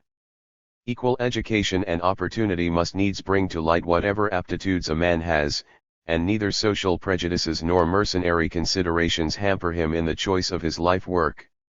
Chapter 13. As Edith had promised he should do, Dr. Leete accompanied me to my bedroom when I retired, to instruct me as to the adjustment of the musical telephone. He showed how, by turning a screw, the volume of the music could be made to fill the room, or die away to an echo so faint and far that one could scarcely be sure whether he heard or imagined it. If, of two persons side by side, one desired to listen to music and the other to sleep, it could be made audible to one and inaudible to another. I should strongly advise you to sleep if you can tonight, Mr. West, in preference to listening to the finest tunes in the world, the doctor said, after explaining these points. In the trying experience you are just now passing through, sleep is a nerve tonic for which there is no substitute. Mindful of what had happened to me that very morning, I promised to heed his counsel. Very well, he said, then I will set the telephone at 8 o'clock. What do you mean? I asked. He explained that, by a clockwork combination, a person could arrange to be awakened at any hour by the music. It began to appear, as has since fully proved to be the case, that I had left my tendency to insomnia behind me with the other discomforts of existence in the 19th century, for though I took no sleeping draught this time, yet, as the night before, I had no sooner touched the pillow than I was asleep.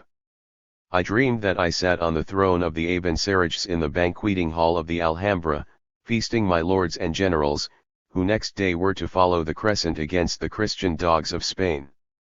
The air, cooled by the spray of fountains, was heavy with the scent of flowers. A band of nautch girls, round-limbed and luscious-lipped, danced with voluptuous grace to the music of brazen and stringed instruments. Looking up to the latticed galleries, one caught a gleam now and then from the eye of some beauty of the royal harem, looking down upon the assembled flower of Moorish chivalry.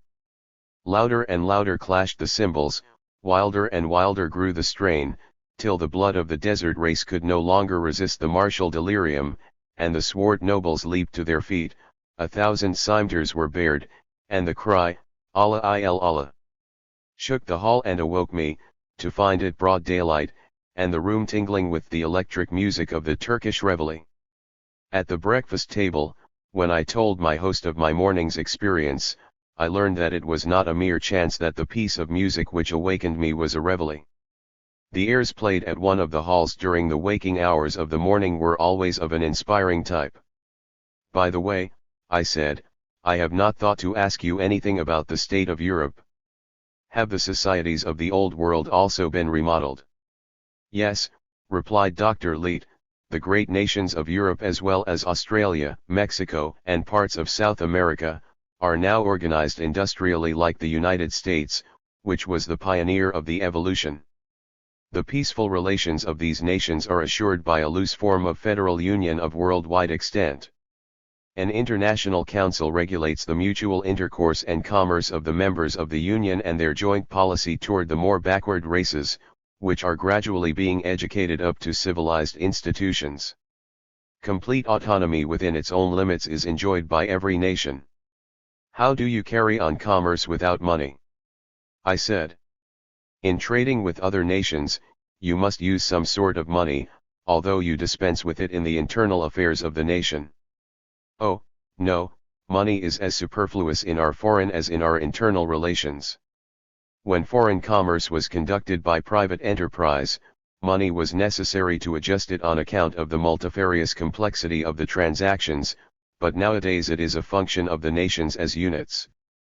There are thus only a dozen or so merchants in the world, and their business being supervised by the International Council, a simple system of book accounts serves perfectly to regulate their dealings. Customs duties of every sort are of course superfluous. A nation simply does not import what its government does not think requisite for the general interest. Each nation has a Bureau of Foreign Exchange, which manages its trading. For example, the American Bureau, estimating such and such quantities of French goods necessary to America for a given year, sends the order to the French Bureau, which in turn sends its order to our Bureau. The same is done mutually by all the nations. But how are the prices of foreign goods settled, since there is no competition? The price at which one nation supplies another with goods, replied Dr. Leet, must be that at which it supplies its own citizens. So you see there is no danger of misunderstanding. Of course no nation is theoretically bound to supply another with the product of its own labor, but it is for the interest of all to exchange some commodities. If a nation is regularly supplying another with certain goods, notice is required from either side of any important change in the relation. But what if a nation, having a monopoly of some natural product, should refuse to supply it to the others, or to one of them? Such a case has never occurred, and could not without doing the refusing party vastly more harm than the others, replied Dr. Leet.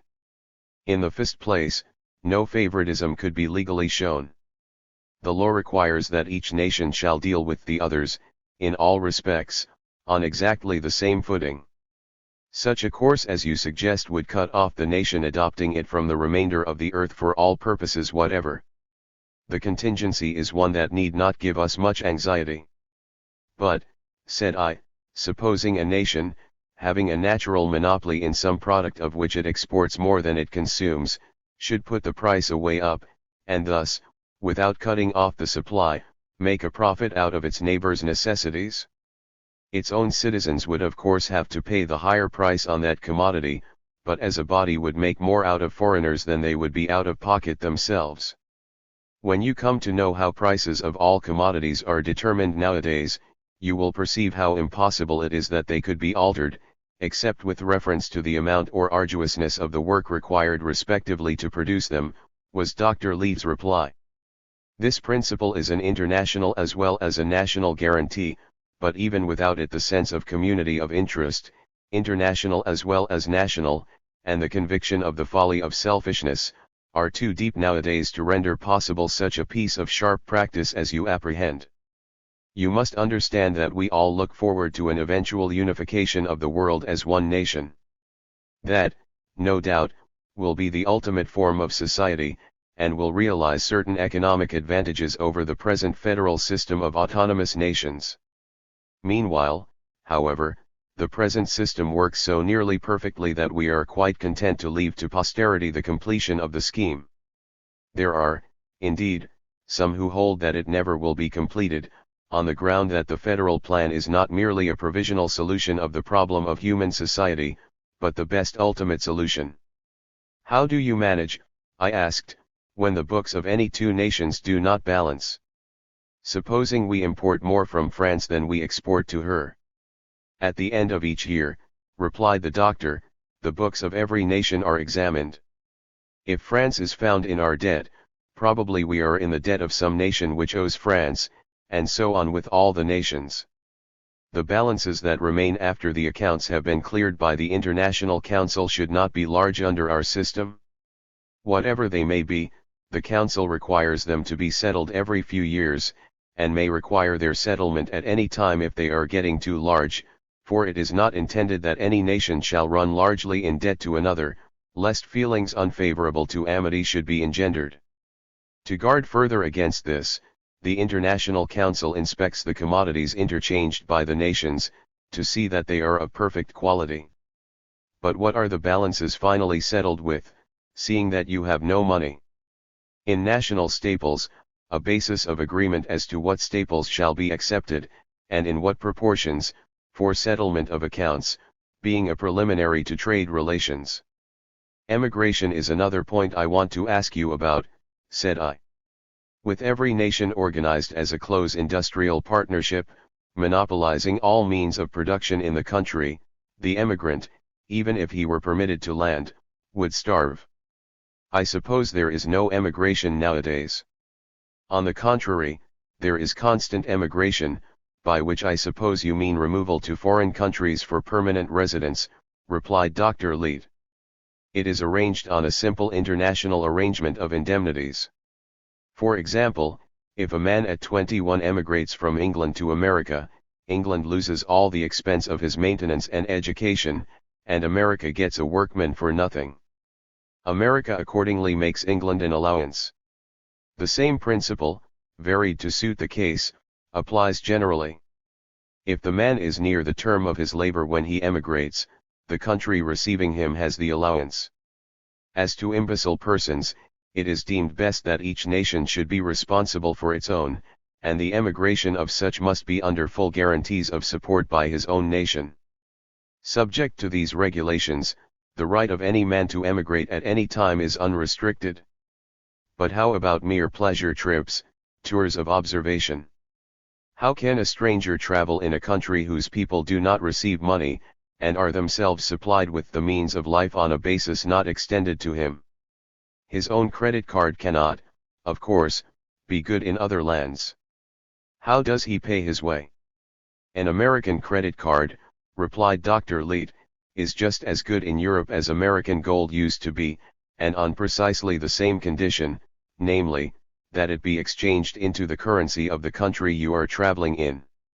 An American in Berlin takes his credit card to the local office of the International Council, and receives in exchange for the whole or part of it a German credit card, the amount being charged against the United States in favor of Germany on the international account. Perhaps Mr. West would like to dine at the Elephant today, said Edith, as we left the table. That is the name we give to the general dining house in our ward, explained her father. Not only is our cooking done at the public kitchens, as I told you last night, but the service and quality of the meals are much more satisfactory if taken at the dining house. The two minor meals of the day are usually taken at home, as not worth the trouble of going out, but it is general to go out to dine. We have not done so since you have been with us, from a notion that it would be better to wait till you had become a little more familiar with our ways. What do you think? Shall we take dinner at the dining house today? I said that I should be very much pleased to do so. Not long after, Edith came to me, smiling, and said, "Last night, as I was thinking what I could do to make you feel at home until you came to be a little more used to us and our ways, an idea occurred to me. What would you say if I were to introduce you to some very nice people of your own times, whom I am sure you used to be well acquainted with?" I replied, rather vaguely, that it would certainly be very agreeable, but I did not see how she was going to manage it. "Come with me," was her smiling reply, "and see if I am not as good as my word." My susceptibility to surprise had been pretty well exhausted by the numerous shocks it had received, but it was with some wonderment that I followed her into a room which I had not before entered. It was a small, cozy apartment, walled with cases filled with books. "Here are your friends," said Edith, indicating one of the cases, and as my eye glanced over the names on the backs of the volumes, Shakespeare, Milton, Wordsworth, Shelley, Tennyson, Defoe, Dickens, Thackeray, Hugo, Hawthorne, Irving, and a score of other great writers of my time and all time, I understood her meaning. She had indeed made good her promise in a sense compared with which its literal fulfillment would have been a disappointment. She had introduced me to a circle of friends whom the century that had elapsed since last I communed with them had aged as little as it had myself. Their spirit was as high, their wit as keen, their laughter and their tears as contagious, as when their speech had whiled away the hours of a former century. Lonely I was not and could not be more, with this goodly companionship, however wide the gulf of years that gaped between me and my old life. "You are glad I brought you here," exclaimed Edith, radiant, as she read in my face the success of her experiment. "It was a good idea, was it not, Mr. West? How stupid in me not to think of it before.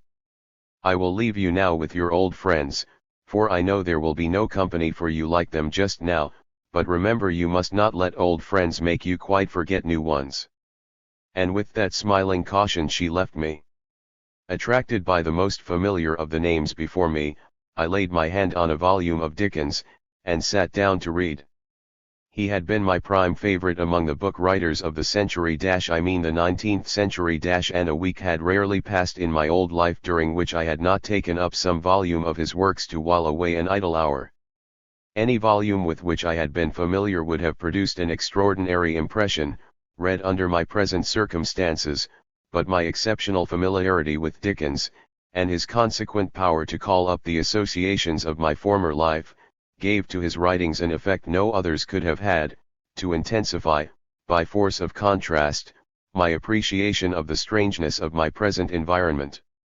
However new and astonishing one's surroundings, the tendency is to become a part of them so soon that almost from the first the power to see them objectively and fully measure their strangeness, is lost.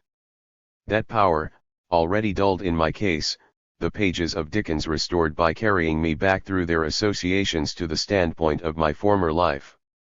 With a clearness which I had not been able before to attain, I saw now the past and present, like contrasting pictures, side by side. The genius of the great novelist of the 19th century, like that of Homer, might indeed defy time, but the setting of his pathetic tales, the misery of the poor, the wrongs of power, the pitiless cruelty of the system of society, had passed away as utterly as Circe and the Sirens, Charybdis and Cyclops. During the hour or two that I sat there with Dickens open before me, I did not actually read more than a couple of pages. Every paragraph, every phrase, brought up some new aspect of the world transformation which had taken place, and led my thoughts on long and widely ramifying excursions. As meditating thus in Dr. Leeds's library I gradually attained a more clear and coherent idea of the prodigious spectacle which I had been so strangely enabled to view. I was filled with a deepening wonder at the seeming capriciousness of the fate that had given to one who so little deserved it, or seemed in any way set apart for it, the power alone among his contemporaries to stand upon the earth in this latter day. I had neither foreseen the new world nor toiled for it, as many about me had done regardless of the scorn of fools or the misconstruction of the good.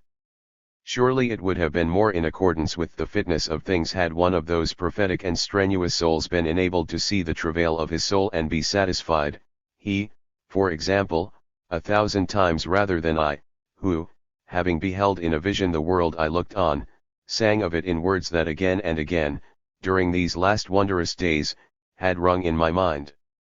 For I dipped into the future, far as human eye could see, saw the vision of the world, and all the wonder that would be till the war drum throbbed no longer, and the battle flags were furled. In the Parliament of man, the federation of the world. Then the common sense of most shall hold a fretful realm in awe, and the kindly earth shall slumber, lapped in universal law. For I doubt not through the ages one increasing purpose runs, and the thoughts of men are widened with the process of the suns. What though, in his old age, he momentarily lost faith in his own prediction, as prophets in their hours of depression and doubt generally do, the words had remained eternal testimony to the seership of a poet's heart, the insight that is given to faith. I was still in the library when some hours later Dr. Leeds sought me there. Edith told me of her idea, he said, and I thought it an excellent one. I had a little curiosity what writer you would first turn to. Ah, Dickens. You admired him, then. That is where we moderns agree with you. Judged by our standards, he overtops all the writers of his age, not because his literary genius was highest, but because his great heart beat for the poor, because he made the cause of the victims of society his own, and devoted his pen to exposing its cruelties and shams.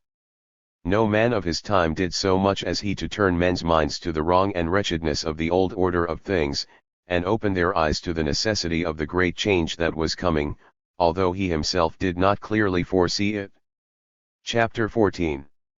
A heavy rainstorm came up during the day, and I had concluded that the condition of the streets would be such that my hosts would have to give up the idea of going out to dinner, although the dining hall I had understood to be quite near.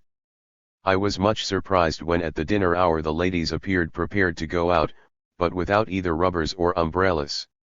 The mystery was explained when we found ourselves on the street, for a continuous waterproof covering had been let down so as to enclose the sidewalk and turn it into a well-lighted and perfectly dry corridor, which was filled with a stream of ladies and gentlemen dressed for dinner.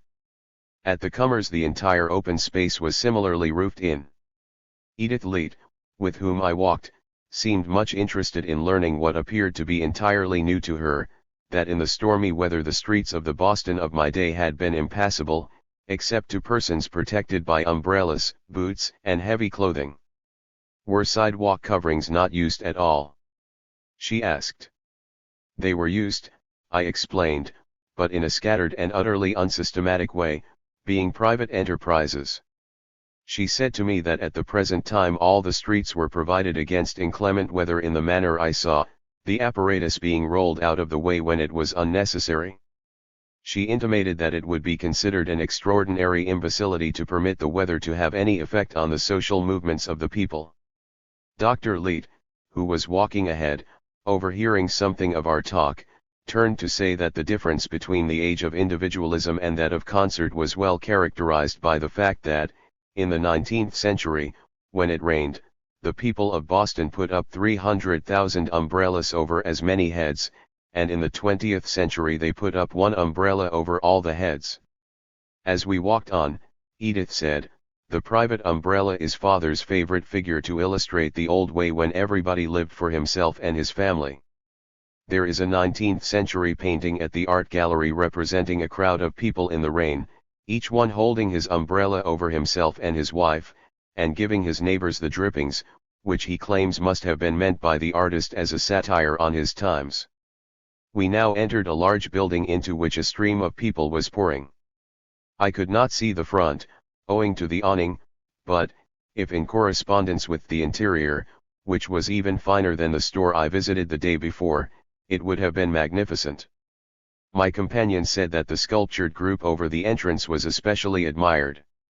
Going up a grand staircase we walked some distance along a broad corridor with many doors opening upon it. At one of these, which bore my host's name, we turned in, and I found myself in an elegant dining room containing a table for four. Windows opened on a courtyard where a fountain played to a great height and music made the air electric. "You seem at home here," I said, as we seated ourselves at table, and Dr. Leete touched an annunciator. "This is, in fact, a part of our house, slightly detached from the rest," he replied. "Every family in the ward has a room set apart in this great building for its permanent and exclusive use for a small annual rental. For transient guests and individuals there is accommodation on another floor. If we expect to dine here, we put in our orders the night before, selecting anything in market, according to the daily reports in the papers.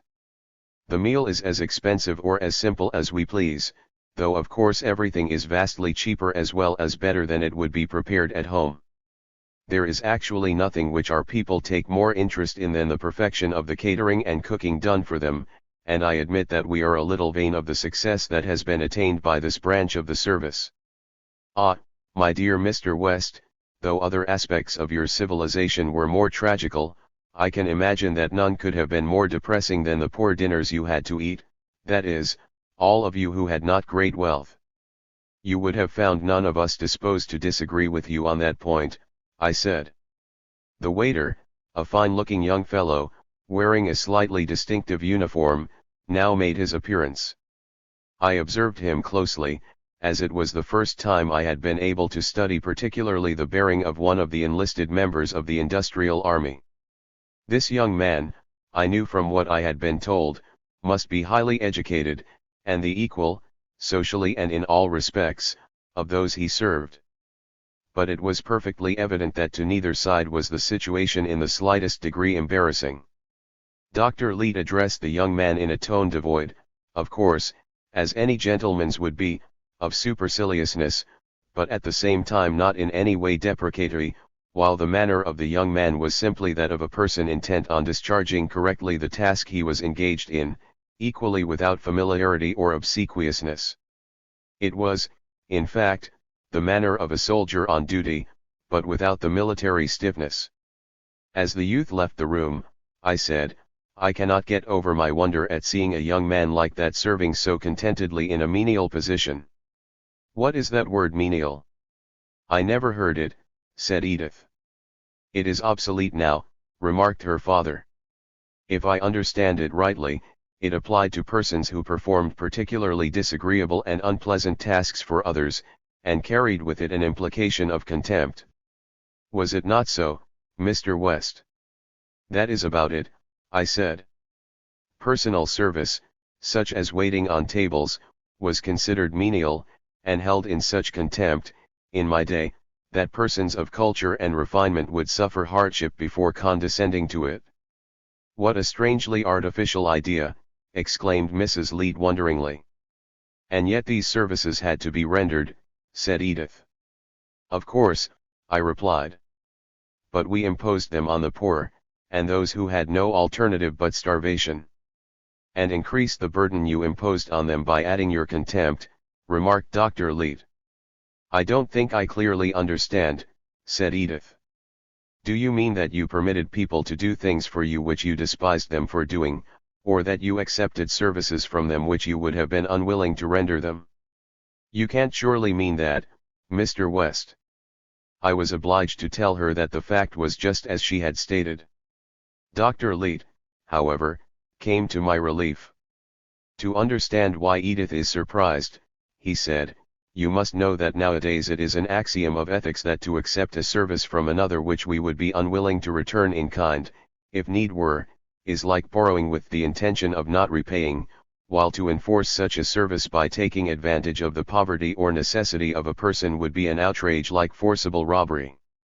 It is the worst thing about any system which divides men, or allows them to be divided, into classes and castes, that it weakens the sense of a common humanity. Unequal distribution of wealth, and, still more effectually, unequal opportunities of education and culture, divided society in your day into classes which in many respects regarded each other as distinct races. There is not, after all, such a difference as might appear between our ways of looking at this question of service. Ladies and gentlemen of the cultured class in your day would no more have permitted persons of their own class to render them services they would scorn to return than we would permit anybody to do so. The poor and the uncultured, however, they looked upon as of another kind from themselves. The equal wealth and equal opportunities of culture which all persons now enjoy have simply made us all members of one class, which corresponds to the most fortunate class with you. Until this equality of condition had come to pass, the idea of the solidarity of humanity, the brotherhood of all men, could never have become the real conviction and practical principle of action it is nowadays. In your day the same phrases were indeed used, but they were phrases merely. "Do the waiters, also, volunteer?" "No," replied Dr. Leete. "The waiters are young men in the unclassified grade of the industrial army who are assignable to all sorts of miscellaneous occupations not requiring special skill. Waiting on table is one of these, and every young recruit is given a taste of it. I myself served as a waiter for several months in this very dining house some 40 years ago. Once more you must remember that there is recognized no sort of difference between the dignity of the different sorts of work required by the nation. The individual is never regarded, nor regards himself, as the servant of those he serves, nor is he in any way dependent upon them. It is always the nation which he is serving. No difference is recognized between a waiter's functions and those of any other worker. The fact that his is a personal service is indifferent from our point of view. So is a doctor's. I should as soon expect our waiter today to look down on me because I served him as a doctor, as think of looking down on him because he serves me as a waiter. After dinner my entertainers conducted me about the building, of which the extent, the magnificent architecture and richness of embellishment, astonished me. It seemed that it was not merely a dining hall, but likewise a great pleasure house and social rendezvous of the quarter, and no appliance of entertainment or recreation seemed lacking. "You find illustrated here," said Dr. Leete, when I had expressed my admiration, "what I said to you in our first conversation, when you were looking out over the city, as to the splendor of our public and common life as compared with the simplicity of our private and home life, and the contrast which, in this respect, the 20th bears to the 19th century. To save ourselves useless burdens, we have as little gear about us at home as is consistent with comfort, but the social side of our life is ornate and luxurious beyond anything the world ever knew before. All the industrial and professional guilds have clubhouses as extensive as this, as well as country, mountain, and seaside houses for sport and rest in vacations." Chapter 15. When, in the course of our tour of inspection, we came to the library, we succumbed to the temptation of the luxurious leather chairs with which it was furnished, and sat down in one of the book-lined alcoves to rest and chat a while. 3. "Edith tells me that you have been in the library all the morning," said Mrs. Leete. "Do you know, it seems to me, Mr. West, that you are the most enviable of mortals." "I should like to know just why," I replied. "Because the books of the last 100 years will be new to you," she answered. "You will have so much of the most absorbing literature to read as to leave you scarcely time for meals these 5 years to come." "Ah, what would I give if I had not already read Berrien's novels?" "Or Nizimitha's, mamma," added Edith. "Yes, or Oates' poems, or Past and Present, or, In the Beginning, or oh, I could name a dozen books, each worth a year of one's life," declared Mrs. Leete, enthusiastically. "I judge, then, that there has been some notable literature produced in this century." "Yes," said Dr. Leete. "It has been an era of unexampled intellectual splendor. Probably humanity never before passed through a moral and material evolution, at once so vast in its scope and brief in its time of accomplishment, as that from the old order to the new in the early part of this century. When men came to realize the greatness of the felicity which had befallen them, and that the change through which they had passed was not merely an improvement in details of their condition, but the rise of the race to a new plane of existence with an illimitable vista of progress, their minds were affected in all their faculties with a stimulus, of which the outburst of the medieval Renaissance offers a suggestion but faint indeed. There ensued an era of mechanical invention, scientific discovery, art, musical and literary productiveness to which no previous age of the world offers anything comparable." "By the way," said I, "talking of literature, how are books published now? Is that also done by the nation?" "Certainly. But how do you manage it? Does the government publish everything that is brought it as a matter of course, at the public expense, or does it exercise a censorship and print only what it approves?" "Neither way. The printing department has no censorial powers. It is bound to print all that is offered it, but prints it only on condition that the author defray the first cost out of his credit. He must pay for the privilege of the public ear, and if he has any message worth hearing we consider that he will be glad to do it. Of course, if incomes were unequal, as in the old times, this rule would enable only the rich to be authors, but the resources of citizens being equal, it merely measures the strength of the author's motive. The cost of an edition of an average book can be saved out of a year's credit by the practice of economy and some sacrifices. The book, on being published, is placed on sale by the nation. The author receiving a royalty on the sales as with us, I suppose," I suggested. "Not as with you, certainly," replied Dr. Leete, "but nevertheless in one way. The price of every book is made up of the cost of its publication with a royalty for the author. The author fixes this royalty at any figure he pleases. Of course if he puts it unreasonably high it is his own loss, for the book will not sell. The amount of this royalty is set to his credit and he is discharged from other service to the nation for so long a period as this credit at the rate of allowance for the support of citizens shall suffice to support him. If his book be moderately successful, he has thus a furlough for several months, a year, 2 or 3 years, and if he in the meantime produces other successful work, the remission of service is extended so far as the sale of that may justify. An author of much acceptance succeeds in supporting himself by his pen during the entire period of service, and the degree of any writer's literary ability, as determined by the popular voice, is thus the measure of the opportunity given him to devote his time to literature. In this respect the outcome of our system is not very dissimilar to that of yours, but there are two notable differences. In the first place, the universally high level of education nowadays gives the popular verdict a conclusiveness on the real merit of literary work which in your day it was as far as possible from having. In the second place, there is no such thing now as favoritism of any sort to interfere with the recognition of true merit. Every author has precisely the same facilities for bringing his work before the popular tribunal. To judge from the complaints of the writers of your day, this absolute equality of opportunity would have been greatly prized. In the recognition of merit in other fields of original genius, such as music, art, invention, design, I said, I suppose you follow a similar principle. Yes, he replied, although the details differ. In art, for example, as in literature, the people are the sole judges.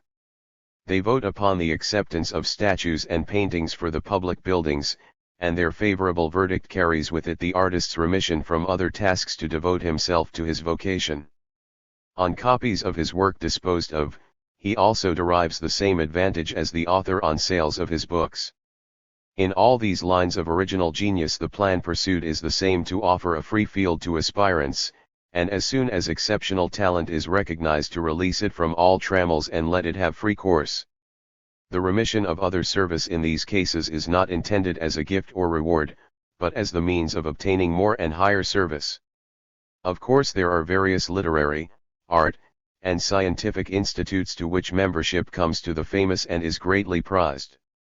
The highest of all honors in the nation, higher than the presidency, which calls merely for good sense and devotion to duty, is the red ribbon awarded by the vote of the people to the great authors, artists, engineers, physicians, and inventors of the generation.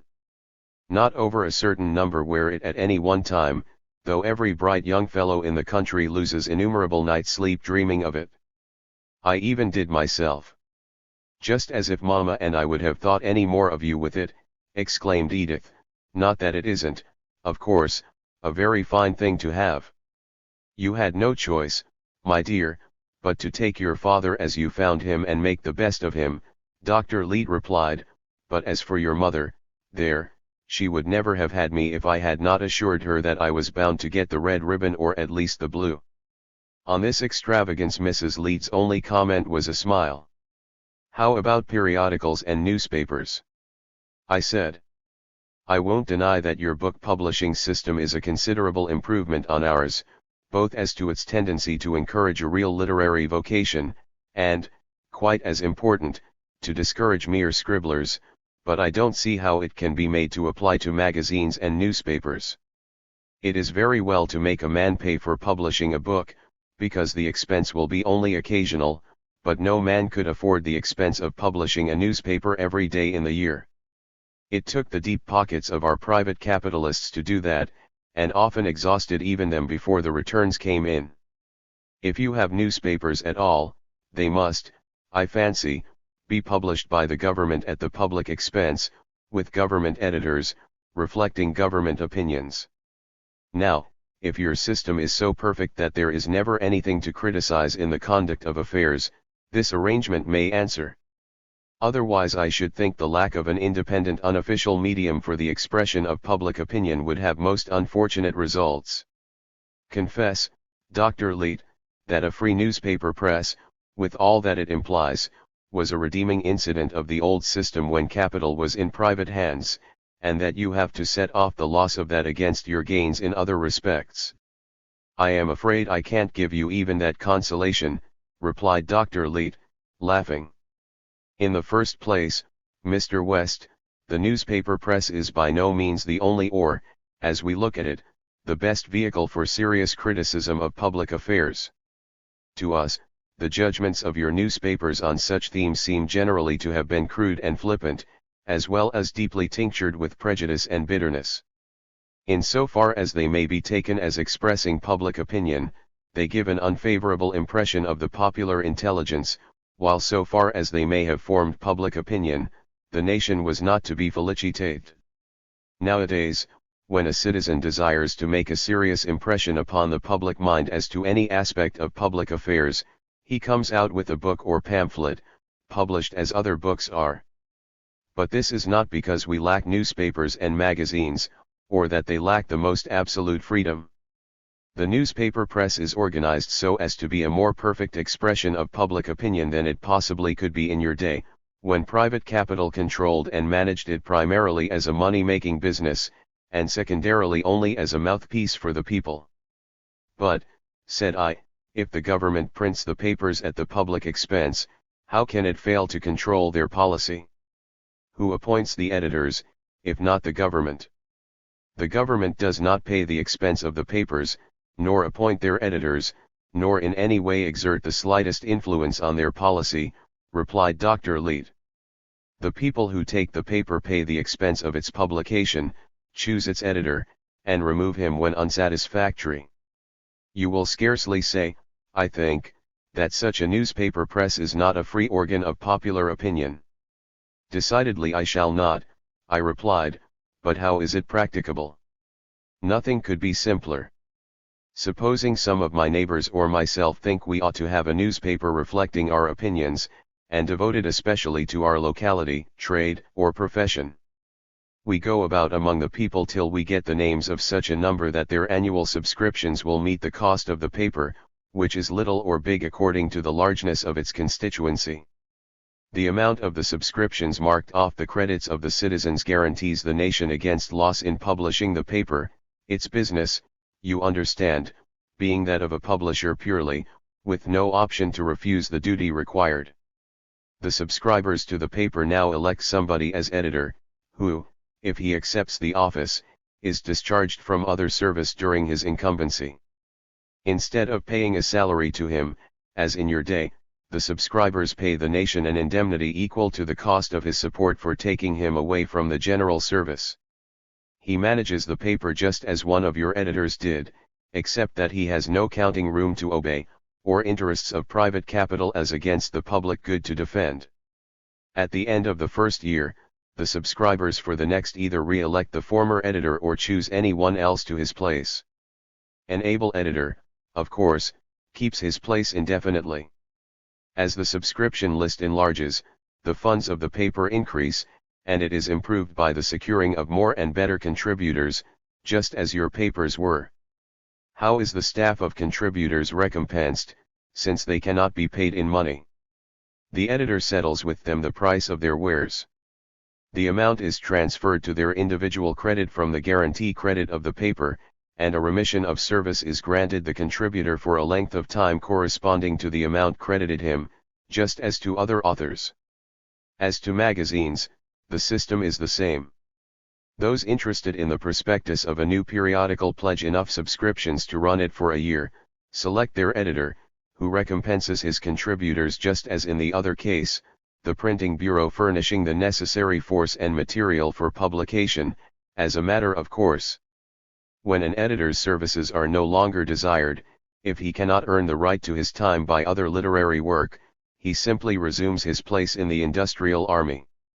I should add that, though ordinarily the editor is elected only at the end of the year, and as a rule is continued in office for a term of years, in case of any sudden change he should give to the tone of the paper, provision is made for taking the sense of the subscribers as to his removal at any time.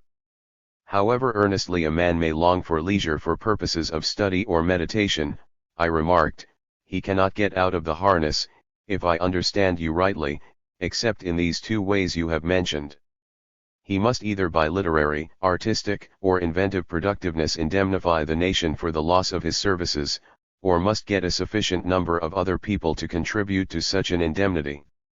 It is most certain, replied Dr. Leet, that no able-bodied man nowadays can evade his share of work and live on the toil of others, whether he calls himself by the fine name of student or confesses to being simply lazy.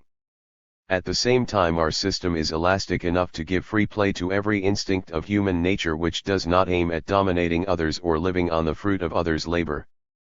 There is not only the remission by indemnification but the remission by abnegation. Any man in his 33rd year, his term of service being then half done, can obtain an honorable discharge from the army, provided he accepts for the rest of his life 1/2 the rate of maintenance other citizens receive. It is quite possible to live on this amount, though one must forego the luxuries and elegancies of life, with some, perhaps, of its comforts. When the ladies retired that evening, Edith brought me a book and said, "If you should be wakeful tonight, Mr. West, you might be interested in looking over this story by Berrien. It is considered his masterpiece, and will at least give you an idea what the stories nowadays are like." I sat up in my room that night reading Penthesilea till it grew grey in the east, and did not lay it down till I had finished it. And yet let no admirer of the great romancer of the 20th century resent my saying that at the first reading what most impressed me was not so much what was in the book as what was left out of it. The story writers of my day would have deemed the making of bricks without straw a light task compared with the construction of a romance from which should be excluded all effects drawn from the contrasts of wealth and poverty, education and ignorance, coarseness and refinement, high and low, all motives drawn from social pride and ambition, the desire of being richer or the fear of being poorer, together with sordid anxieties of any sort for oneself or others, a romance in which there should, indeed, be love galore, but love unfretted by artificial barriers created by differences of station or possessions, owning no other law but that of the heart. The reading of Penthesilea was of more value than almost any amount of explanation would have been in giving me something like a general impression of the social aspect of the 20th century. The information Dr. Leete had imparted was indeed extensive as to facts, but they had affected my mind as so many separate impressions, which I had as yet succeeded but imperfectly in making cohere. Berrien put them together for me in a picture. Chapter 16. Next morning I rose somewhat before the breakfast hour. As I descended the stairs, Edith stepped into the hall from the room which had been the scene of the morning interview between us described some chapters back. "Ah!" she exclaimed, with a charmingly arch expression, "you thought to slip out unbeknown for another of those solitary morning rambles which have such nice effects on you. But you see I am up too early for you this time. You are fairly caught. You discredit the efficacy of your own cure," I said, "by supposing that such a ramble would now be attended with bad consequences." "I am very glad to hear that," she said. "I was in here arranging some flowers for the breakfast table when I heard you come down, and fancied I detected something surreptitious in your step on the stairs." "You did me injustice," I replied. "I had no idea of going out at all." Despite her effort to convey an impression that my interception was purely accidental, I had at the time a dim suspicion of what I afterwards learned to be the fact, namely, that this sweet creature, in pursuance of her self-assumed guardianship over me, had risen for the last 2 or 3 mornings at an unheard of hour, to ensure against the possibility of my wandering off alone in case I should be affected as on the former occasion. Receiving permission to assist her in making up the breakfast bouquet, I followed her into the room from which she had emerged. "Are you sure," she asked, "that you are quite done with those terrible sensations you had that morning?" "I can't say that I do not have times of feeling decidedly queer," I replied, "moments when my personal identity seems an open question. It would be too much to expect after my experience that I should not have such sensations occasionally, but as for being carried entirely off my feet, as I was on the point of being that morning, I think the danger is past." "I shall never forget how you looked that morning," she said. "If you had merely saved my life," I continued, "I might, perhaps, find words to express my gratitude, but it was my reason you saved, and there are no words that would not belittle my debt to you." I spoke with emotion, and her eyes grew suddenly moist. "It is too much to believe all this," she said, "but it is very delightful to hear you say it. What I did was very little. I was very much distressed for you, I know. Father never thinks anything ought to astonish us when it can be explained scientifically, as I suppose this long sleep of yours can be, but even to fancy myself in your place makes my head swim. I know that I could not have borne it at all. That would depend, I replied, on whether an angel came to support you with her sympathy in the crisis of your condition, as one came to me. If my face at all expressed the feelings I had a right to have toward this sweet and lovely young girl, who had played so angelic a role toward me, its expression must have been very worshipful just then. The expression or the words, or both together, caused her now to drop her eyes with a charming blush. For the matter of that, I said, if your experience has not been as startling as mine, it must have been rather overwhelming to see a man belonging to a strange century, and apparently 100 years dead, raised to life.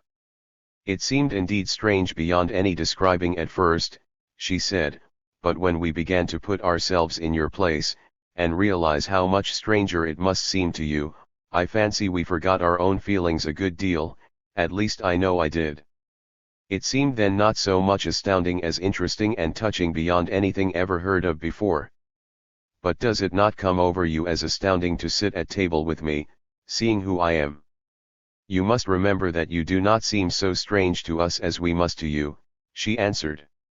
We belong to a future of which you could not form an idea, a generation of which you knew nothing until you saw us. But you belong to a generation of which our forefathers were a part. We know all about it, the names of many of its members are household words with us. We have made a study of your ways of living and thinking, nothing you say or do surprises us, while we say and do nothing which does not seem strange to you.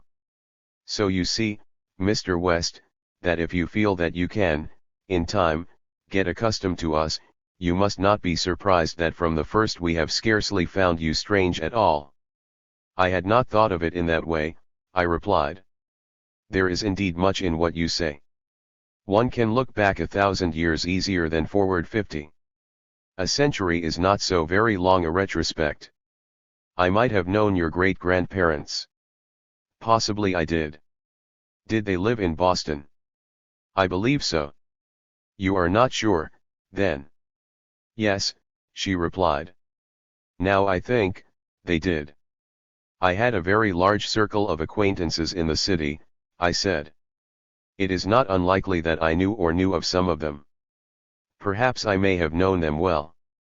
Wouldn't it be interesting if I should chance to be able to tell you all about your great-grandfather, for instance? Very interesting. Do you know your genealogy well enough to tell me who your forebears were in the Boston of my day? Oh, yes. Perhaps, then, you will sometime tell me what some of their names were. She was engrossed in arranging a troublesome spray of green, and did not reply at once. Steps upon the stairway indicated that the other members of the family were descending. Perhaps, sometime, she said. After breakfast, Dr. Leete suggested taking me to inspect the central warehouse and observe actually in operation the machinery of distribution, which Edith had described to me. As we walked away from the house I said, it is now several days that I have been living in your household on a most extraordinary footing, or rather on none at all. I have not spoken of this aspect of my position before because there were so many other aspects yet more extraordinary. But now that I am beginning a little to feel my feet under me, and to realize that, however I came here, I am here, and must make the best of it, I must speak to you on this point. As for your being a guest in my house, replied Dr. Leete, I pray you not to begin to be uneasy on that point, for I mean to keep you a long time yet. With all your modesty, you can but realize that such a guest as yourself is an acquisition not willingly to be parted with. Thanks, Doctor, I said. It would be absurd, certainly, for me to affect any oversensitiveness about accepting the temporary hospitality of one to whom I owe it that I am not still awaiting the end of the world in a living tomb. But if I am to be a permanent citizen of this century I must have some standing in it. Now, in my time a person more or less entering the world, however he got in, would not be noticed in the unorganized throng of men, and might make a place for himself anywhere he chose if he were strong enough. but nowadays everybody is a part of a system with a distinct place and function. I am outside the system, and don't see how I can get in.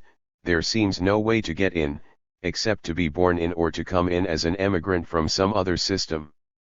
Dr. Leet laughed heartily. I admit, he said, that our system is defective in lacking provision for cases like yours, but you see nobody anticipated additions to the world except by the usual process. You need, however, have no fear that we shall be unable to provide both a place and occupation for you in due time. You have as yet been brought in contact only with the members of my family, but you must not suppose that I have kept your secret. On the contrary, your case, even before your resuscitation, and vastly more since, has excited the profoundest interest in the nation. In view of your precarious nervous condition, it was thought best that I should take exclusive charge of you at first, and that you should, through me and my family, receive some general idea of the sort of world you had come back to before you began to make the acquaintance generally of its inhabitants. As to finding a function for you in society, there was no hesitation as to what that would be. Few of us have it in our power to confer so great a service on the nation as you will be able to when you leave my roof, which, however, you must not think of doing for a good time yet. What can I possibly do? I asked. Perhaps you imagine I have some trade, or art, or special skill. I assure you I have none whatever. I never earned $1 in my life, or did an hour's work. I am strong, and might be a common laborer, but nothing more.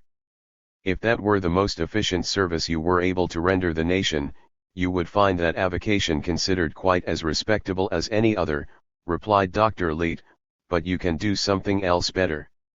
You are easily the master of all our historians on questions relating to the social condition of the latter part of the 19th century, to us one of the most absorbingly interesting periods of history, and whenever in due time you have sufficiently familiarized yourself with our institutions, and are willing to teach us something concerning those of your day, you will find an historical lectureship in one of our colleges awaiting you. Very good.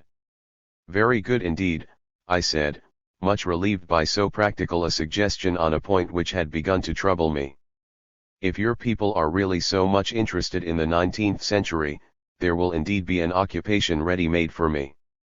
I don't think there is anything else that I could possibly earn my salt at, but I certainly may claim without conceit to have some special qualifications for such a post as you describe. Chapter 17.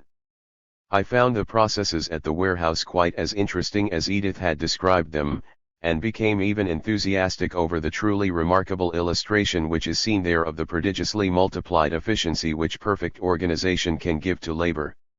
It is like a gigantic mill, into the hopper of which goods are being constantly poured by the trainload and shipload, to issue at the other end in packages of pounds and ounces, yards and inches, pints and gallons, corresponding to the infinitely complex personal needs of 500,000 people. Dr. Leet, with the assistance of data furnished by me as to the way goods were sold in my day, figured out some astounding results in the way of the economies effected by the modern system. As we set out homeward, I said, after what I have seen today, together with what you have told me, and what I learned under Miss Leeds' tutelage at the sample store, I have a tolerably clear idea of your system of distribution, and how it enables you to dispense with a circulating medium. But I should like very much to know something more about your system of production. You have told me in general how your industrial army is levied and organized, but who directs its efforts? What supreme authority determines what shall be done in every department, so that enough of everything is produced and yet no labor wasted? It seems to me that this must be a wonderfully complex and difficult function, requiring very unusual endowments. Does it indeed seem so to you? Responded Dr. Leet. I assure you that it is nothing of the kind, but on the other hand so simple, and depending on principles so obvious and easily applied, that the functionaries at Washington to whom it is trusted require to be nothing more than men of fair abilities to discharge it to the entire satisfaction of the nation. The machine which they direct is indeed a vast one, but so logical in its principles and direct and simple in its workings, that it all but runs itself, and nobody but a fool could derange it, as I think you will agree after a few words of explanation. Since you already have a pretty good idea of the working of the distributive system, let us begin at that end. Even in your day, statisticians were able to tell you the number of yards of cotton, velvet, woolen, the number of barrels of flour, potatoes, butter, number of pairs of shoes, hats, and umbrellas annually consumed by the nation. Owing to the fact that production was in private hands, and that there was no way of getting statistics of actual distribution, these figures were not exact, but they were nearly so. Now that every pin which is given out from a national warehouse is recorded, of course the figures of consumption for any week, month, or year, in the possession of the Department of Distribution at the end of that period, are precise. On these figures, allowing for tendencies to increase or decrease and for any special causes likely to affect demand, the estimates, say for a year ahead, are based. These estimates, with a proper margin for security, having been accepted by the general administration, the responsibility of the distributive department ceases until the goods are delivered to it.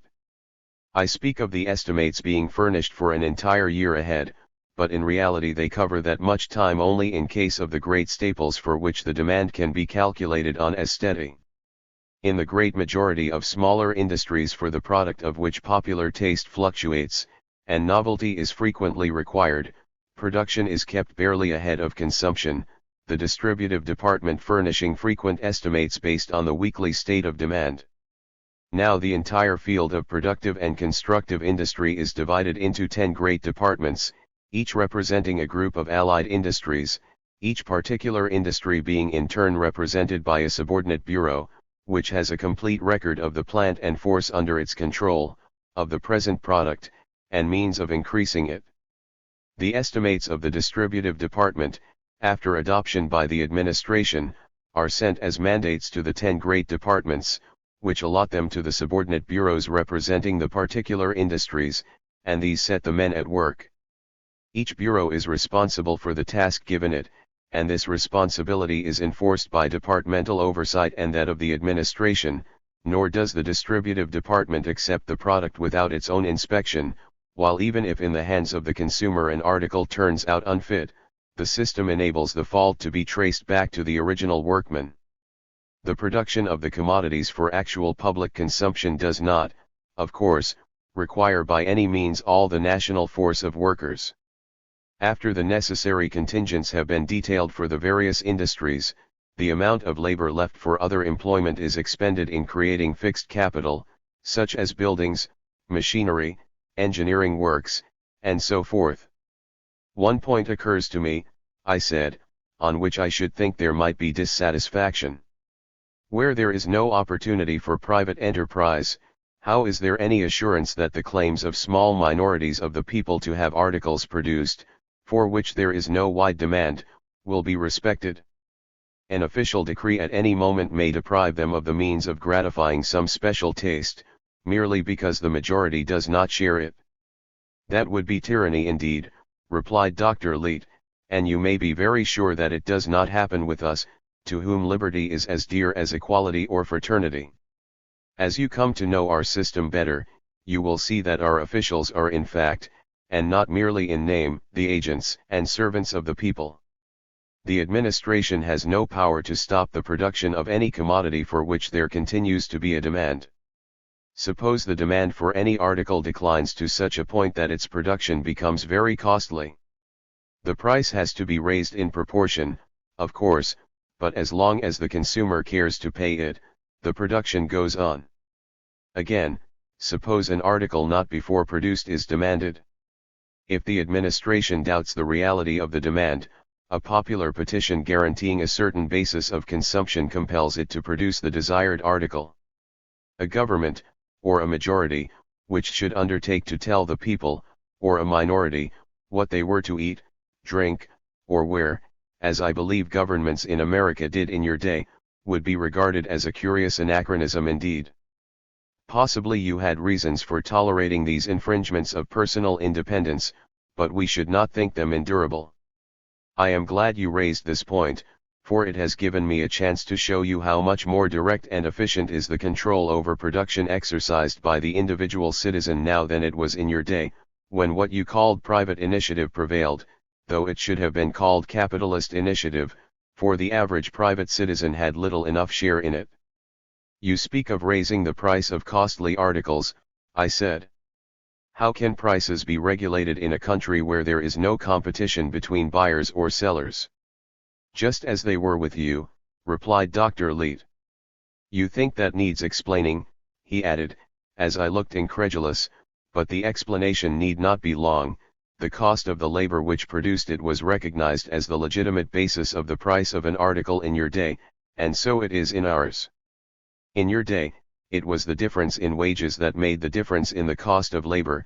Now it is the relative number of hours constituting a day's work in different trades, the maintenance of the worker being equal in all cases.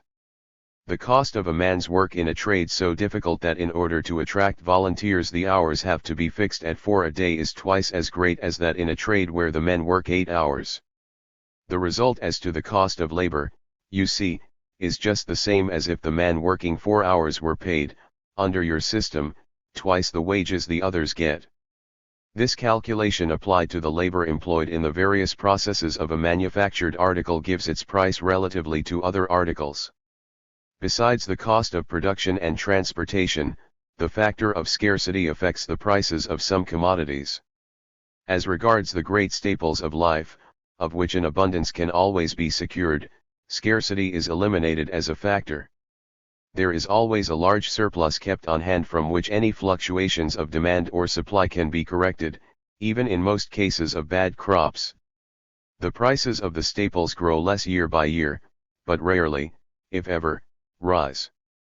There are, however, certain classes of articles permanently, and others temporarily, unequal to the demand, as, for example, fresh fish or dairy products in the latter category, and the products of high skill and rare materials in the other.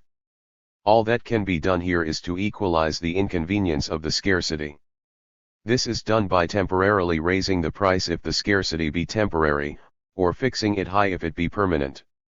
High prices in your day meant restriction of the articles affected to the rich, but nowadays, when the means of all are the same, the effect is only that those to whom the articles seem most desirable are the ones who purchase them. Of course the nation, as any other caterer for the public needs must be, is frequently left with small lots of goods on its hands by changes in taste, unseasonable weather, and various other causes. These it has to dispose of at a sacrifice just as merchants often did in your day, charging up the loss to the expenses of the business. Owing, however, to the vast body of consumers to which such lots can be simultaneously offered, there is rarely any difficulty in getting rid of them at trifling loss. I have given you now some general notion of our system of production, as well as distribution. Do you find it as complex as you expected? I admitted that nothing could be much simpler. I am sure, said Dr. Leet, that it is within the truth to say that the head of one of the myriad private businesses of your day, who had to maintain sleepless vigilance against the fluctuations of the market, the machinations of his rivals, and the failure of his debtors, had a far more trying task than the group of men at Washington who nowadays direct the industries of the entire nation. All this merely shows, my dear fellow, how much easier it is to do things the right way than the wrong. It is easier for a general up in a balloon, with perfect survey of the field, to maneuver 1,000,000 men to victory than for a sergeant to manage a platoon in a thicket. The general of this army, including the flower of the manhood of the nation, must be the foremost man in the country, really greater even than the President of the United States, I said. He is the President of the United States, replied Dr. Leet, or rather the most important function of the presidency is the headship of the industrial army. How is he chosen? I asked. I explained to you before, replied Dr. Leet, when I was describing the force of the motive of emulation among all grades of the industrial army, that the line of promotion for the meritorious lies through 3 grades to the officer's grade, and thence up through the lieutenancies to the captaincy or foremanship, and superintendency or colonel's rank.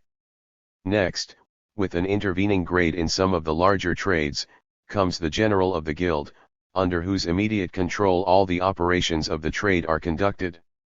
This officer is at the head of the National Bureau representing his trade, and is responsible for its work to the administration. The general of his guild holds a splendid position, and one which amply satisfies the ambition of most men, but above his rank, which may be compared to follow the military analogies familiar to you to that of a general of division or major general, is that of the chiefs of the 10 great departments, or groups of allied trades. The chiefs of these 10 grand divisions of the industrial army may be compared to your commanders of army corps, or lieutenant generals, each having from a dozen to a score of generals of separate guilds reporting to him. Above these 10 great officers, who form his council, is the General-in-Chief, who is the President of the United States. The General-in-Chief of the industrial army must have passed through all the grades below him, from the common laborers up. Let us see how he rises. As I have told you, it is simply by the excellence of his record as a worker that one rises through the grades of the privates and becomes a candidate for a lieutenancy. Through the lieutenancies he rises to the colonelcy, or superintendent's position, by appointment from above, strictly limited to the candidates of the best records. The general of the guild appoints to the ranks under him, but he himself is not appointed, but chosen by suffrage. By suffrage? I exclaimed. Is not that ruinous to the discipline of the guild, by tempting the candidates to intrigue for the support of the workers under them? So it would be, no doubt, replied Dr. Leete, if the workers had any suffrage to exercise, or anything to say about the choice. But they have nothing. Just here comes in a peculiarity of our system. The general of the guild is chosen from among the superintendents by vote of the honorary members of the guild, that is, of those who have served their time in the guild and received their discharge. As you know, at the age of 45 we are mustered out of the army of industry, and have the residue of life for the pursuit of our own improvement or recreation. Of course, however, the associations of our active lifetime retain a powerful hold on us. The companionships we form then remain our companionships till the end of life. We always continue honorary members of our former guilds, and retain the keenest and most jealous interest in their welfare and repute in the hands of the following generation. In the clubs maintained by the honorary members of the several guilds, in which we meet socially, there are no topics of conversation so common as those which relate to these matters, and the young aspirants for guild leadership who can pass the criticism of us old fellows are likely to be pretty well equipped.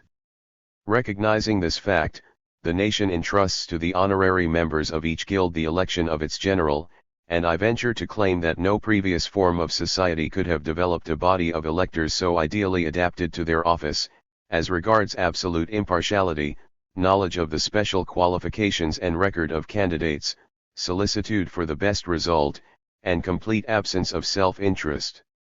Each of the 10 lieutenant generals or heads of departments is himself elected from among the generals of the guilds grouped as a department, by vote of the honorary members of the guilds thus grouped. Of course there is a tendency on the part of each guild to vote for its own general, but no guild of any group has nearly enough votes to elect a man not supported by most of the others. I assure you that these elections are exceedingly lively. The president, I suppose, is selected from among the 10 heads of the great departments, I suggested. Precisely, but the heads of departments are not eligible to the presidency till they have been a certain number of years out of office. It is rarely that a man passes through all the grades to the headship of a department much before he is 40, and at the end of a 5 years' term he is usually 45. If more, he still serves through his term, and if less, he is nevertheless discharged from the industrial army at its termination. It would not do for him to return to the ranks. The interval before he is a candidate for the presidency is intended to give time for him to recognize fully that he has returned into the general mass of the nation, and is identified with it rather than with the industrial army. Moreover, it is expected that he will employ this period in studying the general condition of the army, instead of that of the special group of guilds of which he was the head. From among the former heads of departments who may be eligible at the time, the president is elected by vote of all the men of the nation who are not connected with the industrial army. The army is not allowed to vote for president. Certainly not. That would be perilous to its discipline, which it is the business of the president to maintain as the representative of the nation at large. His right hand for this purpose is the inspectorate, a highly important department of our system. To the inspectorate come all complaints or information as to defects in goods, insolence or inefficiency of officials, or dereliction of any sort in the public service. The inspectorate, however, does not wait for complaints. Not only is it on the alert to catch and sift every rumor of a fault in the service, but it is its business, by systematic and constant oversight and inspection of every branch of the army, to find out what is going wrong before anybody else does. The president is usually not far from 50 when elected, and serves 5 years, forming an honorable exception to the rule of retirement at 45. At the end of his term of office, a national congress is called to receive his report and approve or condemn it. If it is approved, Congress usually elects him to represent the nation for 5 years more in the International Council. Congress, I should also say, passes on the reports of the outgoing heads of departments, and a disapproval renders any one of them ineligible for president. But it is rare, indeed, that the nation has occasion for other sentiments than those of gratitude toward its high officers. As to their ability, to have risen from the ranks, by tests so various and severe, to their positions, is proof in itself of extraordinary qualities, while as to faithfulness, our social system leaves them absolutely without any other motive than that of winning the esteem of their fellow citizens. Corruption is impossible in a society where there is neither poverty to be bribed nor wealth to bribe, while as to demagoguery or intrigue for office, the conditions of promotion render them out of the question. One point I do not quite understand, I said. Are the members of the liberal professions eligible to the presidency? And if so, how are they ranked with those who pursue the industries proper? They have no ranking with them, replied Dr. Leet. The members of the technical professions, such as engineers and architects, have a ranking with the constructive guilds, but the members of the liberal professions, the doctors and teachers, as well as the artists and men of letters who obtain remissions of industrial service, do not belong to the industrial army. On this ground they vote for the president, but are not eligible to his office. One of its main duties being the control and discipline of the industrial army, it is essential that the president should have passed through all its grades to understand his business. That is reasonable, I said, but if the doctors and teachers do not know enough of industry to be president, neither, I should think, can the president know enough of medicine and education to control those departments. No more does he, was the reply.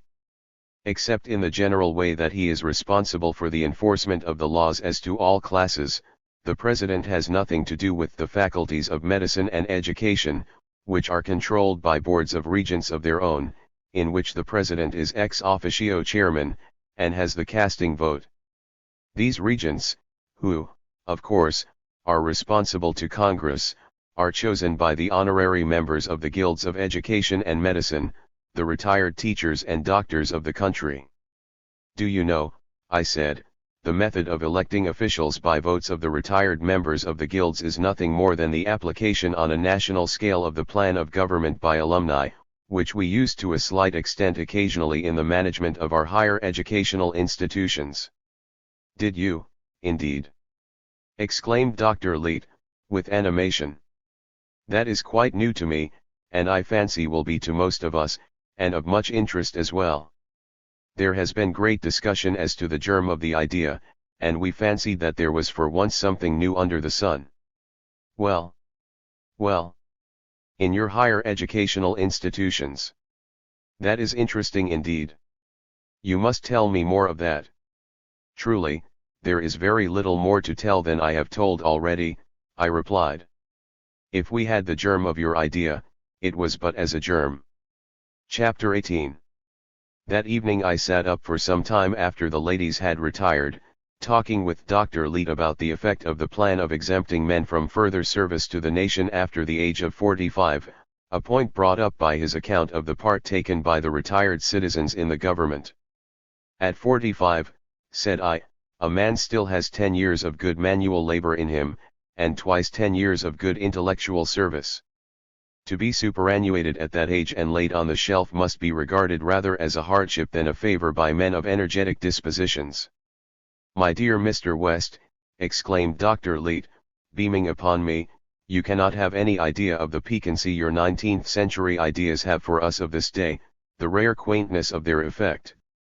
Know, O child of another race and yet the same, that the labor we have to render as our part in securing for the nation the means of a comfortable physical existence is by no means regarded as the most important, the most interesting, or the most dignified employment of our powers. We look upon it as a necessary duty to be discharged before we can fully devote ourselves to the higher exercise of our faculties, the intellectual and spiritual enjoyments and pursuits which alone mean life. Everything possible is indeed done by the just distribution of burdens, and by all manner of special attractions and incentives to relieve our labor of irksomeness, and, except in a comparative sense, it is not usually irksome, and is often inspiring. But it is not our labor, but the higher and larger activities which the performance of our task will leave us free to enter upon, that are considered the main business of existence. Of course not all, nor the majority, have those scientific, artistic, literary, or scholarly interests which make leisure the one thing valuable to their possessors. Many look upon the last half of life chiefly as a period for enjoyment of other sorts, for travel, for social relaxation in the company of their lifetime friends, a time for the cultivation of all manner of personal idiosyncrasies and special tastes, and the pursuit of every imaginable form of recreation, in a word, a time for the leisurely and unperturbed appreciation of the good things of the world which they have helped to create. But, whatever the differences between our individual tastes as to the use we shall put our leisure to, we all agree in looking forward to the date of our discharge as the time when we shall first enter upon the full enjoyment of our birthright, the period when we shall first really attain our majority and become enfranchised from discipline and control, with the fee of our lives vested in ourselves. As eager boys in your day anticipated 21, so men nowadays look forward to 45. At 21 we become men, but at 45 we renew youth. Middle age and what you would have called old age are considered, rather than youth, the enviable time of life. Thanks to the better conditions of existence nowadays, and above all the freedom of everyone from care, old age approaches many years later and has an aspect far more benign than in past times. Persons of average constitution usually live to 85 or 90, and at 45 we are physically and mentally younger, I fancy, than you were at 35. It is a strange reflection that at 45, when we are just entering upon the most enjoyable period of life, you already began to think of growing old and to look backward. With you it was the forenoon, with us it is the afternoon, which is the brighter half of life. After this I remember that our talk branched into the subject of popular sports and recreations at the present time as compared with those of the 19th century. In one respect, said Dr. Leete, there is a marked difference. The professional sportsmen, which were such a curious feature of your day, we have nothing answering to, nor are the prizes for which our athletes contend money prizes, as with you. Our contests are always for glory only. The generous rivalry existing between the various guilds, and the loyalty of each worker to his own, afford a constant stimulation to all sorts of games and matches by sea and land, in which the young men take scarcely more interest than the honorary guildsmen who have served their time.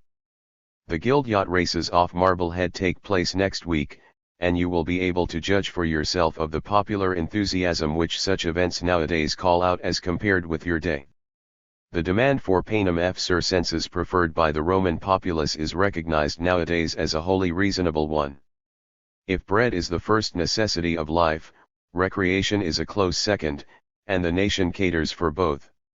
Americans of the 19th century were as unfortunate in lacking an adequate provision for the one sort of need as for the other. Even if the people of that period had enjoyed larger leisure, they would, I fancy, have often been at a loss how to pass it agreeably. We are never in that predicament. Chapter 19. In the course of an early morning constitutional I visited Charlestown. Among the changes, too numerous to attempt to indicate, which marked the lapse of a century in that quarter, I particularly noted the total disappearance of the old state prison. That went before my day, but I remember hearing about it, said Dr. Leet, when I alluded to the fact at the breakfast table. We have no jails nowadays. All cases of atavism are treated in the hospitals. Of atavism? I exclaimed, staring. Why, yes, replied Dr. Leet. The idea of dealing punitively with those unfortunates was given up at least 50 years ago, and I think more. I don't quite understand you, I said. Atavism in my day was a word applied to the cases of persons in whom some trait of a remote ancestor recurred in a noticeable manner. Am I to understand that crime is nowadays looked upon as the recurrence of an ancestral trait? I beg your pardon, said Dr. Leet with a smile half humorous, half deprecating, but since you have so explicitly asked the question, I am forced to say that the fact is precisely that. After what I had already learned of the moral contrasts between the 19th and the 20th centuries, it was doubtless absurd in me to begin to develop sensitiveness on the subject, and probably if Dr. Leet had not spoken with that apologetic air and Mrs. Leet and Edith shown a corresponding embarrassment, I should not have flushed, as I was conscious I did. I was not in much danger of being vain of my generation before, I said, but, really. This is your generation, Mr. West, interposed Edith. It is the one in which you are living, you know, and it is only because we are alive now that we call it ours. Thank you. I will try to think of it so, I said, and as my eyes met hers their expression quite cured my senseless sensitiveness. After all, I said, with a laugh, I was brought up a Calvinist, and ought not to be startled to hear crime spoken of as an ancestral trait. In point of fact, said Dr. Leet, our use of the word is no reflection at all on your generation, if, begging Edith's pardon, we may call it yours, so far as seeming to imply that we think ourselves, apart from our circumstances, better than you were. In your day fully 19/20ths of the crime, using the word broadly to include all sorts of misdemeanors, resulted from the inequality in the possessions of individuals, want tempted the poor, lust of greater gains, or the desire to preserve former gains, tempted the well-to-do.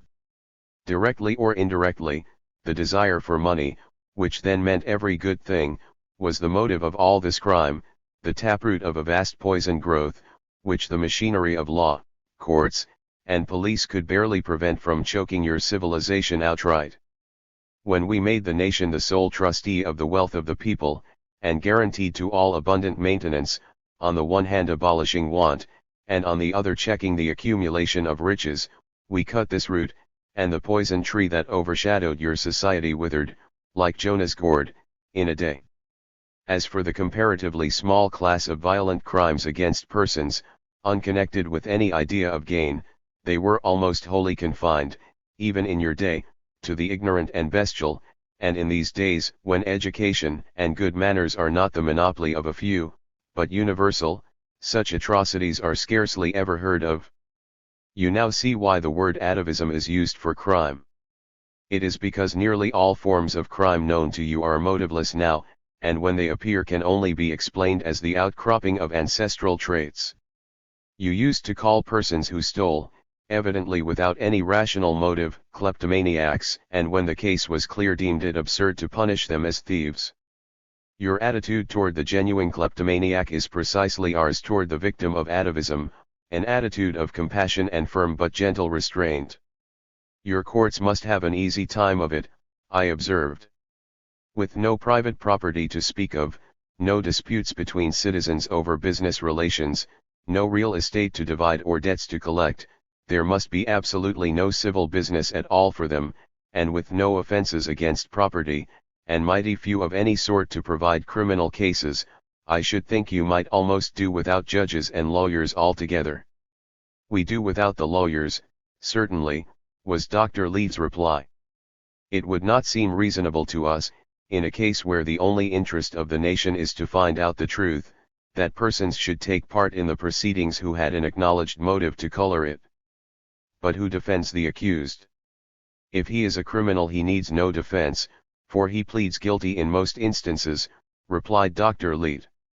The plea of the accused is not a mere formality with us, as with you. It is usually the end of the case. You don't mean that the man who pleads not guilty is thereupon discharged? No, I do not mean that. He is not accused on light grounds, and if he denies his guilt, must still be tried. But trials are few, for in most cases the guilty man pleads guilty. When he makes a false plea and is clearly proved guilty, his penalty is doubled.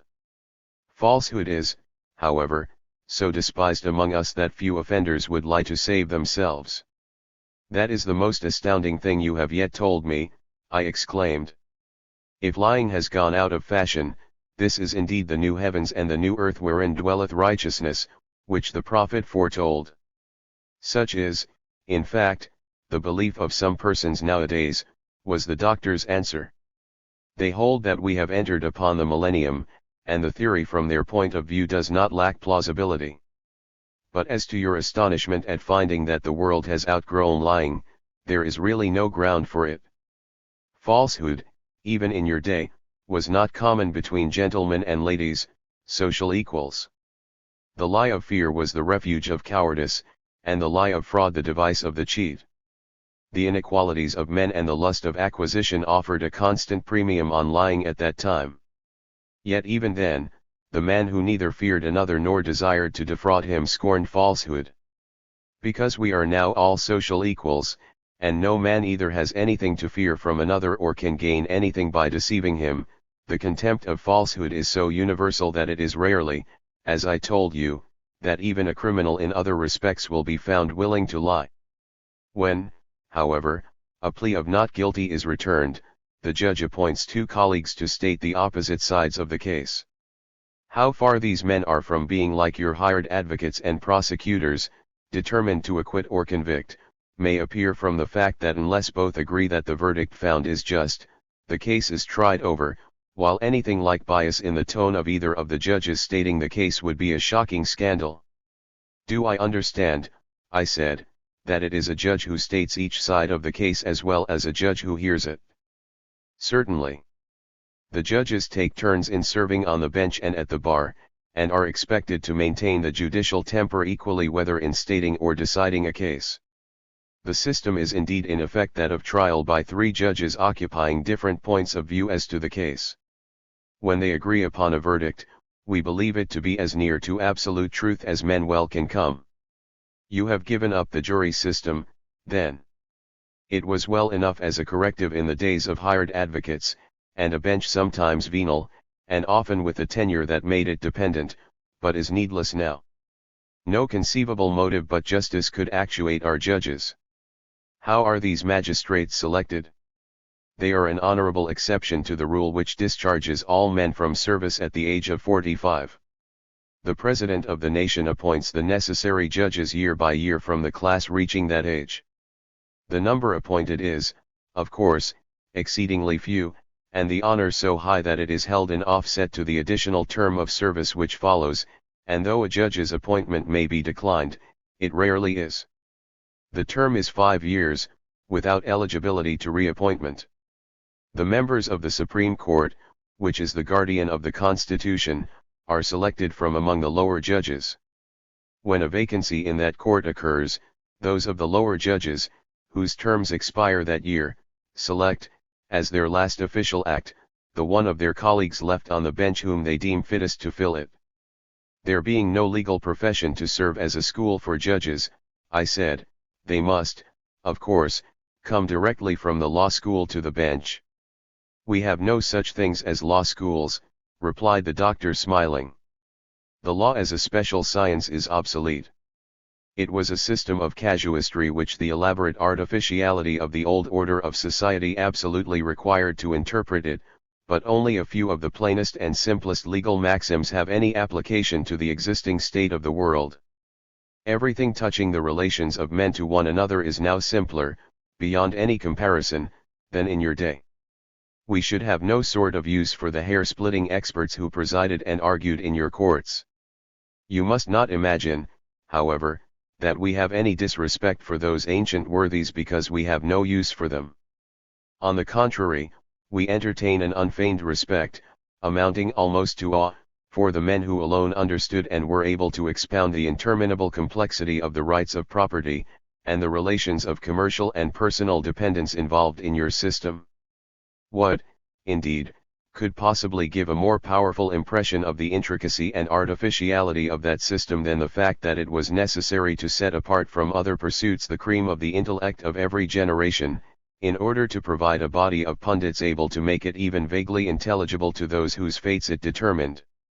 The treatises of your great lawyers, the works of Blackstone and Chitty, of Story and Parsons, stand in our museums, side by side with the tomes of Duns Scotus and his fellow scholastics, as curious monuments of intellectual subtlety devoted to subjects equally remote from the interests of modern men. Our judges are simply widely informed, judicious, and discreet men of ripe years. I should not fail to speak of one important function of the minor judges, added Dr. Leet. This is to adjudicate all cases where a private of the industrial army makes a complaint of unfairness against an officer. All such questions are heard and settled without appeal by a single judge, 3 judges being required only in graver cases. The efficiency of industry requires the strictest discipline in the army of labor, but the claim of the workman to just and considerate treatment is backed by the whole power of the nation. The officer commands and the private obeys, but no officer is so high that he would dare display an overbearing manner toward a workman of the lowest class. As for churlishness or rudeness by an official of any sort, in his relations to the public, not one among minor offenses is more sure of a prompt penalty than this. Not only justice but civility is enforced by our judges in all sorts of intercourse. No value of service is accepted as a set-off to boorish or offensive manners. It occurred to me, as Dr. Leet was speaking, that in all his talk I had heard much of the nation and nothing of the state governments. Had the organization of the nation as an industrial unit done away with the states? I asked. Necessarily, he replied. The state governments would have interfered with the control and discipline of the industrial army, which, of course, required to be central and uniform. Even if the state governments had not become inconvenient for other reasons, they were rendered superfluous by the prodigious simplification in the task of government since your day. Almost the sole function of the administration now is that of directing the industries of the country. Most of the purposes for which governments formerly existed no longer remain to be subserved. We have no army or navy, and no military organization. We have no departments of state or treasury, no excise or revenue services, no taxes or tax collectors. The only function proper of government, as known to you, which still remains, is the judiciary and police system. I have already explained to you how simple is our judicial system as compared with your huge and complex machine. Of course, the same absence of crime and temptation to it, which make the duties of judges so light, reduces the number and duties of the police to a minimum.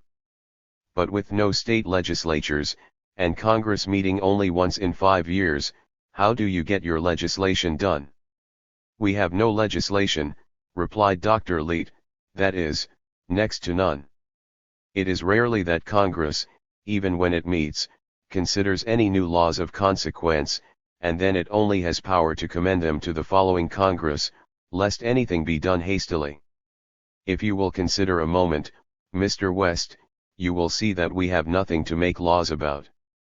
The fundamental principles on which our society is founded settle for all time the strifes and misunderstandings which in your day called for legislation. Fully 99/100 of the laws of that time concern the definition and protection of private property and the relations of buyers and sellers. There is neither private property, beyond personal belongings, now, nor buying and selling, and therefore the occasion of nearly all the legislation formerly necessary has passed away. Formerly, society was a pyramid poised on its apex. All the gravitations of human nature were constantly tending to topple it over, and it could be maintained upright, or rather uprong, if you will pardon the feeble witticism, by an elaborate system of constantly renewed props and buttresses and guy ropes in the form of laws. A central Congress and 40 state legislatures, turning out some 20,000 laws a year, could not make new props fast enough to take the place of those which were constantly breaking down or becoming ineffectual through some shifting of the strain. Now society rests on its base, and is in as little need of artificial supports as the everlasting hills. But you have at least municipal governments besides the one central authority. Certainly, and they have important and extensive functions in looking out for the public comfort and recreation, and the improvement and embellishment of the villages and cities. But having no control over the labor of their people, or means of hiring it, how can they do anything? Every town or city is conceded the right to retain, for its own public works, a certain proportion of the quota of labor its citizens contribute to the nation.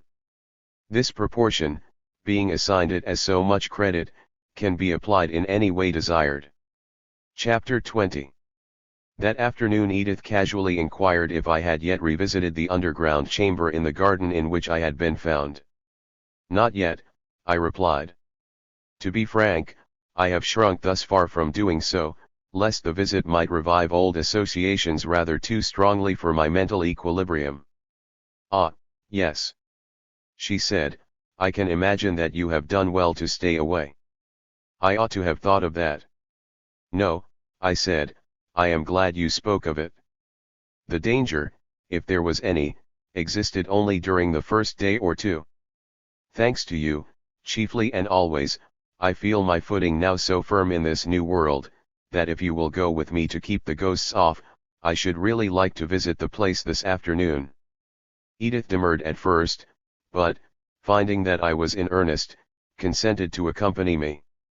The rampart of earth thrown up from the excavation was visible among the trees from the house, and a few steps brought us to the spot. All remained as it was at the point when work was interrupted by the discovery of the tenant of the chamber, save that the door had been opened and the slab from the roof replaced. Descending the sloping sides of the excavation, we went in at the door and stood within the dimly lighted room. Everything was just as I had beheld it last on that evening 113 years previous, just before closing my eyes for that long sleep. I stood for some time silently looking about me. I saw that my companion was furtively regarding me with an expression of awed and sympathetic curiosity. I put out my hand to her and she placed hers in it, the soft fingers responding with a reassuring pressure to my clasp. Finally she whispered, "Had we not better go out now? You must not try yourself too far. Oh, how strange it must be to you." On the contrary, I replied, "It does not seem strange, that is the strangest part of it." "Not strange?" she echoed. "Even so," I replied. "The emotions with which you evidently credit me, and which I anticipated would attend this visit, I simply do not feel. I realize all that these surroundings suggest, but without the agitation I expected. You can't be nearly as much surprised at this as I am myself. Ever since that terrible morning when you came to my help, I have tried to avoid thinking of my former life, just as I have avoided coming here, for fear of the agitating effects. I am for all the world like a man who has permitted an injured limb to lie motionless under the impression that it is exquisitely sensitive, and on trying to move it finds that it is paralyzed." "Do you mean your memory is gone?" "Not at all. I remember everything connected with my former life, but with a total lack of keen sensation. I remember it for clearness as if it had been but a day since then, but my feelings about what I remember are as faint as if to my consciousness, as well as in fact, 100 years had intervened. Perhaps it is possible to explain this, too. The effect of change in surroundings is like that of lapse of time in making the past seem remote. When I first woke from that trance, my former life appeared as yesterday, but now, since I have learned to know my new surroundings, and to realize the prodigious changes that have transformed the world, I no longer find it hard, but very easy, to realize that I have slept a century. Can you conceive of such a thing as living 100 years in 4 days? It really seems to me that I have done just that, and that it is this experience which has given so remote and unreal an appearance to my former life. Can you see how such a thing might be? I can conceive it, replied Edith, meditatively, and I think we ought all to be thankful that it is so, for it will save you much suffering, I am sure. Imagine, I said, in an effort to explain, as much to myself as to her, the strangeness of my mental condition, that a man first heard of a bereavement many, many years, half a lifetime perhaps, after the event occurred. I fancy his feeling would be perhaps something as mine is. When I think of my friends in the world of that former day, and the sorrow they must have felt for me, it is with a pensive pity, rather than keen anguish, as of a sorrow long, long ago ended. You have told us nothing yet of your friends, said Edith. Had you many to mourn you? Thank God, I had very few relatives, none nearer than cousins, I replied. But there was one, not a relative, but dearer to me than any kin of blood. She had your name. She was to have been my wife soon. Ami. Ami. Sighed the Edith by my side. Think of the heartache she must have had. Something in the deep feeling of this gentle girl touched a chord in my benumbed heart. My eyes, before so dry, were flooded with the tears that had till now refused to come. When I had regained my composure, I saw that she too had been weeping freely.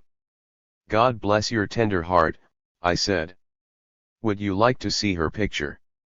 A small locket with Edith Bartlett's picture, secured about my neck with a gold chain, had lain upon my breast all through that long sleep, and removing this I opened and gave it to my companion. She took it with eagerness, and after poring long over the sweet face, touched the picture with her lips. I know that she was good and lovely enough to well deserve your tears, she said, but remember her heartache was over long ago, and she has been in heaven for nearly a century. It was indeed so. Whatever her sorrow had once been, for nearly a century she had ceased to weep, and, my sudden passion spent, my own tears dried away. I had loved her very dearly in my other life, but it was 100 years ago. I do not know, but some may find in this confession evidence of lack of feeling, but I think, perhaps, that none can have had an experience sufficiently like mine to enable them to judge me. As we were about to leave the chamber, my eye rested upon the great iron safe which stood in one corner. Calling my companion's attention to it, I said, "This was my strong room as well as my sleeping room. In the safe yonder are several $1,000s in gold, and any amount of securities. If I had known when I went to sleep that night just how long my nap would be, I should still have thought that the gold was a safe provision for my needs in any country or any century, however distant. That a time would ever come when it would lose its purchasing power, I should have considered the wildest of fancies. Nevertheless, here I wake up to find myself among a people of whom a cartload of gold will not procure a loaf of bread." As might be expected, I did not succeed in impressing Edith that there was anything remarkable in this fact. "Why in the world should it?" she merely asked. Chapter 21. It had been suggested by Dr. Leete that we should devote the next morning to an inspection of the schools and colleges of the city, with some attempt on his own part at an explanation of the educational system of the 20th century. "You will see," said he, as we set out after breakfast, "many very important differences between our methods of education and yours, but the main difference is that nowadays all persons equally have those opportunities of higher education which in your day only an infinitesimal portion of the population enjoyed. We should think we had gained nothing worth speaking of, in equalizing the physical comfort of men, without this educational equality." "The cost must be very great," I said. "If it took half the revenue of the nation, nobody would grudge it," replied Dr. Leete, "nor even if it took it all save a bare pittance. But in truth the expense of educating 10,000 youth is not 10 nor 5 times that of educating 1,000. The principle which makes all operations on a large scale proportionally cheaper than on a small scale holds as to education also." "College education was terribly expensive in my day," said I. "If I have not been misinformed by our historians," Dr. Leete answered, "it was not college education but college dissipation and extravagance which cost so highly.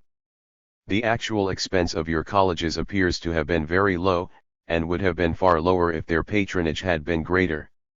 The higher education nowadays is as cheap as the lower, as all grades of teachers, like all other workers, receive the same support. We have simply added to the common school system of compulsory education, in vogue in Massachusetts 100 years ago, a half-dozen higher grades, carrying the youth to the age of 21 and giving him what you used to call the education of a gentleman, instead of turning him loose at 14 or 15 with no mental equipment beyond reading, writing, and the multiplication table.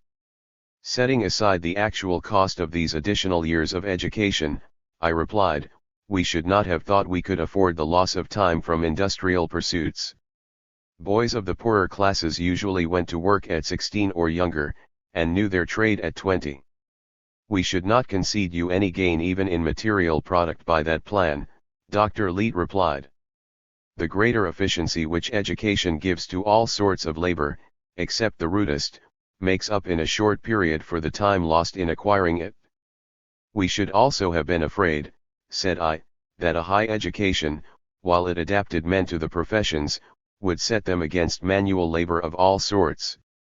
That was the effect of high education in your day, I have read, replied the doctor, and it was no wonder, for manual labor meant association with the rude, coarse, and ignorant class of people. There is no such class now. It was inevitable that such a feeling should exist then, for the further reason that all men receiving a high education were understood to be destined for the professions or for wealthy leisure, and such an education in one neither rich nor professional was a proof of disappointed aspirations, an evidence of failure, a badge of inferiority rather than superiority. Nowadays, of course, when the highest education is deemed necessary to fit a man merely to live, without any reference to the sort of work he may do, its possession conveys no such implication. After all, I remarked, no amount of education can cure natural dullness or make up for original mental deficiencies. Unless the average natural mental capacity of men is much above its level in my day, a high education must be pretty nearly thrown away on a large element of the population.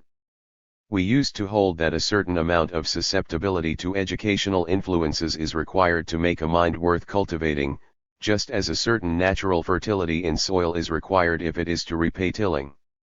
Ah, said Dr. Leet, I am glad you used that illustration, for it is just the one I would have chosen to set forth the modern view of education. You say that land so poor that the product will not repay the labor of tilling is not cultivated. Nevertheless, much land that does not begin to repay tilling by its product was cultivated in your day and is in ours. I refer to gardens, parks, lawns, and, in general, to pieces of land so situated that, were they left to grow up to weeds and briars, they would be eyesores and inconveniencies to all about. They are therefore tilled, and though their product is little, there is yet no land that, in a wider sense, better repays cultivation. So it is with the men and women with whom we mingle in the relations of society, whose voices are always in our ears, whose behavior in innumerable ways affects our enjoyment, who are, in fact, as much conditions of our lives as the air we breathe, or any of the physical elements on which we depend. If, indeed, we could not afford to educate everybody, we should choose the coarsest and dullest by nature, rather than the brightest, to receive what education we could give. The naturally refined and intellectual can better dispense with aids to culture than those less fortunate in natural endowments. To borrow a phrase which was often used in your day, we should not consider life worth living if we had to be surrounded by a population of ignorant, boorish, coarse, wholly uncultivated men and women, as was the plight of the few educated in your day. Is a man satisfied, merely because he is perfumed himself, to mingle with a malodorous crowd? Could he take more than a very limited satisfaction, even in a palatial apartment, if the windows on all four sides opened into stable yards? And yet just that was the situation of those considered most fortunate as to culture and refinement in your day. I know that the poor and ignorant envied the rich and cultured then, but to us the latter, living as they did, surrounded by squalor and brutishness, seem little better off than the former. The cultured man in your age was like one up to the neck in a nauseous bog solacing himself with a smelling bottle. You see, perhaps, now, how we look at this question of universal high education. No single thing is so important to every man as to have for neighbors intelligent, companionable persons. There is nothing, therefore, which the nation can do for him that will enhance so much his own happiness as to educate his neighbors. When it fails to do so, the value of his own education to him is reduced by half, and many of the tastes he has cultivated are made positive sources of pain. To educate some to the highest degree, and leave the mass wholly uncultivated, as you did, made the gap between them almost like that between different natural species, which have no means of communication. What could be more inhuman than this consequence of a partial enjoyment of education? Its universal and equal enjoyment leaves, indeed, the differences between men as to natural endowments as marked as in a state of nature, but the level of the lowest is vastly raised. Brutishness is eliminated. All have some inkling of the humanities, some appreciation of the things of the mind, and an admiration for the still higher culture they have fallen short of. They have become capable of receiving and imparting, in various degrees, but all in some measure, the pleasures and inspirations of a refined social life. The cultured society of the 19th century, what did it consist of but here and there a few microscopic oases in a vast, unbroken wilderness? The proportion of individuals capable of intellectual sympathies or refined intercourse, to the mass of their contemporaries, used to be so infinitesimal as to be in any broad view of humanity scarcely worth mentioning. One generation of the world today represents a greater volume of intellectual life than any 5 centuries ever did before. There is still another point I should mention in stating the grounds on which nothing less than the universality of the best education could now be tolerated, continued Dr. Leete, and that is, the interest of the coming generation in having educated parents. To put the matter in a nutshell, there are 3 main grounds on which our educational system rests. First, the right of every man to the completest education the nation can give him on his own account, as necessary to his enjoyment of himself. Second, the right of his fellow citizens to have him educated, as necessary to their enjoyment of his society. Third, the right of the unborn to be guaranteed an intelligent and refined parentage. I shall not describe in detail what I saw in the schools that day. Having taken but slight interest in educational matters in my former life, I could offer few comparisons of interest. Next to the fact of the universality of the higher as well as the lower education, I was most struck with the prominence given to physical culture, and the fact that proficiency in athletic feats and games as well as in scholarship had a place in the rating of the youth. The faculty of education, Dr. Leete explained, is held to the same responsibility for the bodies as for the minds of its charges. The highest possible physical, as well as mental, development of every one is the double object of a curriculum which lasts from the age of 6 to that of 21. The magnificent health of the young people in the schools impressed me strongly. My previous observations, not only of the notable personal endowments of the family of my host, but of the people I had seen in my walks abroad, had already suggested the idea that there must have been something like a general improvement in the physical standard of the race since my day, and now, as I compared these stalwart young men and fresh, vigorous maidens with the young people I had seen in the schools of the 19th century, I was moved to impart my thought to Dr. Leete. He listened with great interest to what I said. "Your testimony on this point," he declared, "is invaluable. We believe that there has been such an improvement as you speak of, but of course it could only be a matter of theory with us. It is an incident of your unique position that you alone in the world of today can speak with authority on this point. Your opinion, when you state it publicly, will, I assure you, make a profound sensation. For the rest it would be strange, certainly, if the race did not show an improvement. In your day, riches debauched one class with idleness of mind and body, while poverty sapped the vitality of the masses by overwork, bad food, and pestilent homes.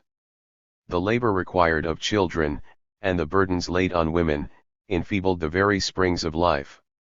Instead of these maleficent circumstances, all now enjoy the most favorable conditions of physical life, the young are carefully nurtured and studiously cared for, the labor which is required of all is limited to the period of greatest bodily vigor, and is never excessive, care for oneself and one's family, anxiety as to livelihood, the strain of a ceaseless battle for life, all these influences, which once did so much to wreck the minds and bodies of men and women, are known no more.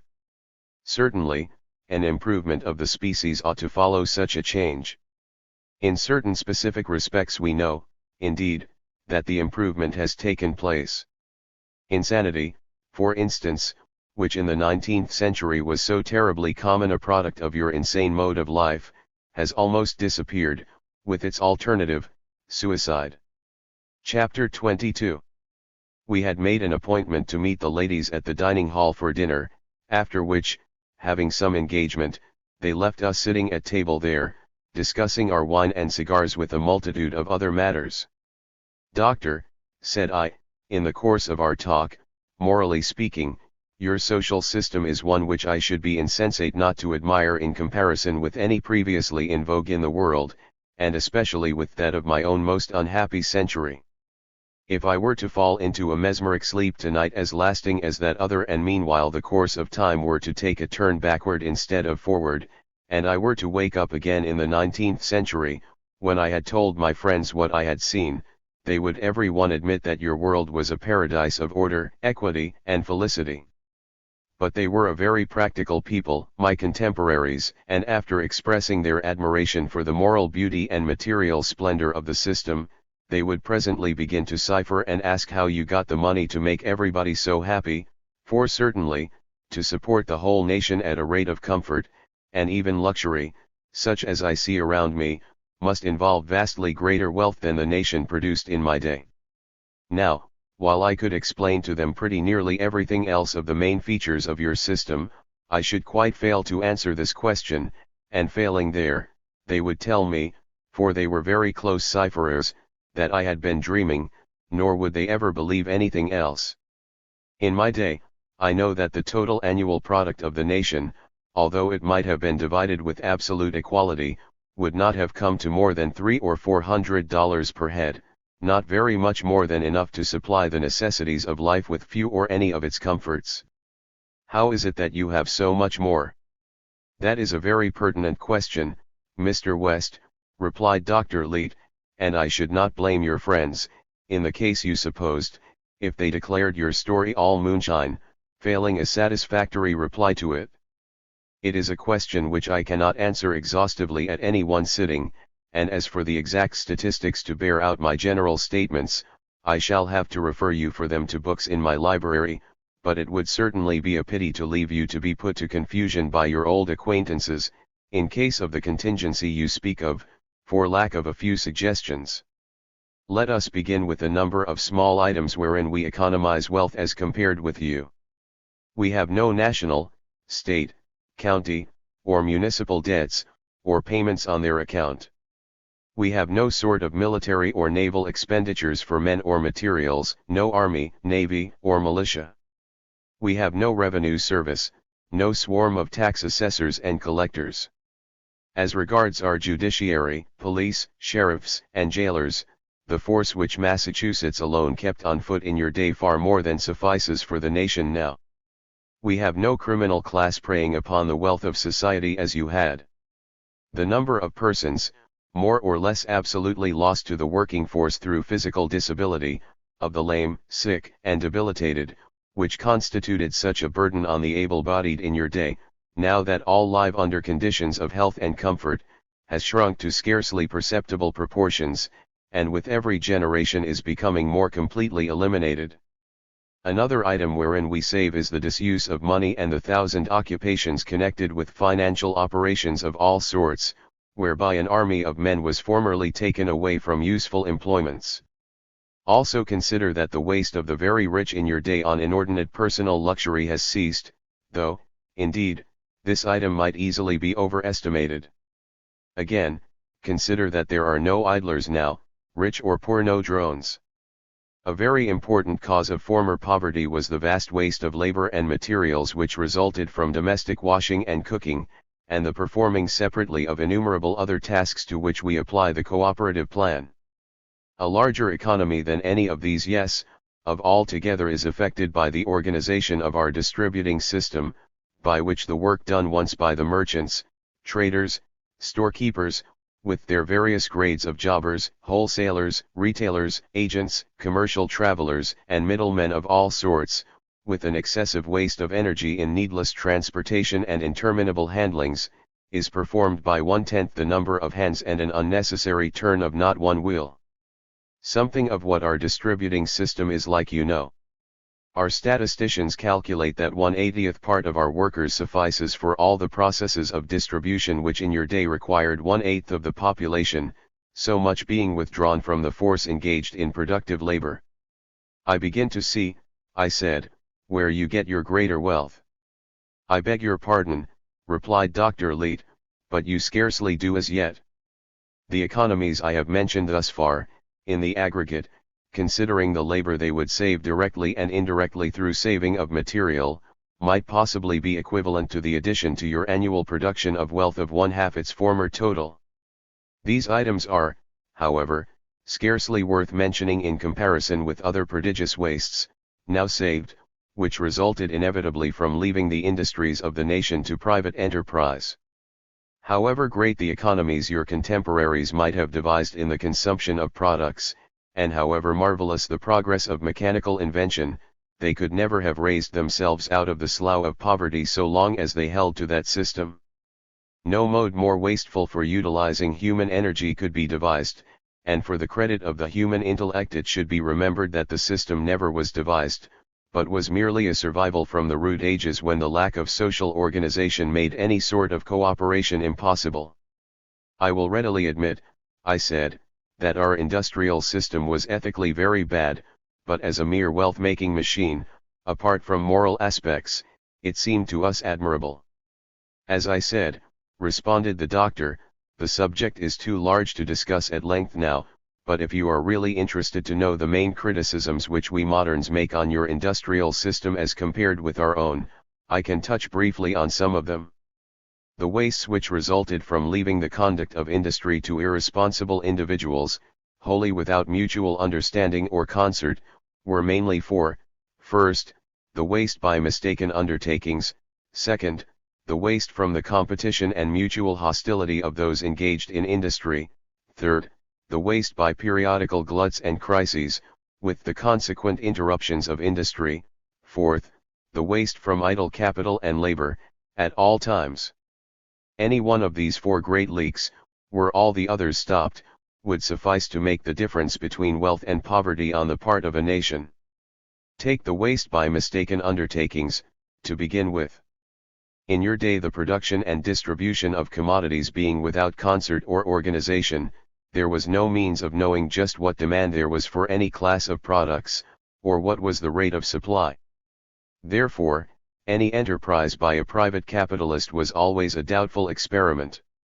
The projector having no general view of the field of industry and consumption, such as our government has, could never be sure either what the people wanted, or what arrangements other capitalists were making to supply them. In view of this, we are not surprised to learn that the chances were considered several to one in favor of the failure of any given business enterprise, and that it was common for persons who at last succeeded in making a hit to have failed repeatedly.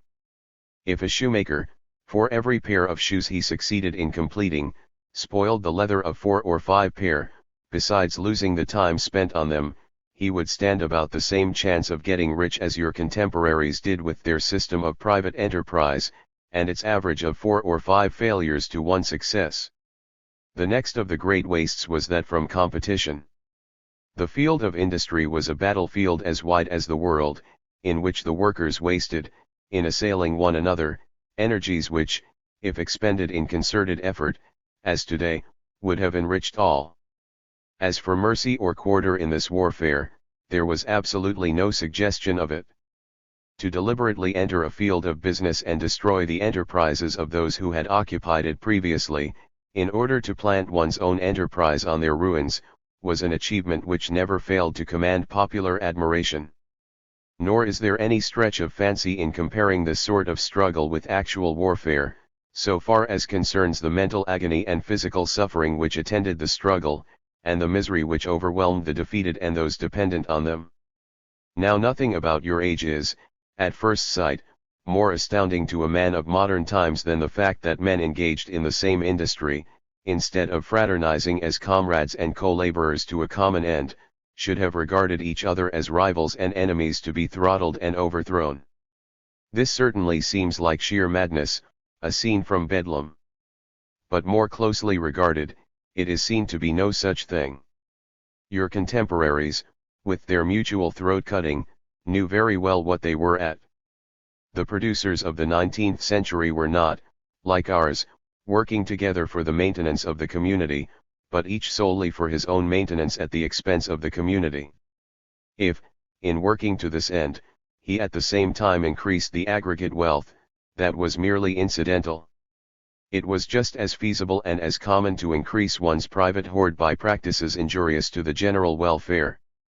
One's worst enemies were necessarily those of his own trade, for, under your plan of making private profit the motive of production, a scarcity of the article he produced was what each particular producer desired.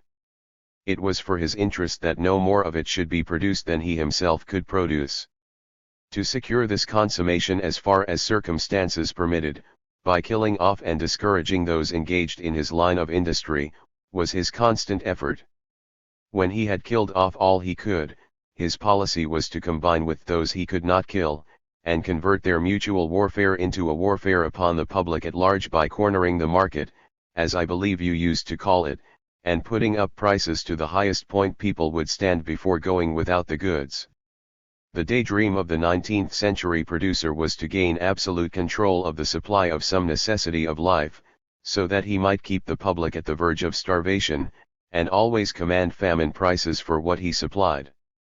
This, Mr. West, is what was called in the 19th century a system of production. I will leave it to you if it does not seem, in some of its aspects, a great deal more like a system for preventing production. Sometime when we have plenty of leisure I am going to ask you to sit down with me and try to make me comprehend, as I never yet could, though I have studied the matter a great deal, how such shrewd fellows as your contemporaries appear to have been in many respects ever came to entrust the business of providing for the community to a class whose interest it was to starve it. I assure you that the wonder with us is, not that the world did not get rich under such a system, but that it did not perish outright from want. This wonder increases as we go on to consider some of the other prodigious wastes that characterized it. Apart from the waste of labor and capital by misdirected industry, and that from the constant bloodletting of your industrial warfare, your system was liable to periodical convulsions, overwhelming alike the wise and unwise, the successful cutthroat as well as his victim. I refer to the business crises at intervals of 5 to 10 years, which wrecked the industries of the nation, prostrating all weak enterprises and crippling the strongest, and were followed by long periods, often of many years, of so-called dull times, during which the capitalists slowly regathered their dissipated strength while the laboring classes starved and rioted. Then would ensue another brief season of prosperity, followed in turn by another crisis and the ensuing years of exhaustion. As commerce developed, making the nations mutually dependent, these crises became worldwide, while the obstinacy of the ensuing state of collapse increased with the area affected by the convulsions, and the consequent lack of rallying centers. In proportion as the industries of the world multiplied and became complex, and the volume of capital involved was increased, these business cataclysms became more frequent, till, in the latter part of the 19th century, there were 2 years of bad times to one of good, and the system of industry, never before so extended or so imposing, seemed in danger of collapsing by its own weight. After endless discussions, your economists appear by that time to have settled down to the despairing conclusion that there was no more possibility of preventing or controlling these crises than if they had been droughts or hurricanes. It only remained to endure them as necessary evils, and when they had passed over to build up again the shattered structure of industry, as dwellers in an earthquake country keep on rebuilding their cities on the same site. So far as considering the causes of the trouble inherent in their industrial system, your contemporaries were certainly correct. They were in its very basis, and must needs become more and more maleficent as the business fabric grew in size and complexity. One of these causes was the lack of any common control of the different industries, and the consequent impossibility of their orderly and coordinate development. It inevitably resulted from this lack that they were continually getting out of step with one another and out of relation with the demand. Of the latter there was no criterion such as organized distribution gives us, and the first notice that it had been exceeded in any group of industries was a crash of prices, bankruptcy of producers, stoppage of production, reduction of wages, or discharge of workmen. This process was constantly going on in many industries, even in what were called good times, but a crisis took place only when the industries affected were extensive. The markets then were glutted with goods, of which nobody wanted beyond a sufficiency at any price. The wages and profits of those making the glutted classes of goods being reduced or wholly stopped, their purchasing power as consumers of other classes of goods, of which there were no natural glut, was taken away, and, as a consequence, goods of which there was no natural glut became artificially glutted, till their prices also were broken down, and their makers thrown out of work and deprived of income. The crisis was by this time fairly underway, and nothing could check it till a nation's ransom had been wasted. A cause, also inherent in your system, which often produced and always terribly aggravated crises, was the machinery of money and credit. Money was essential when production was in many private hands, and buying and selling was necessary to secure what one wanted. It was, however, open to the obvious objection of substituting for food, clothing, and other things a merely conventional representative of them. The confusion of mind which this favored, between goods and their representative, led the way to the credit system and its prodigious illusions. Already accustomed to accept money for commodities, the people next accepted promises for money, and ceased to look at all behind the representative for the thing represented. Money was a sign of real commodities, but credit was but the sign of a sign. There was a natural limit to gold and silver, that is, money proper, but none to credit, and the result was that the volume of credit, that is, the promises of money, ceased to bear any ascertainable proportion to the money, still less to the commodities, actually in existence. Under such a system, frequent and periodical crises were necessitated by a law as absolute as that which brings to the ground a structure overhanging its center of gravity. It was one of your fictions that the government and the banks authorized by it alone issued money, but everybody who gave $1 credit issued money to that extent, which was as good as any to swell the circulation till the next crises. The great extension of the credit system was a characteristic of the latter part of the 19th century, and accounts largely for the almost incessant business crises which marked that period. Perilous as credit was, you could not dispense with its use, for, lacking any national or other public organization of the capital of the country, it was the only means you had for concentrating and directing it upon industrial enterprises. It was in this way a most potent means for exaggerating the chief peril of the private enterprise system of industry by enabling particular industries to absorb disproportionate amounts of the disposable capital of the country, and thus prepare disaster.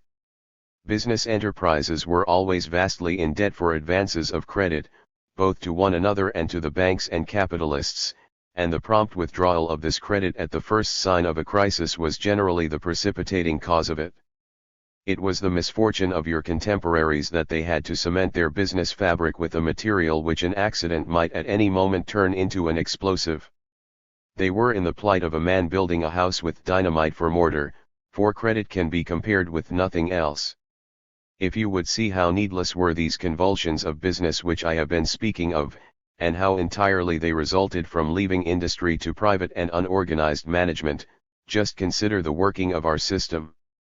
Overproduction in special lines, which was the great hobgoblin of your day, is impossible now, for by the connection between distribution and production supply is geared to demand like an engine to the governor which regulates its speed. Even suppose by an error of judgment an excessive production of some commodity. The consequent slackening or cessation of production in that line throws nobody out of employment. the suspended workers are at once found occupation in some other department of the vast workshop and lose only the time spent in changing, while, as for the glut, the business of the nation is large enough to carry any amount of product manufactured in excess of demand till the latter overtakes it. In such a case of overproduction, as I have supposed, there is not with us, as with you, any complex machinery to get out of order and magnify 1,000 times the original mistake.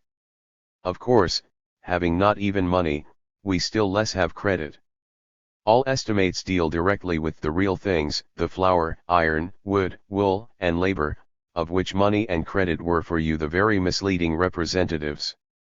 In our calculation of cost there can be no mistakes. Out of the annual product the amount necessary for the support of the people is taken, and the requisite labor to produce the next year's consumption provided for. The residue of the material and labor represents what can be safely expended in improvements. If the crops are bad, the surplus for that year is less than usual, that is all. Except for slight occasional effects of such natural causes, there are no fluctuations of business. The material prosperity of the nation flows on uninterruptedly from generation to generation, like an ever-broadening and deepening river. Your business crises, Mr. West, continued the doctor, like either of the great wastes I mentioned before, were enough, alone, to have kept your noses to the grindstone forever, but I have still to speak of one other great cause of your poverty, and that was the idleness of a great part of your capital and labor. With us it is the business of the administration to keep in constant employment every ounce of available capital and labor in the country. In your day there was no general control of either capital or labor, and a large part of both failed to find employment. Capital, you used to say, is naturally timid, and it would certainly have been reckless if it had not been timid in an epoch when there was a large preponderance of probability that any particular business venture would end in failure.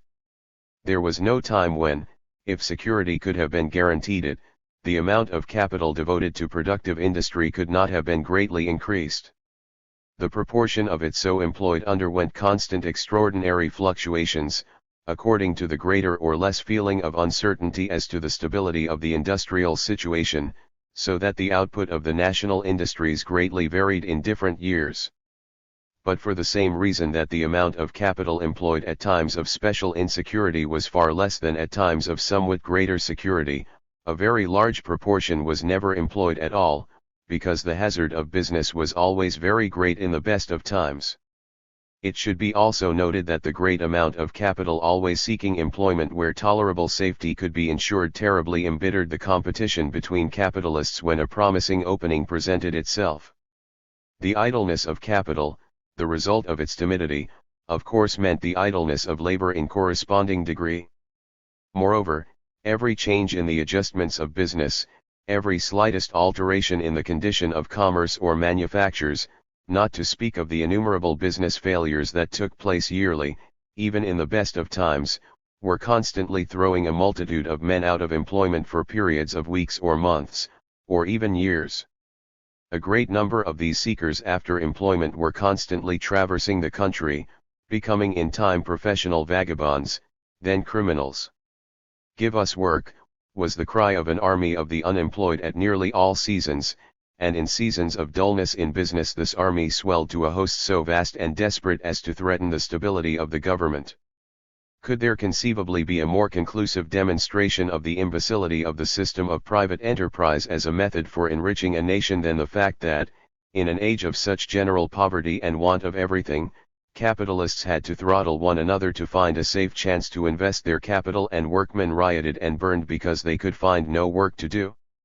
Now, Mr. West, continued Dr. Leete, I want you to bear in mind that these points of which I have been speaking indicate only negatively the advantages of the national organization of industry by showing certain fatal defects and prodigious imbecilities of the systems of private enterprise which are not found in it.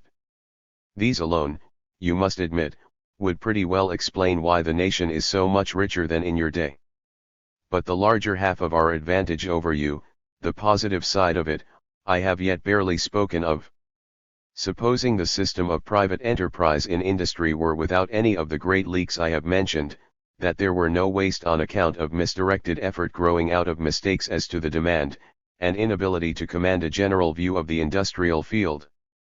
Suppose, also, there were no neutralizing and duplicating of effort from competition.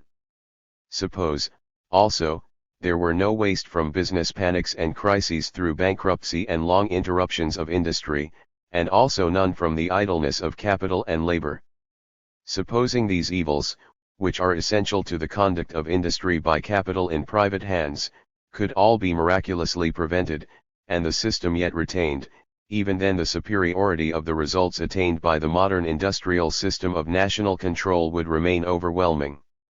You used to have some pretty large textile manufacturing establishments, even in your day, although not comparable with ours. No doubt you have visited these great mills in your time, covering acres of ground, employing thousands of hands, and combining under one roof, under one control, the 100 distinct processes between, say, the cotton bale and the bale of glossy calicoes. You have admired the vast economy of labor as of mechanical force resulting from the perfect interworking with the rest of every will and every hand. No doubt you have reflected how much less the same force of workers employed in that factory would accomplish if they were scattered, each man working independently. Would you think it an exaggeration to say that the utmost product of those workers, working thus apart, however amicable their relations might be, was increased not merely by a percentage, but many-fold, when their efforts were organized under one control?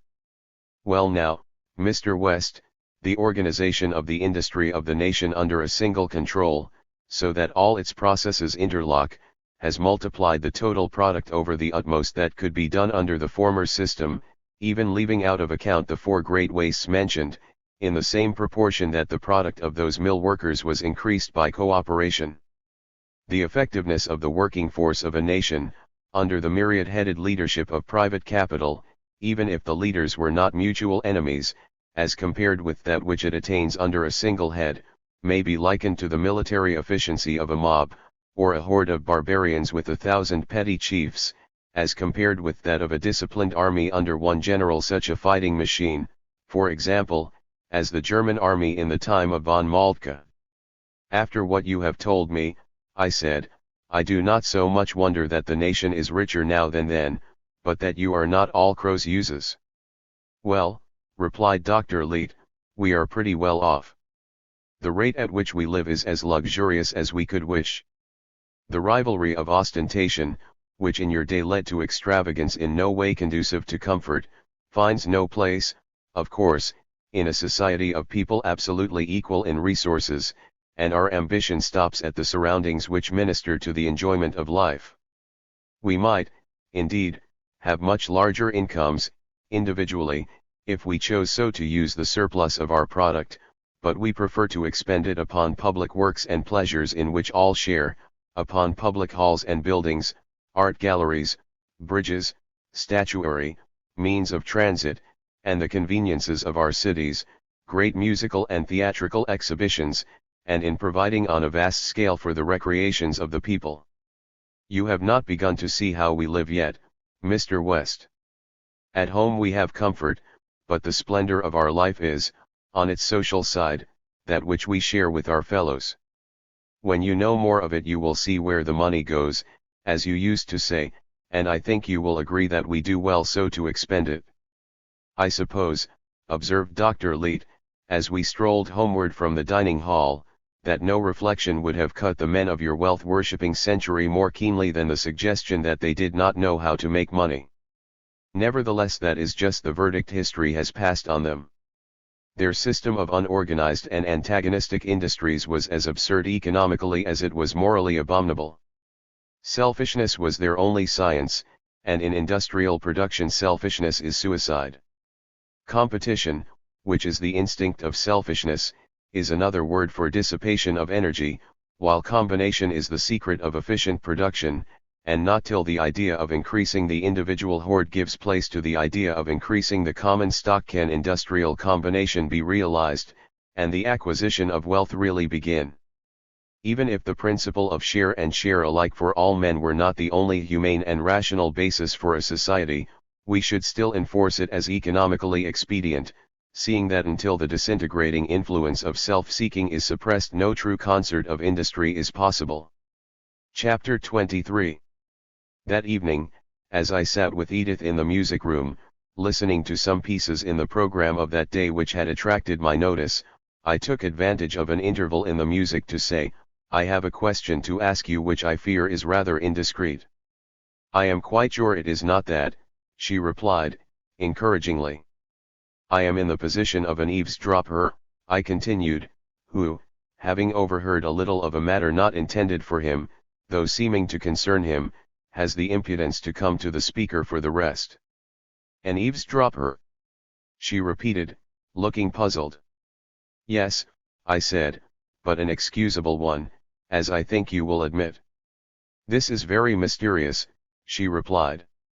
"Yes," said I, "so mysterious that often I have doubted whether I really overheard at all what I am going to ask you about, or only dreamed it. I want you to tell me. The matter is this: when I was coming out of that sleep of a century, the first impression of which I was conscious was of voices talking around me, voices that afterwards I recognized as your father's, your mother's, and your own. First, I remember your father's voice saying, 'He is going to open his eyes. He had better see but one person at first.'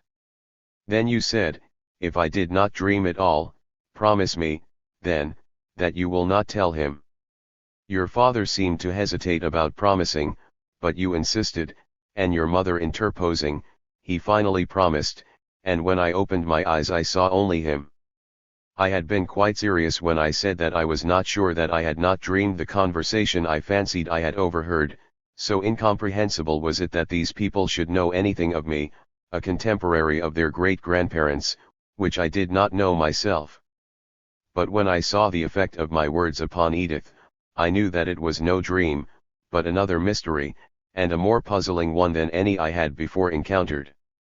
For from the moment that the drift of my question became apparent, she showed indications of the most acute embarrassment. Her eyes, always so frank and direct in expression, had dropped in a panic before mine, while her face crimsoned from neck to forehead. "Pardon me," I said, as soon as I had recovered from bewilderment at the extraordinary effect of my words. "It seems, then, that I was not dreaming. There is some secret, something about me, which you are withholding from me. Really, doesn't it seem a little hard that a person in my position should not be given all the information possible concerning himself? It does not concern you, that is, not directly?" "It is not about you exactly," she replied, scarcely audibly. "But it concerns me in some way," I persisted. "It must be something that would interest me." "I don't know even that," she replied, venturing a momentary glance at my face, furiously blushing, and yet with a quaint smile flickering about her lips which betrayed a certain perception of humor in the situation despite its embarrassment. "I am not sure that it would even interest you." "Your father would have told me," I insisted, with an accent of reproach. "It was you who forbade him." "He thought I ought to know." She did not reply. She was so entirely charming in her confusion that I was now prompted, as much by the desire to prolong the situation as by my original curiosity, to importune her further. "Am I never to know? Will you never tell me?" I said. "It depends," she answered, after a long pause. "On what?" I persisted. "Ah, you ask too much," she replied. Then, raising to mine a face which inscrutable eyes, flushed cheeks, and smiling lips combined to render perfectly bewitching, she added, "What should you think if I said that it depended on yourself?" "On myself?" I echoed. "How can that possibly be?" "Mr. West, we are losing some charming music," was her only reply to this, and turning to the telephone, at a touch of her finger she set the air to swaying to the rhythm of an adagio. After that she took good care that the music should leave no opportunity for conversation. She kept her face averted from me, and pretended to be absorbed in the airs, but that it was a mere pretense the crimson tide standing at flood in her cheeks sufficiently betrayed.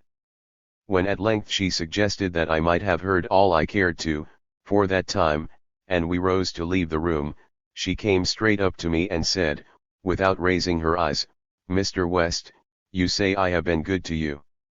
I have not been particularly so, but if you think I have, I want you to promise me that you will not try again to make me tell you this thing you have asked tonight, and that you will not try to find it out from anyone else, my father or mother, for instance." To such an appeal there was but one reply possible. "Forgive me for distressing you."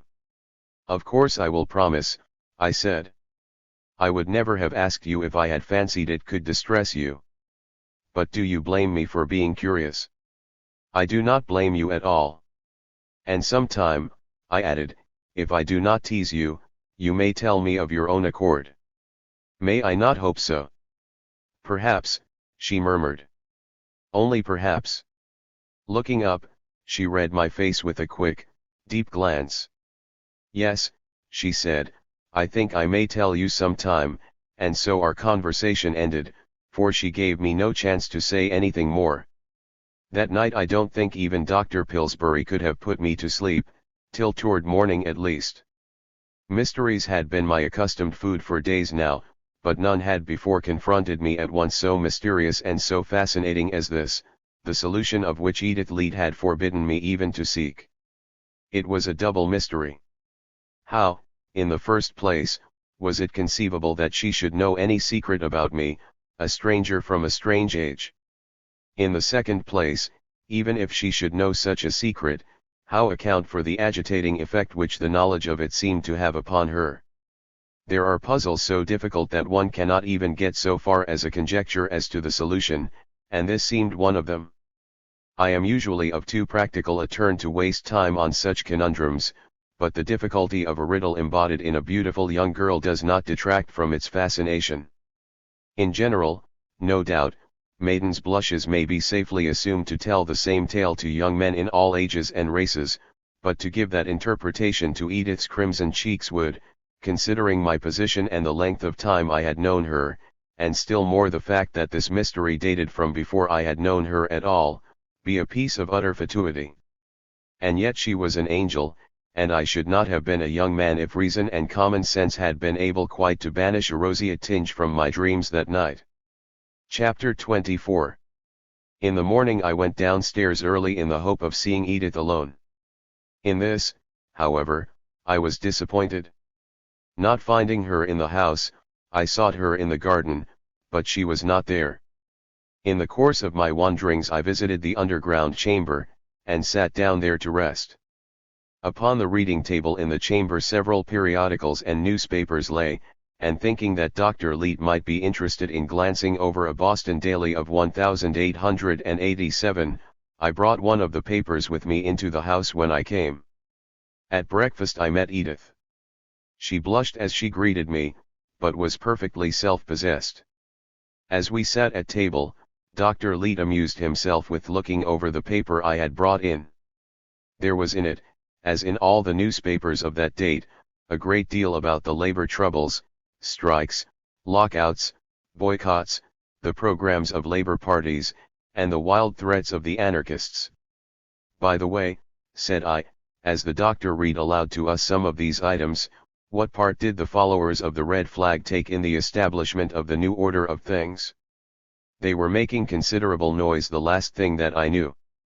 "They had nothing to do with it except to hinder it, of course," replied Dr. Leete.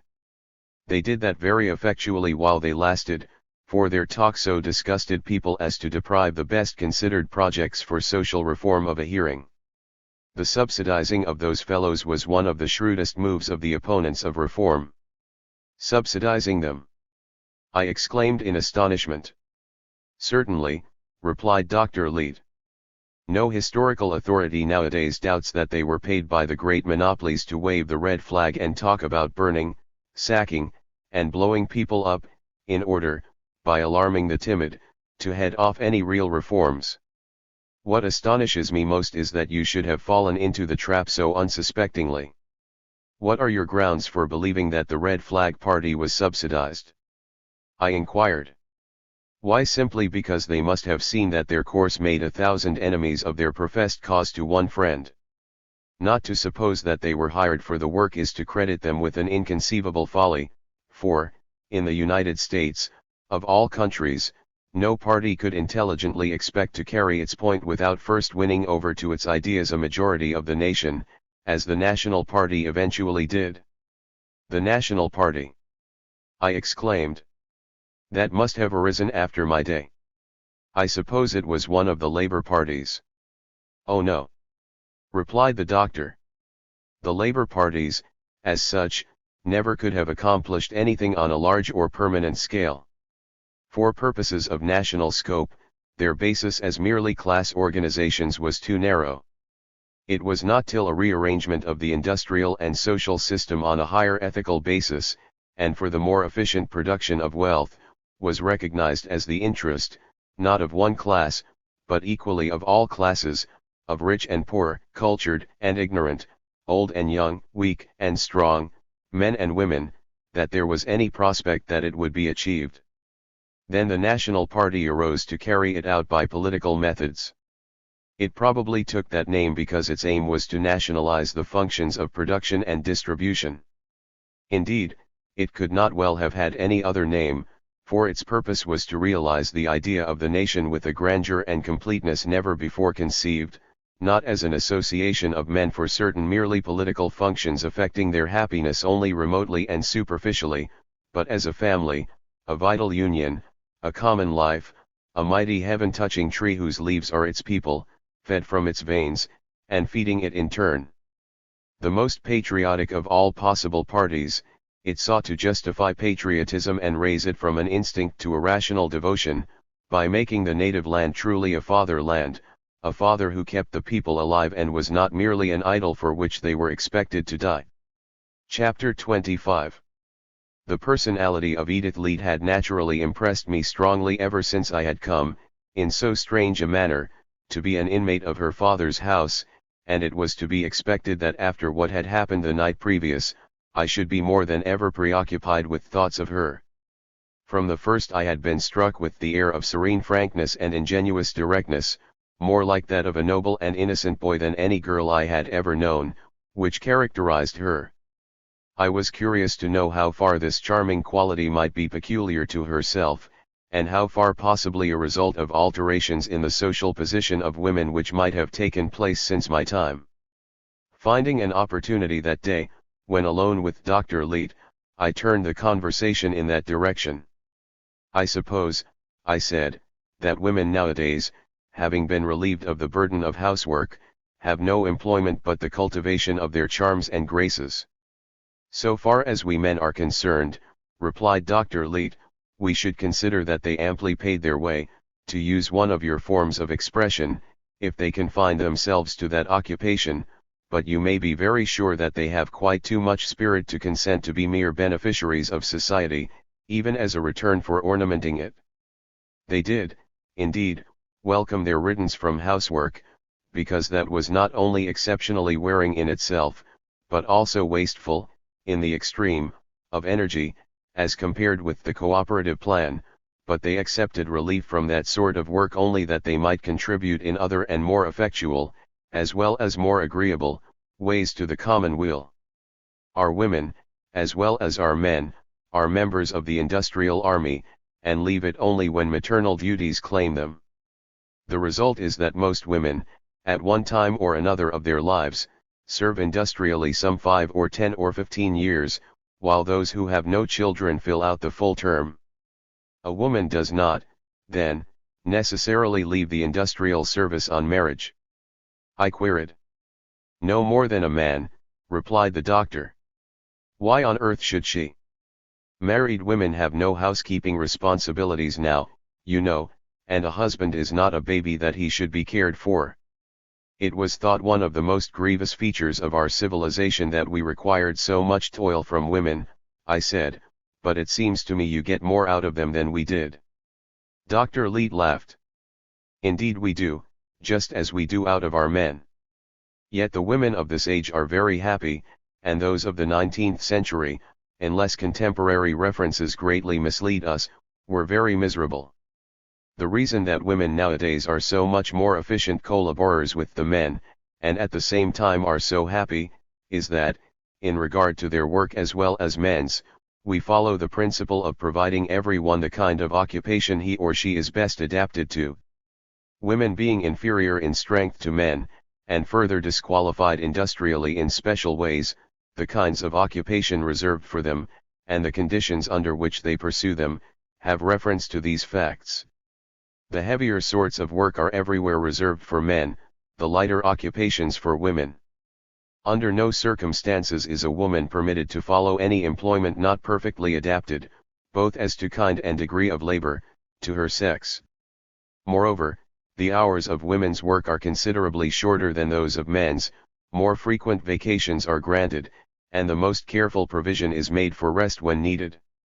The men of this day so well appreciate that they owe to the beauty and grace of women the chief zest of their lives and their main incentive to effort, that they permit them to work at all only because it is fully understood that a certain regular requirement of labor, of a sort adapted to their powers, is well for body and mind, during the period of maximum physical vigor. We believe that the magnificent health which distinguishes our women from those of your day, who seem to have been so generally sickly, is owing largely to the fact that all alike are furnished with healthful and inspiriting occupation. I understood you, I said, that the women workers belong to the army of industry, but how can they be under the same system of ranking and discipline with the men, when the conditions of their labor are so different? They are under an entirely different discipline, replied Dr. Leet, and constitute rather an allied force than an integral part of the army of the men. They have a woman general-in-chief and are under exclusively feminine regime. This general, as also the higher officers, is chosen by the body of women who have passed the time of service, in correspondence with the manner in which the chiefs of the masculine army and the president of the nation are elected. The general of the women's army sits in the cabinet of the president and has a veto on measures respecting women's work, pending appeals to Congress. I should have said, in speaking of the judiciary, that we have women on the bench, appointed by the general of the women, as well as men. Causes in which both parties are women are determined by women judges, and where a man and a woman are parties to a case, a judge of either sex must consent to the verdict. Womanhood seems to be organized as a sort of imperium in imperio in your system, I said. To some extent, Dr. Leet replied, but the inner imperium is one from which you will admit there is not likely to be much danger to the nation. The lack of some such recognition of the distinct individuality of the sexes was one of the innumerable defects of your society. The passional attraction between men and women has too often prevented a perception of the profound differences which make the members of each sex in many things strange to the other, and capable of sympathy only with their own. It is in giving full play to the differences of sex rather than in seeking to obliterate them, as was apparently the effort of some reformers in your day, that the enjoyment of each by itself and the piquancy which each has for the other, are alike enhanced. In your day there was no career for women except in an unnatural rivalry with men. We have given them a world of their own, with its emulations, ambitions, and careers, and I assure you they are very happy in it. It seems to us that women were more than any other class the victims of your civilization. There is something which, even at this distance of time, penetrates one with pathos in the spectacle of their ennuied, undeveloped lives, stunted at marriage, their narrow horizon, bounded so often, physically, by the four walls of home, and morally by a petty circle of personal interests. I speak now, not of the poorer classes, who were generally worked to death, but also of the well-to-do and rich. From the great sorrows, as well as the petty frets of life, they had no refuge in the breezy outdoor world of human affairs, nor any interests save those of the family. Such an existence would have softened men's brains or driven them mad. All that is changed today. No woman is heard nowadays wishing she were a man, nor parents desiring boy rather than girl children.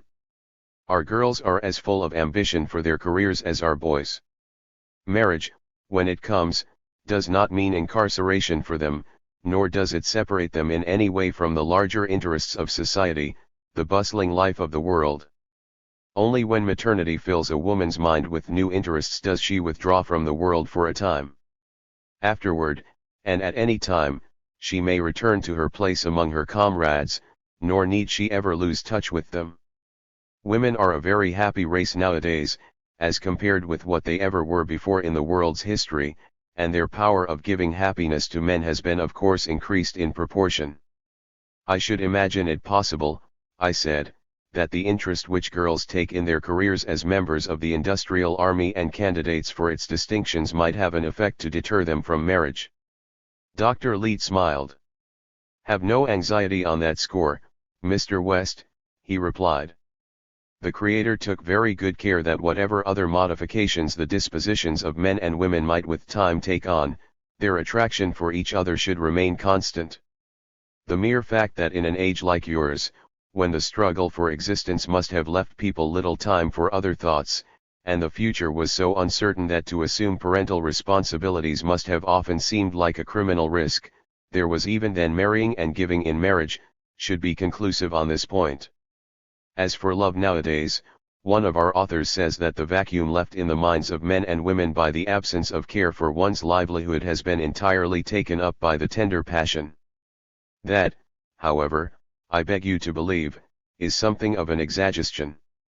For the rest, so far is marriage from being an interference with a woman's career, that the higher positions in the feminine army of industry are intrusted only to women who have been both wives and mothers, as they alone fully represent their sex. Are credit cards issued to the women just as to the men? Certainly. The credits of the women, I suppose, are for smaller sums, owing to the frequent suspension of their labor on account of family responsibilities. Smaller? Exclaimed Dr. Leete. Oh, no. The maintenance of all our people is the same. There are no exceptions to that rule, but if any difference were made on account of the interruptions you speak of, it would be by making the woman's credit larger, not smaller. Can you think of any service constituting a stronger claim on the nation's gratitude than bearing and nursing the nation's children? According to our view, none deserve so well of the world as good parents. There is no task so unselfish, so necessarily without return, though the heart is well rewarded, as the nurture of the children who are to make the world for one another when we are gone. It would seem to follow, from what you have said, that wives are in no way dependent on their husbands for maintenance. Of course they are not, replied Dr. Leete, nor children on their parents either, that is, for means of support, though of course they are for the offices of affection. The child's labor, when he grows up, will go to increase the common stock, not his parents, who will be dead, and therefore he is properly nurtured out of the common stock. The account of every person, man, woman, and child, you must understand, is always with the nation directly, and never through any intermediary, except, of course, that parents, to a certain extent, act for children as their guardians. You see that it is by virtue of the relation of individuals to the nation, of their membership in it, that they are entitled to support, and this title is in no way connected with or affected by their relations to other individuals who are fellow members of the nation with them.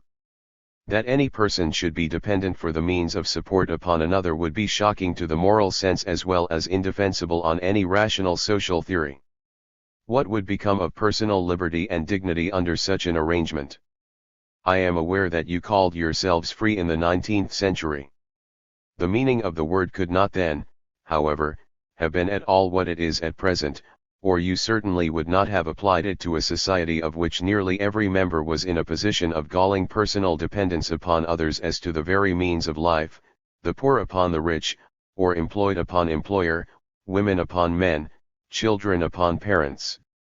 Instead of distributing the product of the nation directly to its members, which would seem the most natural and obvious method, it would actually appear that you had given your minds to devising a plan of hand-to-hand distribution, involving the maximum of personal humiliation to all classes of recipients. As regards the dependence of women upon men for support, which then was usual, of course, natural attraction in case of marriages of love may often have made it endurable, though for spirited women I should fancy it must always have remained humiliating. What, then, must it have been in the innumerable cases where women, with or without the form of marriage, had to sell themselves to men to get their living? Even your contemporaries, callous as they were to most of the revolting aspects of their society, seem to have had an idea that this was not quite as it should be, but, it was still only for pity's sake that they deplored the lot of the women. It did not occur to them that it was robbery as well as cruelty when men seized for themselves the whole product of the world and left women to beg and wheedle for their share. Why, but bless me, Mr. West, I am really running on at a remarkable rate, just as if the robbery, the sorrow and the shame which those poor women endured were not over a century since, or as if you were responsible for what you no doubt deplored as much as I do. I must bear my share of responsibility for the world as it then was, I replied. All I can say in extenuation is that until the nation was ripe for the present system of organized production and distribution, no radical improvement in the position of woman was possible. The root of her disability, as you say, was her personal dependence upon man for her livelihood, and I can imagine no other mode of social organization than that you have adopted, which would have set woman free of man at the same time that it set men free of one another. I suppose, by the way, that so entire a change in the position of women cannot have taken place without affecting in marked ways the social relations of the sexes. That will be a very interesting study for me. The change you will observe, said Dr. Leet, will chiefly be, I think, the entire frankness and unconstraint which now characterizes those relations, as compared with the artificiality which seems to have marked them in your time. The sexes now meet with the ease of perfect equals, suitors to each other for nothing but love. In your time the fact that women were dependent for support on men made the woman in reality the one chiefly benefited by marriage. This fact, so far as we can judge from contemporary records, appears to have been coarsely enough recognized among the lower classes, while among the more polished it was glossed over by a system of elaborate conventionalities which aimed to carry the precisely opposite meaning, namely, that the man was the party chiefly benefited. To keep up this convention it was essential that he should always seem the suitor.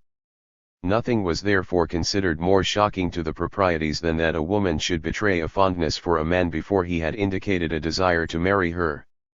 Why, we actually have in our libraries books, by authors of your day, written for no other purpose than to discuss the question whether, under any conceivable circumstances, a woman might, without discredit to her sex, reveal an unsolicited love.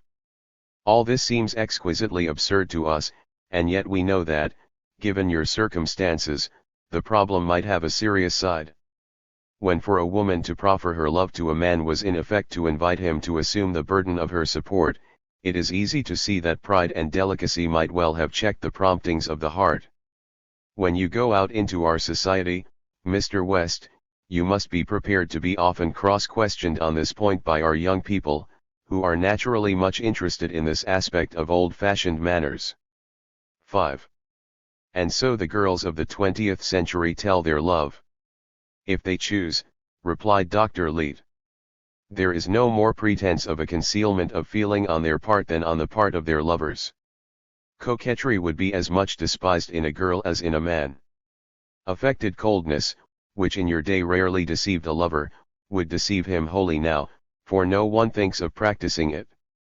One result which must follow from the independence of women I can see for myself, I said. There can be no marriages now except those of inclination. That is a matter of course, replied Dr. Leet. Think of a world in which there are nothing but matches of pure love.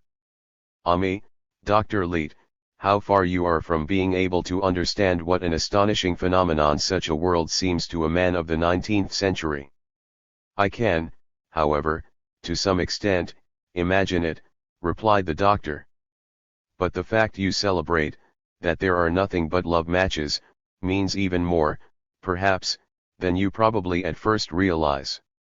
It means that for the first time in human history the principle of sexual selection, with its tendency to preserve and transmit the better types of the race, and let the inferior types drop out, has unhindered operation.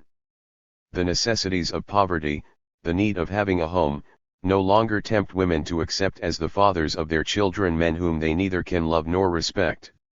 Wealth and rank no longer divert attention from personal qualities.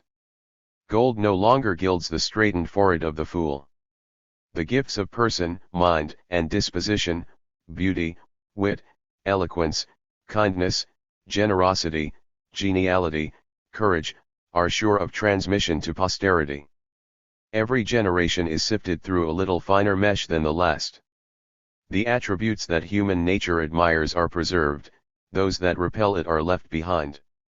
There are, of course, a great many women who with love must mingle admiration, and seek to wed greatly, but these not the less obey the same law, for to wed greatly now is not to marry men of fortune or title, but those who have risen above their fellows by the solidity or brilliance of their services to humanity. These form nowadays the only aristocracy with which alliance is distinction. You were speaking, a day or two ago, of the physical superiority of our people to your contemporaries. Perhaps more important than any of the causes I mentioned then as tending to race purification has been the effect of untrammeled sexual selection upon the quality of 2 or 3 successive generations. I believe that when you have made a fuller study of our people you will find in them not only a physical, but a mental and moral improvement.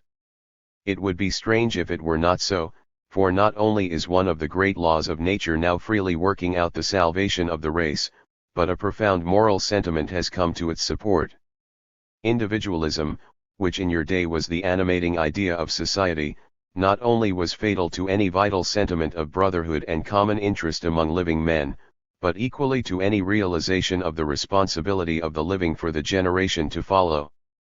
Today the sense of responsibility, practically unrecognized in all previous ages, has become one of the great ethical ideas of the race, reinforcing, with an intense conviction of duty, the natural impulse to seek in marriage the best and noblest of the other sex. The result is, that not all the encouragements and incentives of every sort which we have provided to develop industry, talent, genius, excellence of whatever kind, are comparable in their effect on our young men with the fact that our women sit aloft as judges of the race and reserve themselves to reward the winners. Of all the whips and spurs and baits and prizes, there is none like the thought of the radiant faces which the laggards will find averted. Celibates nowadays are almost invariably men who have failed to acquit themselves creditably in the work of life. The woman must be a courageous one, with a very evil sort of courage, too, whom pity for one of these unfortunates should lead to defy the opinion of her generation, for otherwise she is free so far as to accept him for a husband. I should add that, more exacting and difficult to resist than any other element in that opinion, she would find the sentiment of her own sex. Our women have risen to the full height of their responsibility as the wardens of the world to come, to whose keeping the keys of the future are confided. Their feeling of duty in this respect amounts to a sense of religious consecration. It is a cult in which they educate their daughters from childhood. After going to my room that night, I sat up late to read a romance of Berrien, handed me by Dr. Leete, the plot of which turned on a situation suggested by his last words, concerning the modern view of parental responsibility. A similar situation would almost certainly have been treated by a 19th-century romancist so as to excite the morbid sympathy of the reader with the sentimental selfishness of the lovers, and his resentment toward the unwritten law which they outraged. I need not describe for who has not read Ruth Elton, how different is the course which Berrien takes, and with what tremendous effect he enforces the principle which he states: over the unborn our power is that of God, and our responsibility like his toward us. As we acquit ourselves toward them, so let him deal with us. Chapter 26. I think if a person were ever excusable for losing track of the days of the week, the circumstances excused me. Indeed, if I had been told that the method of reckoning time had been wholly changed and the days were now counted in lots of 5, 10, or 15 instead of 7, I should have been in no way surprised after what I had already heard and seen of the 20th century. The first time that any inquiry as to the days of the week occurred to me was the morning following the conversation related in the last chapter. At the breakfast table Dr. Leete asked me if I would care to hear a sermon. "Is it Sunday, then?" I exclaimed. Yes, he replied. It was on Friday, you see, when we made the lucky discovery of the buried chamber to which we owe your society this morning. It was on Saturday morning, soon after midnight, that you first awoke, and Sunday afternoon when you awoke the second time with faculties fully regained. So you still have Sundays and sermons, I said. We had prophets who foretold that long before this time the world would have dispensed with both. I am very curious to know how the ecclesiastical systems fit in with the rest of your social arrangements. I suppose you have a sort of national church with official clergymen. Dr. Leete laughed, and Mrs. Leete and Edith seemed greatly amused. Why, Mr. West, Edith said, what odd people you must think us. You were quite done with national religious establishments in the 19th century, and did you fancy we had gone back to them? But how can voluntary churches and an unofficial clerical profession be reconciled with national ownership of all buildings, and the industrial service required of all men? I answered.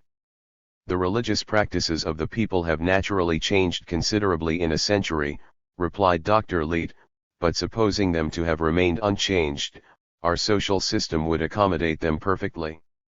The nation supplies any person or number of persons with buildings on guarantee of the rent, and they remain tenants while they pay it. As for the clergymen, if a number of persons wish the services of an individual for any particular end of their own, apart from the general service of the nation, they can always secure it, with that individual's own consent, of course, just as we secure the service of our editors, by contributing from their credit cards an indemnity to the nation for the loss of his services in general industry. This indemnity paid the nation for the individual answers to the salary in your day paid to the individual himself, and the various applications of this principle leave private initiative full play in all details to which national control is not applicable. Now, as to hearing a sermon today, if you wish to do so, you can either go to a church to hear it or stay at home. How am I to hear it if I stay at home? Simply by accompanying us to the music room at the proper hour and selecting an easy chair.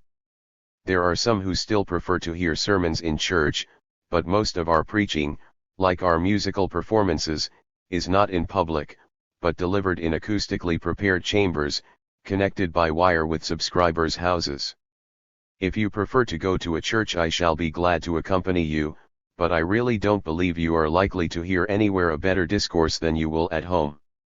I see by the paper that Mr. Barton is to preach this morning, and he preaches only by telephone, and to audiences often reaching 150,000. The novelty of the experience of hearing a sermon under such circumstances would incline me to be one of Mr. Barton's hearers, if for no other reason, I said.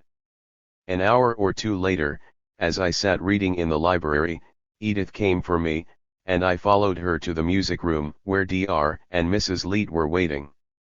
We had not more than seated ourselves comfortably when the tinkle of a bell was heard, and a few moments after the voice of a man, at the pitch of ordinary conversation, addressed us, with an effect of proceeding from an invisible person in the room. This was what the voice said. Mr. Barton's sermon. We have had among us, during the past week, a critic from the 19th century, a living representative of the epoch of our great-grandparents. It would be strange if a fact so extraordinary had not somewhat strongly affected our imaginations. Perhaps most of us have been stimulated to some effort to realize the society of a century ago, and figure to ourselves what it must have been like to live then. In inviting you now to consider certain reflections upon this subject which have occurred to me, I presume that I shall rather follow than divert the course of your own thoughts. Edith whispered something to her father at this point, to which he nodded assent and turned to me. Mr. West, he said, Edith suggests that you may find it slightly embarrassing to listen to a discourse on the lines Mr. Barton is laying down, and if so, you need not be cheated out of a sermon. She will connect us with Mr. Sweetzer's speaking room if you say so, and I can still promise you a very good discourse. No, I said. Believe me, I would much rather hear what Mr. Barton has to say. As you please, replied my host. When her father spoke to me, Edith had touched a screw, and the voice of Mr. Barton had ceased abruptly. Now at another touch the room was once more filled with the earnest sympathetic tones which had already impressed me most favorably. I venture to assume that one effect has been common with us as a result of this effort at retrospection, and that it has been to leave us more than ever amazed at the stupendous change which one brief century has made in the material and moral conditions of humanity. Still, as regards the contrast between the poverty of the nation and the world in the 19th century and their wealth now, it is not greater, possibly, than had been before seen in human history, perhaps not greater, for example, than that between the poverty of this country during the earliest colonial period of the 17th century and the relatively great wealth it had attained at the close of the 19th, or between the England of William the Conqueror and that of Victoria. Although the aggregate riches of a nation did not then, as now, afford any accurate criterion of the masses of its people, yet instances like these afford partial parallels for the merely material side of the contrast between the 19th and the 20th centuries. It is when we contemplate the moral aspect of that contrast that we find ourselves in the presence of a phenomenon for which history offers no precedent, however far back we may cast our eye. One might almost be excused who should exclaim, here, surely, is something like a miracle. Nevertheless, when we give over idle wonder, and begin to examine the seeming prodigy critically, we find it no prodigy at all, much less a miracle. It is not necessary to suppose a moral new birth of humanity, or a wholesale destruction of the wicked and survival of the good, to account for the fact before us. It finds its simple and obvious explanation in the reaction of a changed environment upon human nature. It means merely that a form of society which was founded on the pseudo-self-interest of selfishness, and appealed solely to the antisocial and brutal side of human nature, has been replaced by institutions based on the true self-interest of irrational unselfishness, and appealing to the social and generous instincts of men. My friends, if you would see men again the beasts of prey they seemed in the 19th century, all you have to do is to restore the old social and industrial system, which taught them to view their natural prey in their fellow men, and find their gain in the loss of others. No doubt it seems to you that no necessity, however dire, would have tempted you to subsist on what superior skill or strength enabled you to wrest from others equally needy. But suppose it were not merely your own life that you were responsible for. I know well that there must have been many a man among our ancestors who, if it had been merely a question of his own life, would sooner have given it up than nourished it by bread snatched from others. But this he was not permitted to do. He had dear lives dependent on him. Men loved women in those days, as now. God knows how they dared be fathers, but they had babies as sweet, no doubt, to them as ours to us, whom they must feed, clothe, educate. The gentlest creatures are fierce when they have young to provide for, and in that wolfish society the struggle for bread borrowed a peculiar desperation from the tenderest sentiments. For the sake of those dependent on him, a man might not choose, but must plunge into the foul fight, cheat, overreach, supplant, defraud, buy below worth and sell above, break down the business by which his neighbor fed his young ones, tempt men to buy what they ought not and to sell what they should not, grind his laborers, sweat his debtors, cozen his creditors. Though a man sought it carefully with tears, it was hard to find a way in which he could earn a living and provide for his family except by pressing in before some weaker rival and taking the food from his mouth. Even the ministers of religion were not exempt from this cruel necessity. While they warned their flocks against the love of money, regard for their families compelled them to keep an outlook for the pecuniary prizes of their calling. Poor fellows, theirs was indeed a trying business, preaching to men a generosity and unselfishness which they and everybody knew would, in the existing state of the world, reduce to poverty those who should practice them, laying down laws of conduct which the law of self-preservation compelled men to break. Looking on the inhuman spectacle of society, these worthy men bitterly bemoaned the depravity of human nature, as if angelic nature would not have been debauched in such a devil's school. Ah, my friends, believe me, it is not now in this happy age that humanity is proving the divinity within it. It was rather in those evil days when not even the fight for life with one another, the struggle for mere existence, in which mercy was folly, could wholly banish generosity and kindness from the earth. It is not hard to understand the desperation with which men and women, who under other conditions would have been full of gentleness and truth, fought and tore each other in the scramble for gold, when we realize what it meant to miss it, what poverty was in that day. For the body it was hunger and thirst, torment by heat and frost, in sickness neglect, in health unremitting toil. For the moral nature it meant oppression, contempt, and the patient endurance of indignity, brutish associations from infancy, the loss of all the innocence of childhood, the grace of womanhood, the dignity of manhood. For the mind it meant the death of ignorance, the torpor of all those faculties which distinguish us from brutes, the reduction of life to a round of bodily functions. Ah, my friends, if such a fate as this were offered you and your children as the only alternative of success in the accumulation of wealth, how long do you fancy would you be in sinking to the moral level of your ancestors?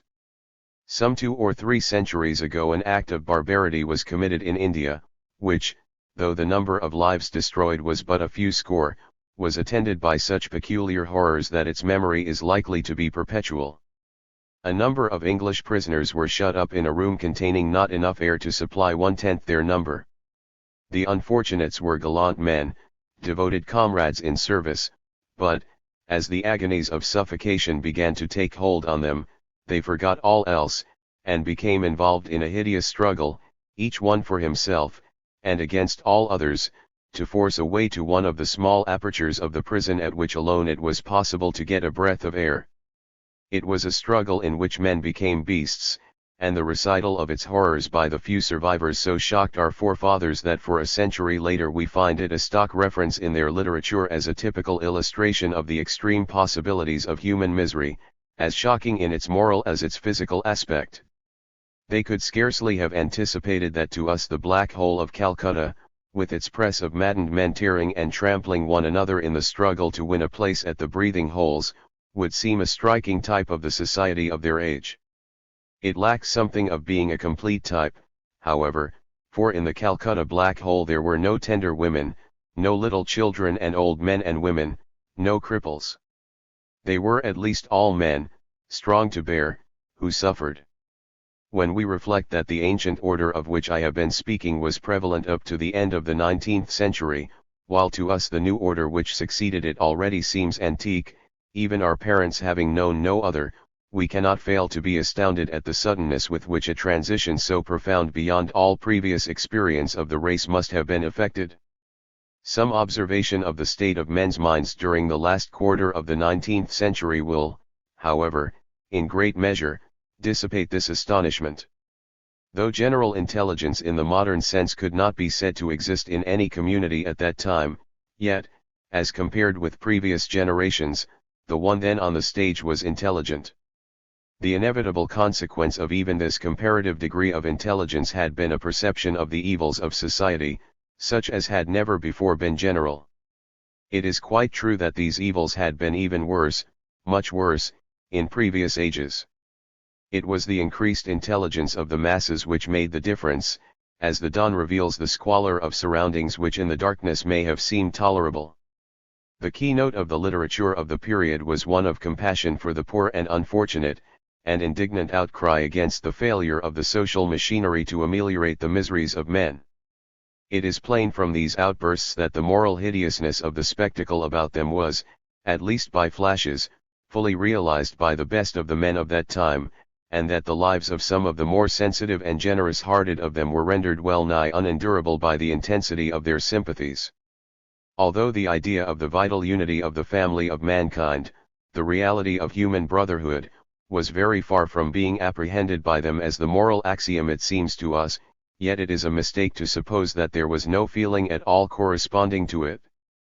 I could read you passages of great beauty from some of their writers which show that the conception was clearly attained by a few, and no doubt vaguely by many more.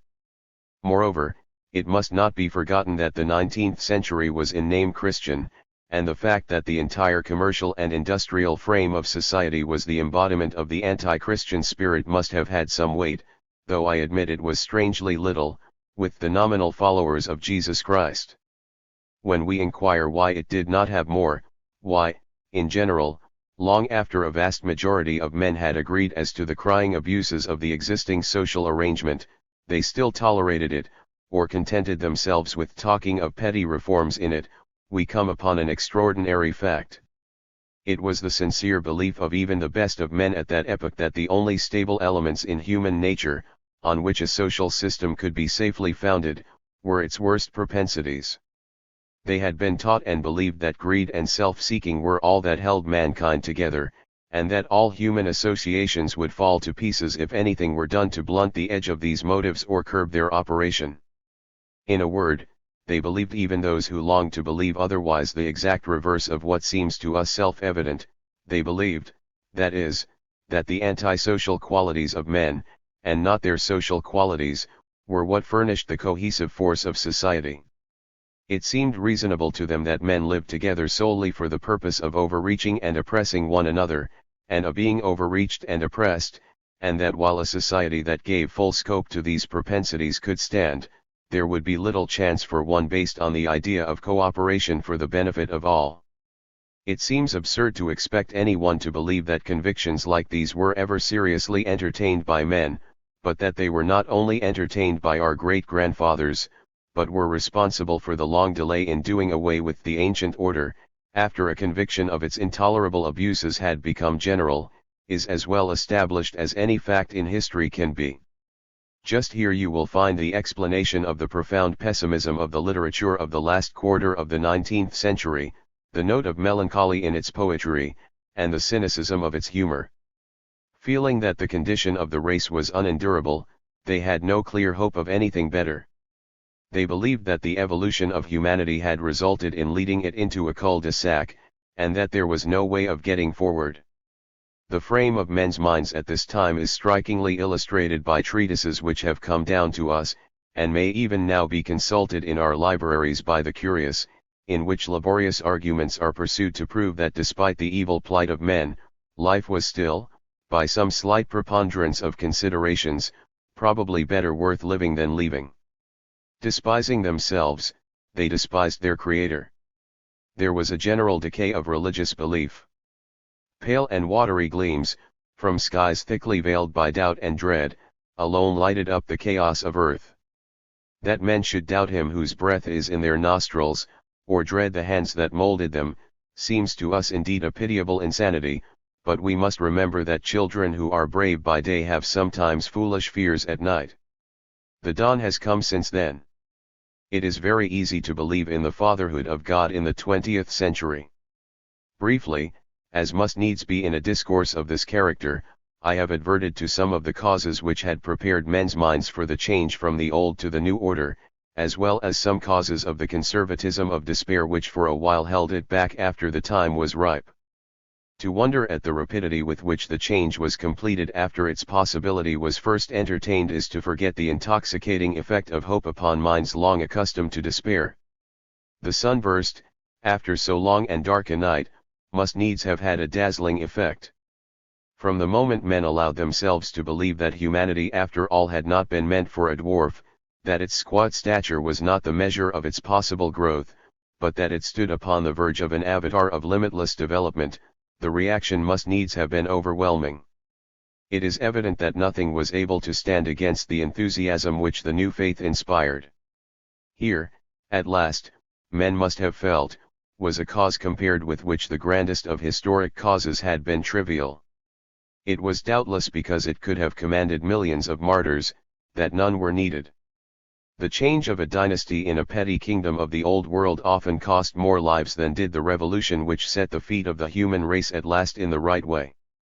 Doubtless it ill beseems one to whom the boon of life in our resplendent age has been vouchsafed to wish his destiny other, and yet I have often thought that I would fain exchange my share in this serene and golden day for a place in that stormy epoch of transition, when heroes burst the barred gate of the future and revealed to the kindling gaze of a hopeless race, in place of the blank wall that had closed its path, a vista of progress whose end, for very excess of light, still dazzles us. Ah, my friends! Who will say that to have lived then, when the weakest influence was a lever to whose touch the centuries trembled, was not worth a share even in this era of fruition. You know the story of that last, greatest, and most bloodless of revolutions.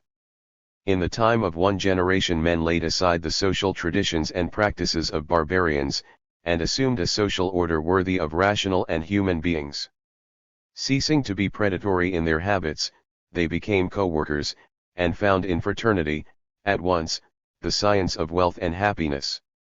What shall I eat and drink, and wherewithal shall I be clothed, stated as a problem beginning and ending in self, had been an anxious and an endless one.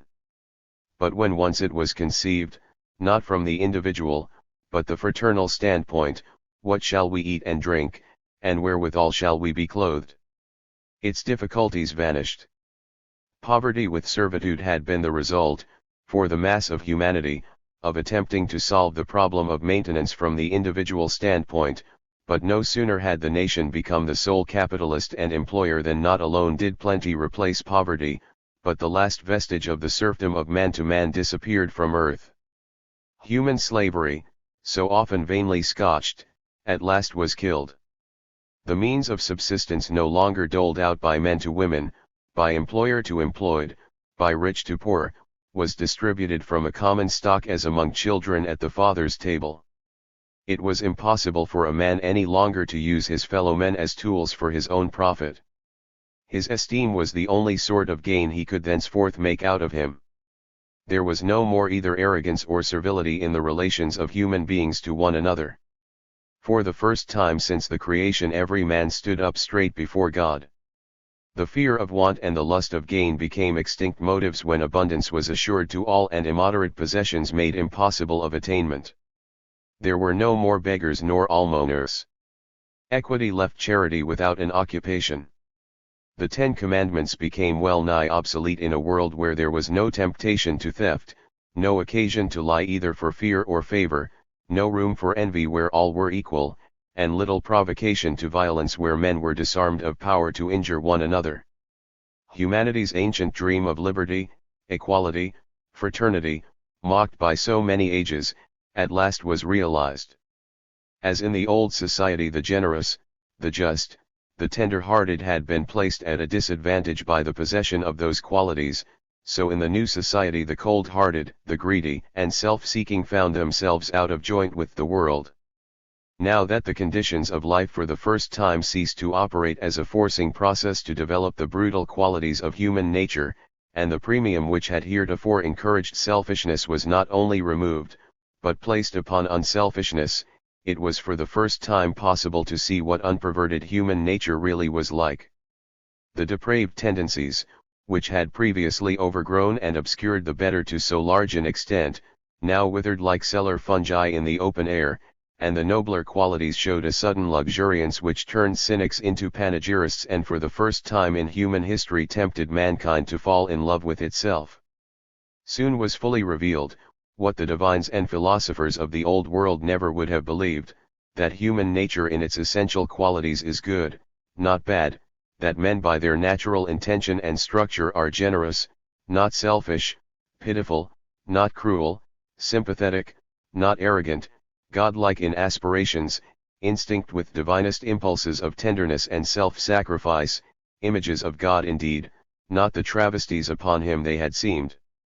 The constant pressure, through numberless generations, of conditions of life which might have perverted angels, had not been able to essentially alter the natural nobility of the stock, and these conditions once removed, like a bent tree, it had sprung back to its normal uprightness. To put the whole matter in the nutshell of a parable, let me compare humanity in the olden time to a rosebush planted in a swamp, watered with black bog water, breathing miasmatic fogs by day, and chilled with poison dews at night. Innumerable generations of gardeners had done their best to make it bloom, but beyond an occasional half-opened bud with a worm at the heart, their efforts had been unsuccessful. Many, indeed, claimed that the bush was no rosebush at all, but a noxious shrub, fit only to be uprooted and burned. The gardeners, for the most part, however, held that the bush belonged to the rose family, but had some ineradicable taint about it, which prevented the buds from coming out, and accounted for its generally sickly condition. There were a few, indeed, who maintained that the stock was good enough, that the trouble was in the bog, and that under more favorable conditions the plant might be expected to do better. But these persons were not regular gardeners, and being condemned by the latter as mere theorists and daydreamers, were, for the most part, so regarded by the people. Moreover, urged some eminent moral philosophers, even conceding for the sake of the argument that the bush might possibly do better elsewhere, it was a more valuable discipline for the buds to try to bloom in a bog than it would be under more favorable conditions. The buds that succeeded in opening might indeed be very rare, and the flowers pale and scentless, but they represented far more moral effort than if they had bloomed spontaneously in a garden. The regular gardeners and the moral philosophers had their way.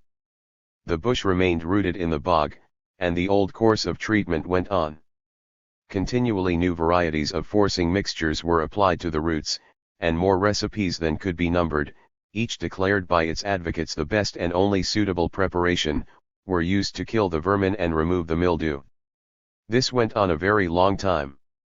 Occasionally someone claimed to observe a slight improvement in the appearance of the bush, but there were quite as many who declared that it did not look so well as it used to.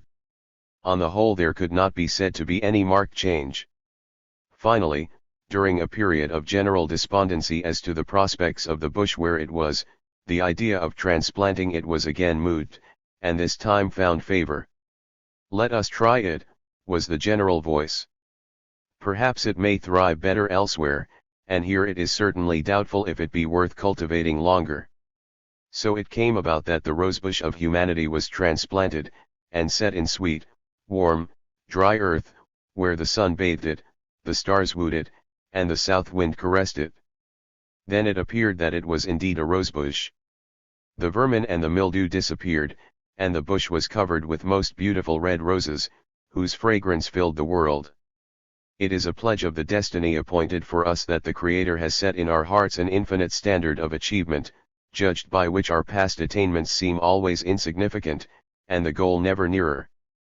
Had our forefathers conceived a state of society in which men should live together like brethren dwelling in unity, without strifes or envying, violence or overreaching, and where, at the price of a degree of labor not greater than health demands, in their chosen occupations, they should be wholly freed from care for the morrow and left with no more concern for their livelihood than trees which are watered by unfailing streams. Had they conceived such a condition, I say, it would have seemed to them nothing less than paradise.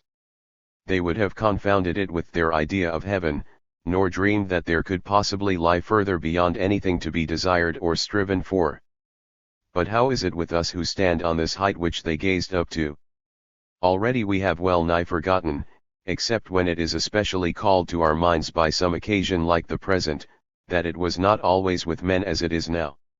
It is a strain on our imaginations to conceive the social arrangements of our immediate ancestors. We find them grotesque. The solution of the problem of physical maintenance so as to banish care and crime, so far from seeming to us an ultimate attainment, appears but as a preliminary to anything like real human progress. We have but relieved ourselves of an impertinent and needless harassment which hindered our ancestor from undertaking the real ends of existence. We are merely stripped for the race, no more. We are like a child which has just learned to stand upright and to walk. It is a great event, from the child's point of view, when he first walks. Perhaps he fancies that there can be little beyond that achievement, but a year later he has forgotten that he could not always walk. His horizon did but widen when he rose, and enlarge as he moved. A great event indeed, in one sense, was his first step, but only as a beginning, not as the end. His true career was but then first entered on. The enfranchisement of humanity in the last century, from mental and physical absorption in working and scheming for the mere bodily necessities, may be regarded as a species of second birth of the race, without which its first birth to an existence that was but a burden would forever have remained unjustified, but whereby it is now abundantly vindicated. Since then, humanity has entered on a new phase of spiritual development, an evolution of higher faculties, the very existence of which in human nature our ancestors scarcely suspected. In place of the dreary hopelessness of the 19th century, its profound pessimism as to the future of humanity. The animating idea of the present age is an enthusiastic conception of the opportunities of our earthly existence, and the unbounded possibilities of human nature. The betterment of mankind from generation to generation, physically, mentally, morally, is recognized as the one great object supremely worthy of effort and of sacrifice. We believe the race for the first time to have entered on the realization of God's ideal of it, and each generation must now be a step upward. Do you ask what we look for when unnumbered generations shall have passed away? I answer, the way stretches far before us, but the end is lost in light. For twofold is the return of man to God who is our home, the return of the individual by the way of death, and the return of the race by the fulfillment of the evolution, when the divine secret hidden in the germ shall be perfectly unfolded. With a tear for the dark past, turn we then to the dazzling future, and, veiling our eyes, press forward. The long and weary winter of the race is ended. Its summer has begun. Humanity has burst the chrysalis. The heavens are before it.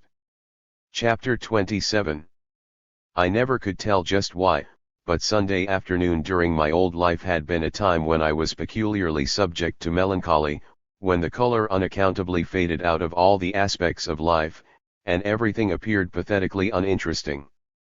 The hours, which in general were wont to bear me easily on their wings, lost the power of flight, and toward the close of the day, drooping quite to earth, had fairly to be dragged along by main strength. Perhaps it was partly owing to the established association of ideas that, despite the utter change in my circumstances, I fell into a state of profound depression on the afternoon of this my first Sunday in the 20th century. It was not, however, on the present occasion a depression without specific cause, the mere vague melancholy I have spoken of, but a sentiment suggested and certainly quite justified by my position. The sermon of Mr. Barton, with its constant implication of the vast moral gap between the century to which I belonged and that in which I found myself, had had an effect strongly to accentuate my sense of loneliness in it. Considerately and philosophically as he had spoken, his words could scarcely have failed to leave upon my mind a strong impression of the mingled pity, curiosity, and aversion which I, as a representative of an abhorred epoch, must excite in all around me. The extraordinary kindness with which I had been treated by Dr. Leete and his family, and especially the goodness of Edith, had hitherto prevented my fully realizing that their real sentiment toward me must necessarily be that of the whole generation to which they belonged. The recognition of this, as regarded Dr. Leete and his amiable wife, however painful, I might have endured, but the conviction that Edith must share their feeling was more than I could bear. The crushing effect with which this belated perception of a fact so obvious came to me opened my eyes fully to something which perhaps the reader has already suspected. I loved Edith. Was it strange that I did? The affecting occasion on which our intimacy had begun, when her hands had drawn me out of the whirlpool of madness, the fact that her sympathy was the vital breath which had set me up in this new life and enabled me to support it, my habit of looking to her as the mediator between me and the world around in a sense that even her father was not. These were circumstances that had predetermined a result which her remarkable loveliness of person and disposition would alone have accounted for. It was quite inevitable that she should have come to seem to me, in a sense quite different from the usual experience of lovers, the only woman in this world. Now that I had become suddenly sensible of the fatuity of the hopes I had begun to cherish, I suffered not merely what another lover might, but in addition a desolate loneliness, an utter forlornness, such as no other lover, however unhappy, could have felt. My hosts evidently saw that I was depressed in spirits, and did their best to divert me. Edith especially, I could see, was distressed for me, but according to the usual perversity of lovers, having once been so mad as to dream of receiving something more from her, there was no longer any virtue for me in a kindness that I knew was only sympathy. Toward nightfall, after secluding myself in my room most of the afternoon, I went into the garden to walk about. The day was overcast, with an autumnal flavor in the warm, still air. Finding myself near the excavation, I entered the subterranean chamber and sat down there. This, I muttered to myself, is the only home I have.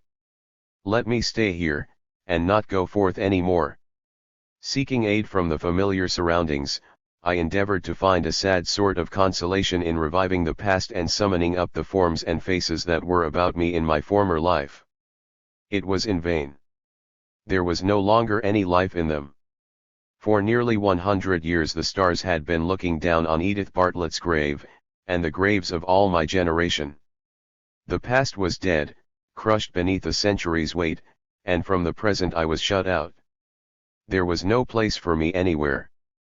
I was neither dead nor properly alive. Forgive me for following you. I looked up. Edith stood in the door of the subterranean room, regarding me smilingly, but with eyes full of sympathetic distress.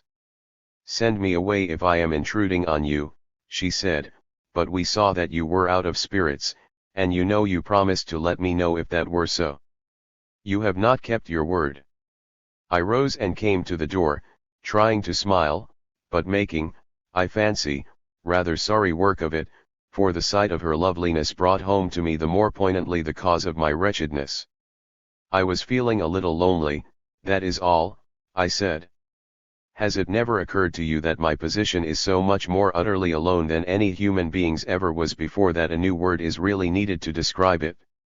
Oh, you must not talk that way, you must not let yourself feel that way, you must not, she exclaimed, with moistened eyes. Are we not your friends? It is your own fault if you will not let us be. You need not be lonely. You are good to me beyond my power of understanding, I said, but don't you suppose that I know it is pity merely, sweet pity, but pity only. I should be a fool not to know that I cannot seem to you as other men of your own generation do, but as some strange uncanny being, a stranded creature of an unknown sea, whose forlornness touches your compassion despite its grotesqueness. I have been so foolish, you were so kind, as to almost forget that this must needs be so, and to fancy I might in time become naturalized, as we used to say, in this age, so as to feel like one of you and to seem to you like the other men about you. But Mr. Barton's sermon taught me how vain such a fancy is, how great the gulf between us must seem to you. Oh, that miserable sermon! She exclaimed, fairly crying now in her sympathy, I wanted you not to hear it. What does he know of you? He has read in old musty books about your times, that is all. What do you care about him, to let yourself be vexed by anything he said? Isn't it anything to you, that we who know you feel differently? Don't you care more about what we think of you than what he does who never saw you? Oh, Mr. West. You don't know, you can't think, how it makes me feel to see you so forlorn. I can't have it so. What can I say to you? How can I convince you how different our feeling for you is from what you think? As before, in that other crisis of my fate when she had come to me, she extended her hands toward me in a gesture of helpfulness, and, as then, I caught and held them in my own, her bosom heaved with strong emotion, and little tremors in the fingers which I clasped emphasized the depth of her feeling. In her face, pity contended in a sort of divine spite against the obstacles which reduced it to impotence. Womanly compassion surely never wore a guise more lovely. Such beauty and such goodness quite melted me, and it seemed that the only fitting response I could make was to tell her just the truth. Of course I had not a spark of hope, but on the other hand I had no fear that she would be angry. She was too pitiful for that. So I said presently, it is very ungrateful in me not to be satisfied with such kindness as you have shown me, and are showing me now. But are you so blind as not to see why they are not enough to make me happy? Don't you see that it is because I have been mad enough to love you? At my last words she blushed deeply and her eyes fell before mine, but she made no effort to withdraw her hands from my clasp. For some moments she stood so, panting a little. Then blushing deeper than ever, but with a dazzling smile, she looked up. Are you sure it is not you who are blind? She said. That was all, but it was enough, for it told me that, unaccountable, incredible as it was, this radiant daughter of a golden age had bestowed upon me not alone her pity, but her love. Still, I half believed I must be under some blissful hallucination even as I clasped her in my arms. If I am beside myself, I cried, let me remain so. It is I whom you must think beside myself, she panted, escaping from my arms when I had barely tasted the sweetness of her lips. Oh! Oh! What must you think of me almost to throw myself in the arms of one I have known but a week? I did not mean that you should find it out so soon, but I was so sorry for you I forgot what I was saying. No, no, you must not touch me again till you know who I am. After that, sir, you shall apologize to me very humbly for thinking, as I know you do, that I have been over quick to fall in love with you. After you know who I am, you will be bound to confess that it was nothing less than my duty to fall in love with you at first sight, and that no girl of proper feeling in my place could do otherwise. As may be supposed, I would have been quite content to waive explanations, but Edith was resolute that there should be no more kisses until she had been vindicated from all suspicion of precipitancy in the bestowal of her affections, and I was fain to follow the lovely enigma into the house. Having come where her mother was, she blushingly whispered something in her ear and ran away, leaving us together. It then appeared that, strange as my experience had been, I was now first to know what was perhaps its strangest feature. From Mrs. Leete I learned that Edith was the great-granddaughter of no other than my lost love, Edith Bartlett. After mourning me for 14 years, she had made a marriage of esteem, and left a son who had been Mrs. Leete's father. Mrs. Leete had never seen her grandmother, but had heard much of her, and, when her daughter was born, gave her the name of Edith. This fact might have tended to increase the interest which the girl took, as she grew up, in all that concerned her aunt's stress, and especially the tragic story of the supposed death of the lover, whose wife she expected to be, in the conflagration of his house. It was a tale well calculated to touch the sympathy of a romantic girl, and the fact that the blood of the unfortunate heroine was in her own veins naturally heightened Edith's interest in it. A portrait of Edith Bartlett and some of her papers, including a packet of my own letters, were among the family heirlooms. The picture represented a very beautiful young woman about whom it was easy to imagine all manner of tender and romantic things. My letters gave Edith some material for forming a distinct idea of my personality, and both together sufficed to make the sad old story very real to her. She used to tell her parents, half jestingly, that she would never marry till she found a lover like Julian West, and there were none such nowadays. Now all this, of course, was merely the daydreaming of a girl whose mind had never been taken up by a love affair of her own, and would have had no serious consequence but for the discovery that morning of the buried vault in her father's garden and the revelation of the identity of its inmate. For when the apparently lifeless form had been borne into the house, the face in the locket found upon the breast was instantly recognized as that of Edith Bartlett, and by that fact, taken in connection with the other circumstances, they knew that I was no other than Julian West. Even had there been no thought, as at first there was not, of my resuscitation, Mrs. Leete said she believed that this event would have affected her daughter in a critical and lifelong manner. The presumption of some subtle ordering of destiny, involving her fate with mine, would under all circumstances have possessed an irresistible fascination for almost any woman.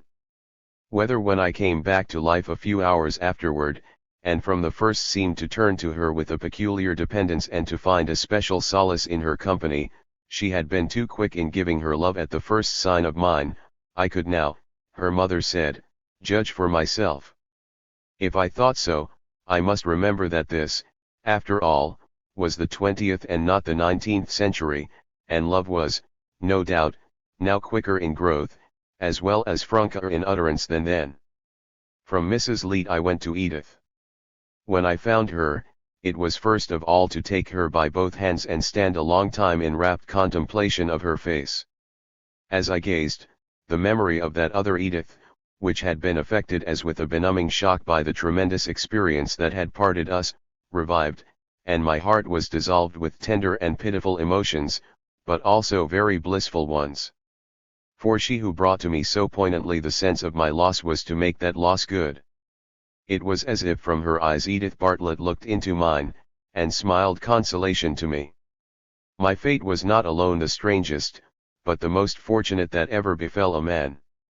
A double miracle had been wrought for me. I had not been stranded upon the shore of this strange world to find myself alone and companionless. My love, whom I had dreamed lost, had been re-embodied for my consolation.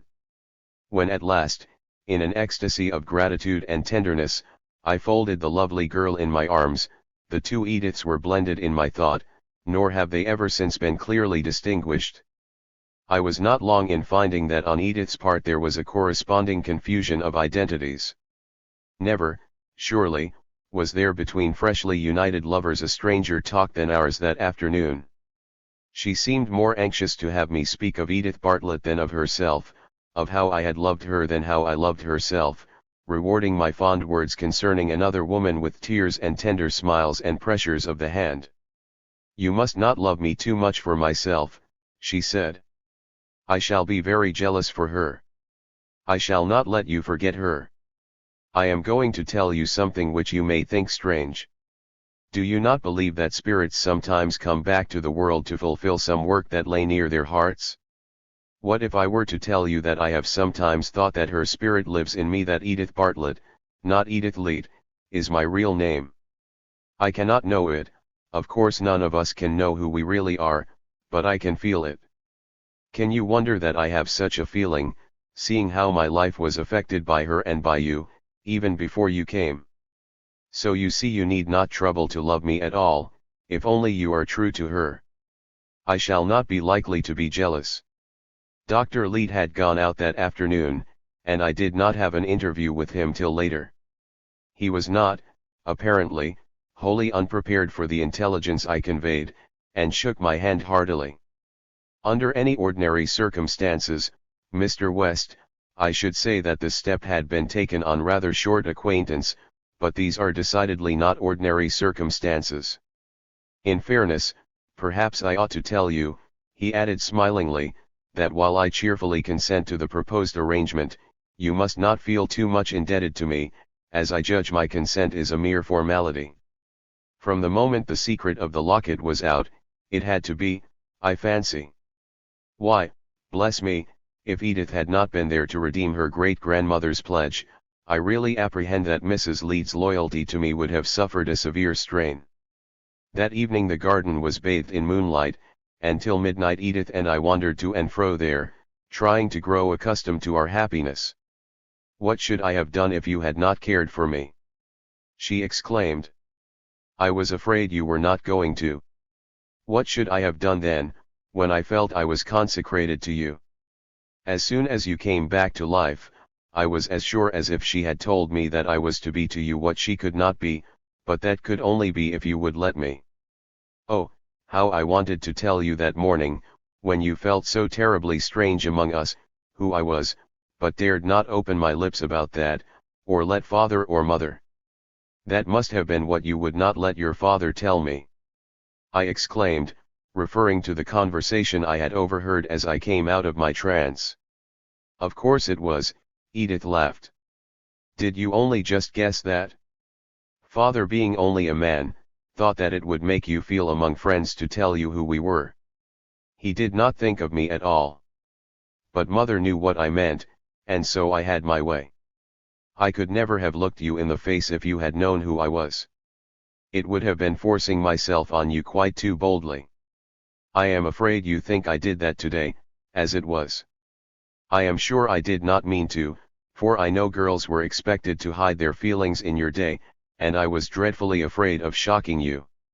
Ah me, how hard it must have been for them to have always had to conceal their love like a fault. Why did they think it such a shame to love anyone till they had been given permission? It is so odd to think of waiting for permission to fall in love. Was it because men in those days were angry when girls loved them? That is not the way women would feel, I am sure, or men either, I think, now. I don't understand it at all. That will be one of the curious things about the women of those days that you will have to explain to me. I don't believe Edith Bartlett was so foolish as the others. After sundry ineffectual attempts at parting, she finally insisted that we must say good night. I was about to imprint upon her lips the positively last kiss, when she said, with an indescribable archness, "One thing troubles me. Are you sure that you quite forgive Edith Bartlett for marrying anyone else? The books that have come down to us make out lovers of your time more jealous than fond, and that is what makes me ask. It would be a great relief to me if I could feel sure that you were not in the least jealous of my great-grandfather for marrying your sweetheart. May I tell my great-grandmother's picture when I go to my room that you quite forgive her for proving false to you?" Will the reader believe it, this coquettish quip, whether the speaker herself had any idea of it or not, actually touched and with the touching cured a preposterous ache of something like jealousy which I had been vaguely conscious of ever since Mrs. Leete had told me of Edith Bartlett's marriage. Even while I had been holding Edith Bartlett's great-granddaughter in my arms, I had not, till this moment, so illogical are some of our feelings, distinctly realized that but for that marriage I could not have done so. The absurdity of this frame of mind could only be equalled by the abruptness with which it dissolved as Edith's roguish query cleared the fog from my perceptions. I laughed as I kissed her. "You may assure her of my entire forgiveness," I said, "although if it had been any man but your great-grandfather whom she married, it would have been a very different matter." On reaching my chamber that night I did not open the musical telephone that I might be lulled to sleep with soothing tunes, as had become my habit. For once my thoughts made better music than even 20th-century orchestras discourse, and it held me enchanted till well toward morning, when I fell asleep. Chapter 28. It's a little after the time you told me to wake you, sir. You did not come out of it as quick as common, sir. The voice was the voice of my man Sawyer. I started bolt upright in bed and stared around. I was in my underground chamber. The mellow light of the lamp which always burned in the room when I occupied it illumined the familiar walls and furnishings. By my bedside, with the glass of sherry in his hand which Dr. Pillsbury prescribed on first rousing from a mesmeric sleep, by way of awakening the torpid physical functions, stood Sawyer. "Better take this right off, sir," he said, as I stared blankly at him. "You look kind of flushed like, sir, and you need it." I tossed off the liquor and began to realize what had happened to me. It was, of course, very plain. All that about the 20th century had been a dream. I had but dreamed of that enlightened and carefree race of men and their ingeniously simple institutions, of the glorious New Boston with its domes and pinnacles, its gardens and fountains, and its universal reign of comfort. The amiable family which I had learned to know so well, my genial host and mentor, Dr. Leete, his wife, and their daughter, the second and more beauteous Edith, my betrothed, these, too, had been but figments of a vision. For a considerable time I remained in the attitude in which this conviction had come over me, sitting up in bed gazing at vacancy, absorbed in recalling the scenes and incidents of my fantastic experience. Sawyer, alarmed at my looks, was meanwhile anxiously inquiring what was the matter with me. Roused at length by his importunities to a recognition of my surroundings, I pulled myself together with an effort and assured the faithful fellow that I was all right. "I have had an extraordinary dream, that's all, Sawyer," I said, "a most extraordinary dream." I dressed in a mechanical way, feeling lightheaded and oddly uncertain of myself, and sat down to the coffee and rolls which Sawyer was in the habit of providing for my refreshment before I left the house. The morning newspaper lay by the plate. I took it up, and my eye fell on the date, May 31st, 1887. I had known, of course, from the moment I opened my eyes that my long and detailed experience in another century had been a dream, and yet it was startling to have it so conclusively demonstrated that the world was but a few hours older than when I had lain down to sleep. Glancing at the table of contents at the head of the paper, which reviewed the news of the morning, I read the following summary. Foreign Affairs - the impending war between France and Germany. The French chambers asked for new military credits to meet Germany's increase of her army. Probability that all Europe will be involved in case of war - great suffering among the unemployed in London. They demand work. Monster demonstration to be made. The authorities uneasy. Great strikes in Belgium. The government preparing to repress outbreaks. Shocking facts in regard to the employment of girls in Belgium. Coal mines. Wholesale evictions in Ireland. Home affairs. The epidemic of fraud unchecked. Embezzlement of $500,000 in New York. Misappropriation of a trust fund by executors. Orphans left penniless. Clever system of thefts by a bank teller, $50,000 gone. The coal barons decide to advance the price of coal and reduce production. Speculators engineering a great wheat corner at Chicago. A clique forcing up the price of coffee. Enormous land grabs of Western syndicates. Revelations of shocking corruption among Chicago officials. Systematic bribery. The trials of the Bootle alderman to go on at New York. Large failures of business houses. Fears of a business crisis. A large grist of burglaries and larcenies. A woman murdered in cold blood for her money at New Haven. A householder shot by a burglar in the city last night. A man shoots himself in Worcester because he could not get work. A large family left destitute. An aged couple in New Jersey commit suicide rather than go to the poorhouse. Pitiable destitution among the women wage workers in the great cities. Startling growth of illiteracy in Massachusetts. More insane asylums wanted. Decoration Day addresses. Professor Brown's oration on the moral grandeur of 19th century civilization. It was indeed the 19th century to which I had awaked, there could be no kind of doubt about that. Its complete microcosm this summary of the day's news had presented, even to that last unmistakable touch of fatuous self-complacency.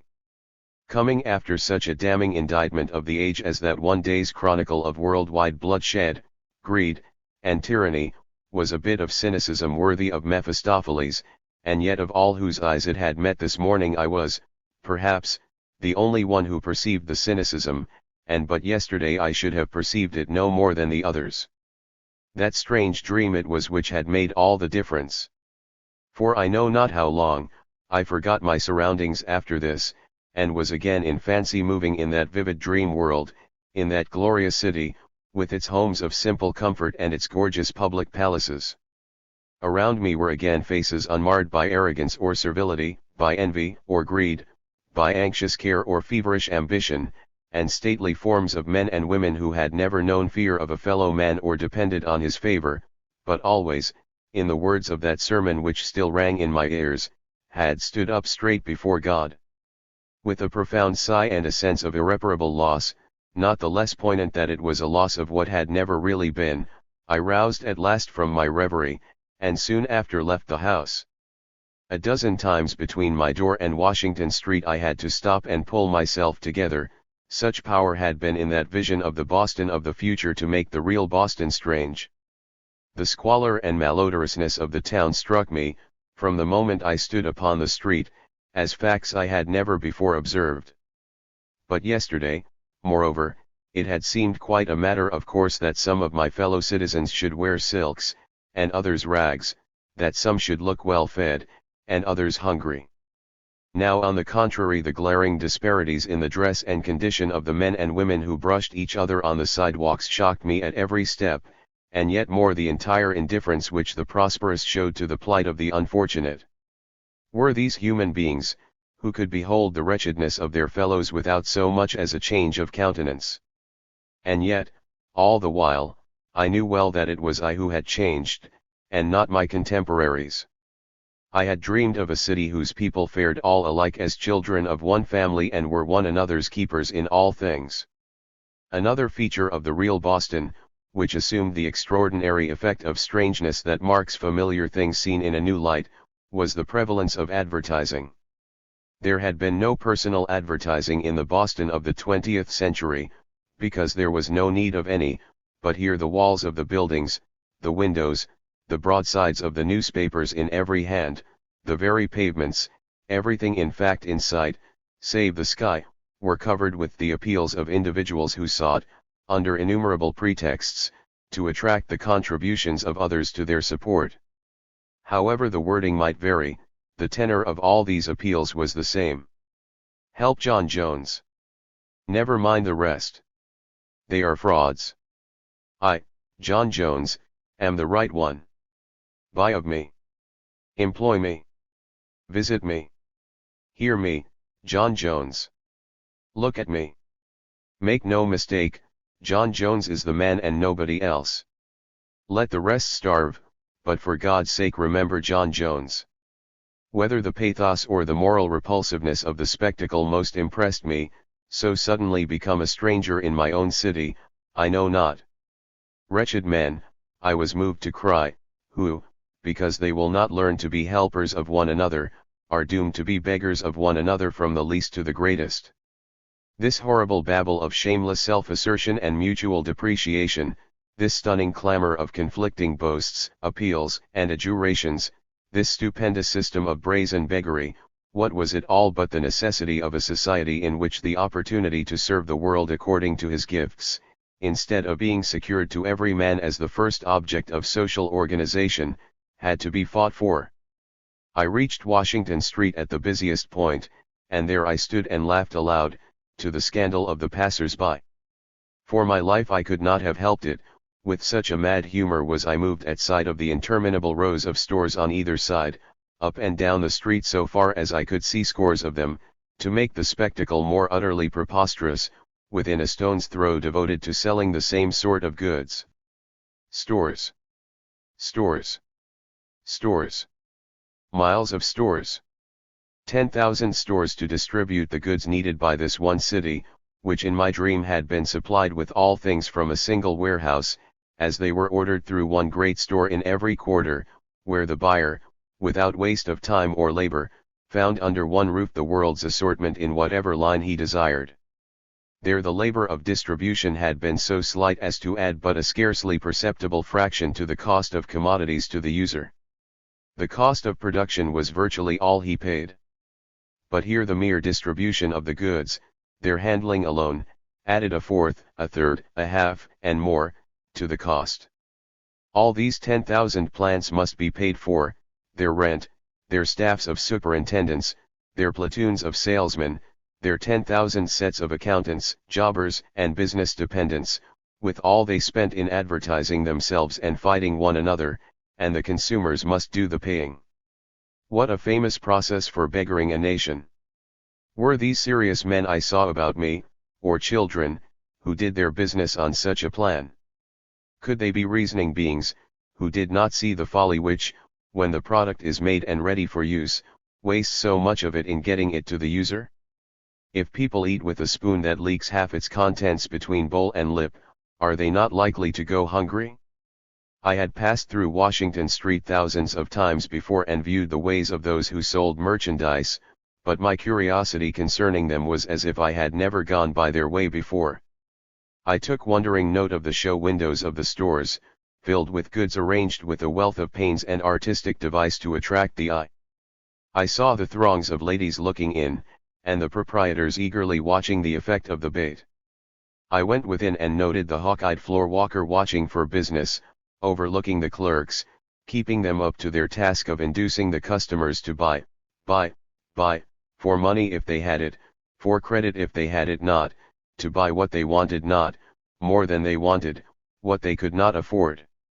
At times I momentarily lost the clue and was confused by the sight.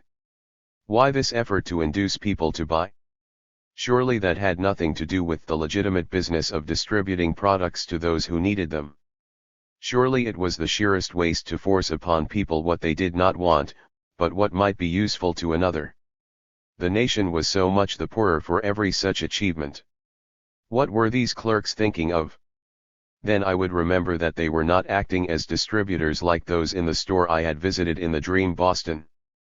They were not serving the public interest, but their immediate personal interest, and it was nothing to them what the ultimate effect of their course on the general prosperity might be, if but they increased their own hoard, for these goods were their own, and the more they sold and the more they got for them, the greater their gain. The more wasteful the people were, the more articles they did not want which they could be induced to buy, the better for these sellers. To encourage prodigality was the express aim of the 10,000 stores of Boston. Nor were these storekeepers and clerks a whit worse men than any others in Boston. They must earn a living and support their families, and how were they to find a trade to do it by which did not necessitate placing their individual interests before those of others and that of all? They could not be asked to starve while they waited for an order of things such as I had seen in my dream, in which the interest of each and that of all were identical. But, God in heaven! What wonder, under such a system as this about me, what wonder that the city was so shabby, and the people so meanly dressed, and so many of them ragged and hungry. Some time after this it was that I drifted over into South Boston and found myself among the manufacturing establishments. I had been in this quarter of the city 100 times before, just as I had been on Washington Street, but here, as well as there, I now first perceived the true significance of what I witnessed. Formerly I had taken pride in the fact that, by actual count, Boston had some 4,000 independent manufacturing establishments, but in this very multiplicity and independence I recognized now the secret of the insignificant total product of their industry. If Washington Street had been like a lane in Bedlam, this was a spectacle as much more melancholy as production is a more vital function than distribution. For not only were these 4,000 establishments not working in concert, and for that reason alone operating at prodigious disadvantage, but, as if this did not involve a sufficiently disastrous loss of power, they were using their utmost skill to frustrate one another's effort, praying by night and working by day for the destruction of one another's enterprises. The roar and rattle of wheels and hammers resounding from every side was not the hum of a peaceful industry, but the clangor of swords wielded by foemen. These mills and shops were so many forts, each under its own flag, its guns trained on the mills and shops about it, and its sappers busy below, undermining them. Within each one of these forts the strictest organization of industry was insisted on. The separate gangs worked under a single central authority. No interference and no duplicating of work were permitted. Each had his allotted task, and none were idle. By what hiatus in the logical faculty, by what lost link of reasoning, account, then, for the failure to recognize the necessity of applying the same principle to the organization of the national industries as a whole, to see that if lack of organization could impair the efficiency of a shop, it must have effects as much more disastrous in disabling the industries of the nation at large as the latter are vaster in volume and more complex in the relationship of their parts. People would be prompt enough to ridicule an army in which there were neither companies, battalions, regiments, brigades, divisions, or army corps, no unit of organization, in fact, larger than the corporal's squad, with no officer higher than a corporal, and all the corporals equal in authority. And yet just such an army were the manufacturing industries of 19th century Boston, an army of 4,000 independent squads led by 4,000 independent corporals, each with a separate plan of campaign. Knots of idle men were to be seen here and there on every side, some idle because they could find no work at any price, others because they could not get what they thought a fair price. I accosted some of the latter, and they told me their grievances. It was very little comfort I could give them. "I am sorry for you," I said. "You get little enough, certainly, and yet the wonder to me is, not that industries conducted as these are do not pay you living wages, but that they are able to pay you any wages at all." Making my way back again after this to the peninsular city, toward 3 o'clock I stood on State Street, staring, as if I had never seen them before, at the banks and brokers' offices, and other financial institutions, of which there had been in the State Street of my vision no vestige. Businessmen, confidential clerks, and errand boys were thronging in and out of the banks, for it wanted but a few minutes of the closing hour. Opposite me was the bank where I did business, and presently I crossed the street, and, going in with the crowd, stood in a recess of the wall looking on at the army of clerks handling money, and the queues of depositors at the tellers' windows. An old gentleman whom I knew, a director of the bank, passing me and observing my contemplative attitude, stopped a moment. "Interesting sight, isn't it, Mr. West?" he said. "Wonderful piece of mechanism, I find it so myself. I like sometimes to stand and look on at it just as you are doing. It's a poem, sir, a poem, that's what I call it. Did you ever think, Mr. West, that the bank is the heart of the business system? From it and to it, in endless flux and reflux, the lifeblood goes. It is flowing in now. It will flow out again in the morning, and pleased with his little conceit, the old man passed on smiling. Yesterday I should have considered the simile apt enough, but since then I had visited a world incomparably more affluent than this, in which money was unknown and without conceivable use. I had learned that it had a use in the world around me only because the work of producing the nation's livelihood, instead of being regarded as the most strictly public and common of all concerns, and as such conducted by the nation, was abandoned to the haphazard efforts of individuals. This original mistake necessitated endless exchanges to bring about any sort of general distribution of products. These exchanges, money effected how equitably, might be seen in a walk from the tenement house districts to the Back Bay at the cost of an army of men taken from productive labor to manage it, with constant ruinous breakdowns of its machinery, and a generally debauching influence on mankind which had justified its description, from ancient time, as the root of all evil. Alas for the poor old bank director with his poem!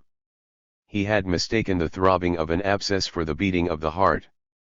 What he called a wonderful piece of mechanism was an imperfect device to remedy an unnecessary defect, the clumsy crutch of a self-made cripple. After the banks had closed, I wandered aimlessly about the business quarter for an hour or two, and later sat a while on one of the benches of the common, finding an interest merely in watching the throngs that passed, such as one has in studying the populace of a foreign city, so strange since yesterday had my fellow citizens and their ways become to me. For 30 years I had lived among them, and yet I seemed to have never noted before how drawn and anxious were their faces, of the rich as of the poor, the refined, acute faces of the educated as well as the dull masks of the ignorant. And well it might be so, for I saw now, as never before I had seen so plainly, that each as he walked constantly turned to catch the whispers of a spectre at his ear, the spectre of uncertainty. Do your work never so well, the spectre was whispering, rise early and toil till late, rob cunningly or serve faithfully, you shall never know security. Rich you may be now and still come to poverty at last. Leave never so much wealth to your children, you cannot buy the assurance that your son may not be the servant of your servant, or that your daughter will not have to sell herself for bread. A man passing by thrust an advertising card in my hand, which set forth the merits of some new scheme of life insurance. The incident reminded me of the only device, pathetic in its admission of the universal need it so poorly supplied, which offered these tired and hunted men and women even a partial protection from uncertainty. By this means, those already well-to-do, I remembered, might purchase a precarious confidence that after their death their loved ones would not, for a while at least, be trampled under the feet of men. But this was all, and this was only for those who could pay well for it. What idea was possible to these wretched dwellers in the land of Ishmael, where every man's hand was against each and the hand of each against every other, of true life insurance as I had seen it among the people of that dream land, each of whom, by virtue merely of his membership in the national family, was guaranteed against need of any sort, by a policy underwritten by 100 million fellow countrymen. Some time after this it was that I recall a glimpse of myself standing on the steps of a building on Tremont Street, looking at a military parade. A regiment was passing. It was the first sight in that dreary day which had inspired me with any other emotions than wondering pity and amazement. Here at last were order and reason, an exhibition of what intelligent cooperation can accomplish. The people who stood looking on with kindling faces, could it be that the sight had for them no more than but a spectacular interest? Could they fail to see that it was their perfect concert of action, their organization under one control, which made these men the tremendous engine they were, able to vanquish a mob 10 times as numerous?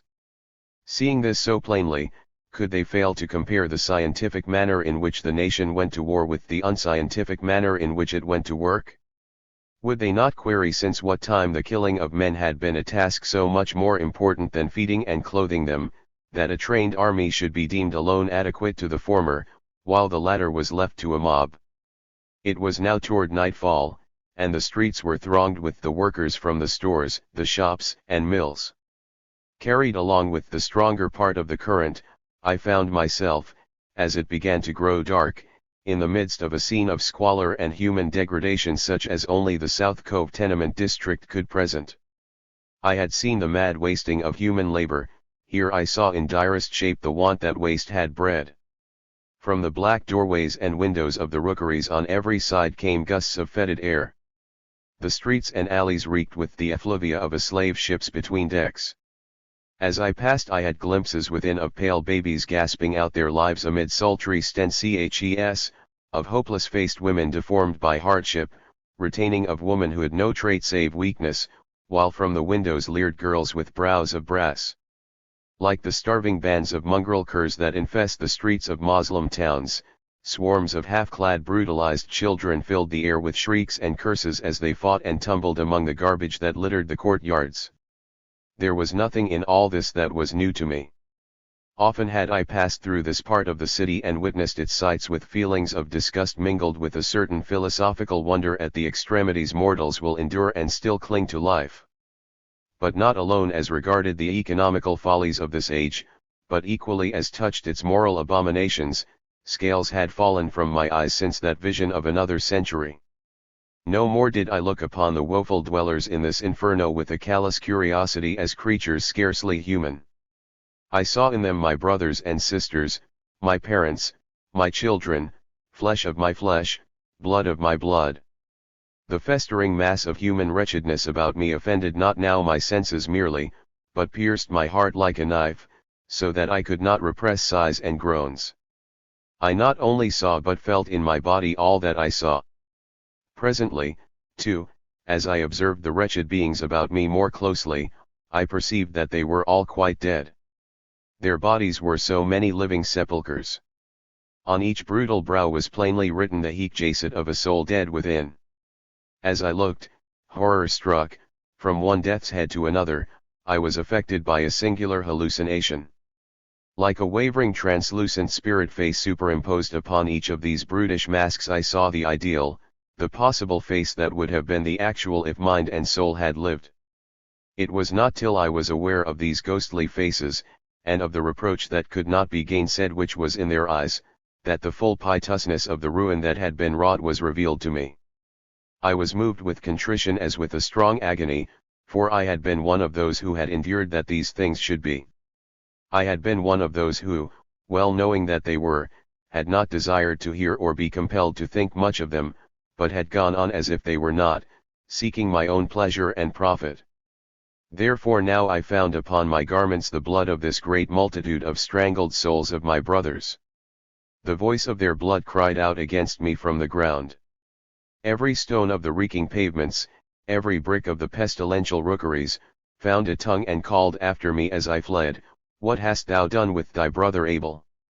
I have no clear recollection of anything after this till I found myself standing on the carved stone steps of the magnificent home of my betrothed in Commonwealth Avenue.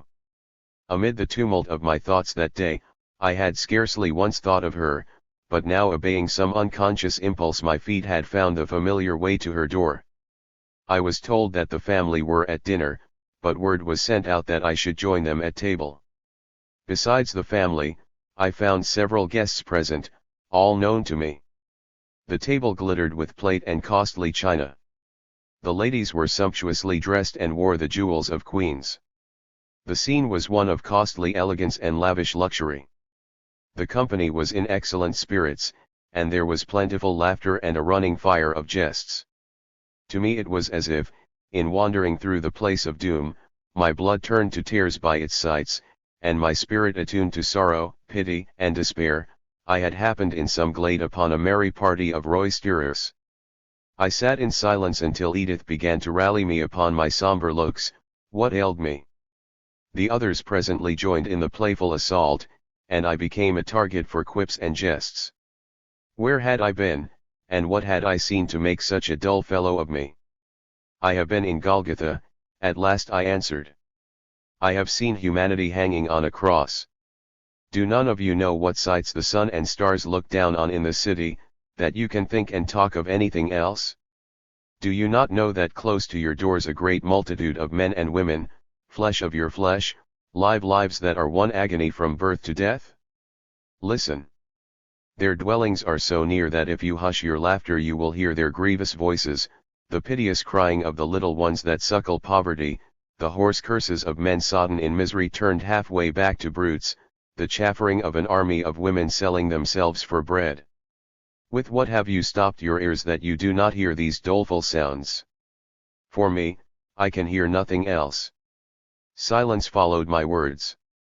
A passion of pity had shaken me as I spoke, but when I looked around upon the company, I saw that, far from being stirred as I was, their faces expressed a cold and hard astonishment, mingled in Edith's with extreme mortification, in her father's with anger. The ladies were exchanging scandalized looks, while one of the gentlemen had put up his eyeglass and was studying me with an air of scientific curiosity.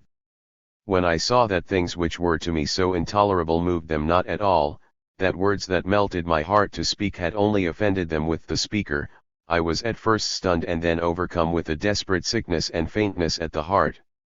What hope was there for the wretched, for the world, if thoughtful men and tender women were not moved by things like these? Then I bethought myself that it must be because I had not spoken aright. No doubt I had put the case badly. They were angry because they thought I was berating them, when God knew I was merely thinking of the horror of the fact without any attempt to assign the responsibility for it. I restrained my passion, and tried to speak calmly and logically that I might correct this impression. I told them that I had not meant to accuse them, as if they, or the rich in general, were responsible for the misery of the world. True indeed it was, that the superfluity which they wasted would, otherwise bestowed, relieve much bitter suffering. These costly viands, these rich wines, these gorgeous fabrics and glistening jewels represented the ransom of many lives. They were verily not without the guiltiness of those who waste in a land stricken with famine.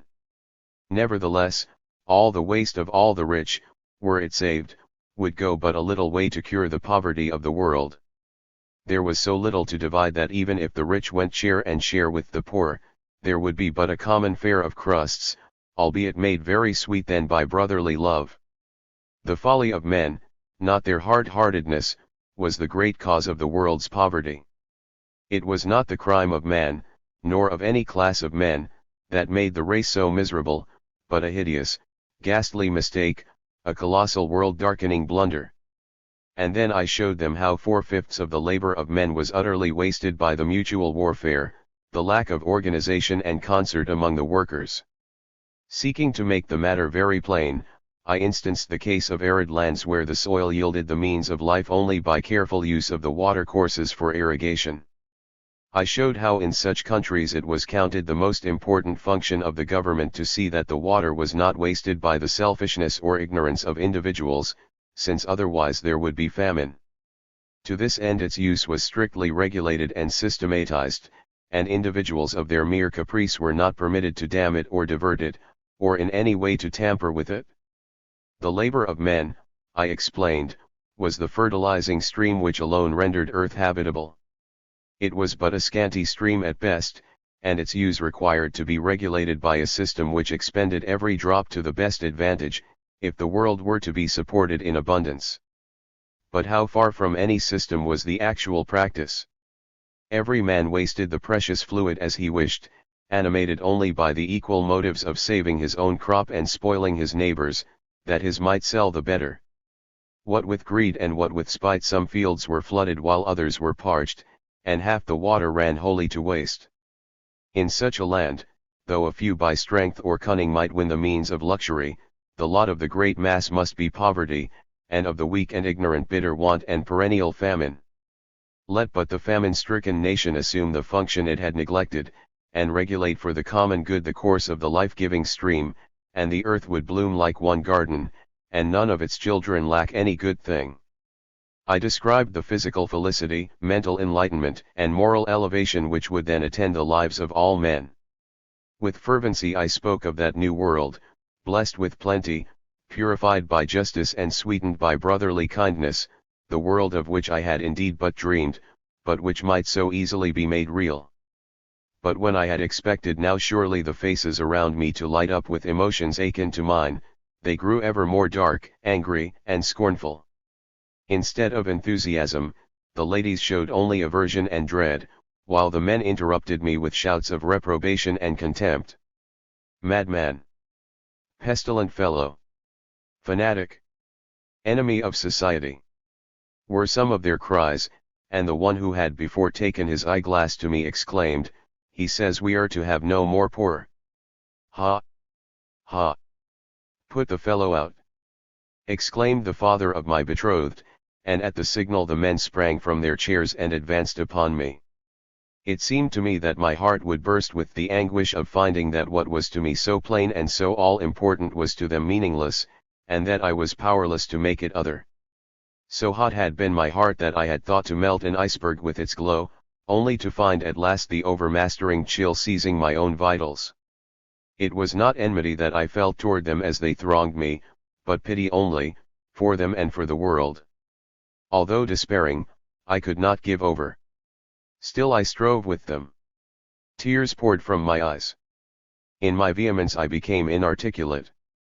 I panted, I sobbed, I groaned, and immediately afterward found myself sitting upright in bed in my room in Dr. Leeds' house, and the morning sun shining through the open window into my eyes. I was gasping. The tears were streaming down my face, and I quivered in every nerve. As with an escaped convict who dreams that he has been recaptured and brought back to his dark and reeking dungeon, and opens his eyes to see the heavens vault spread above him, so it was with me, as I realized that my return to the 19th century had been the dream, and my presence in the 20th was the reality. The cruel sights which I had witnessed in my vision, and could so well confirm from the experience of my former life, though they had, alas, once been, and must in the retrospect to the end of time move the compassionate to tears, were, God be thanked, forever gone by. Long ago oppressor and oppressed, prophet and scorner, had been dust. For generations, rich and poor had been forgotten words. But in that moment, while yet I mused with unspeakable thankfulness upon the greatness of the world's salvation and my privilege in beholding it, there suddenly pierced me like a knife a pang of shame, remorse, and wondering self-reproach, that bowed my head upon my breast and made me wish the grave had hid me with my fellows from the sun. For I had been a man of that former time. What had I done to help on the deliverance whereat I now presume to rejoice? I who had lived in those cruel, insensate days, what had I done to bring them to an end? I had been every whit as indifferent to the wretchedness of my brothers, as cynically incredulous of better things, as besotted a worshipper of chaos and old night, as any of my fellows. So far as my personal influence went, it had been exerted rather to hinder than to help forward the enfranchisement of the race which was even then preparing. What right had I to hail a salvation which reproached me, to rejoice in a day whose dawning I had mocked? Better for you, a voice within me rang, had this evil dream been the reality, and this fair reality the dream, better your part pleading for crucified humanity with a scoffing generation, than here, drinking of wells you digged not, and eating of trees whose husbandmen you stoned, and my spirit answered, better, truly. When at length I raised my bowed head and looked forth from the window, Edith, fresh as the morning, had come into the garden and was gathering flowers. I hastened to descend to her. Kneeling before her, with my face in the dust, I confessed with tears how little was my worth to breathe the air of this golden century, and how infinitely less to wear upon my breast its consummate flower. Fortunate is he who, with a case so desperate as mine, finds a judge so merciful.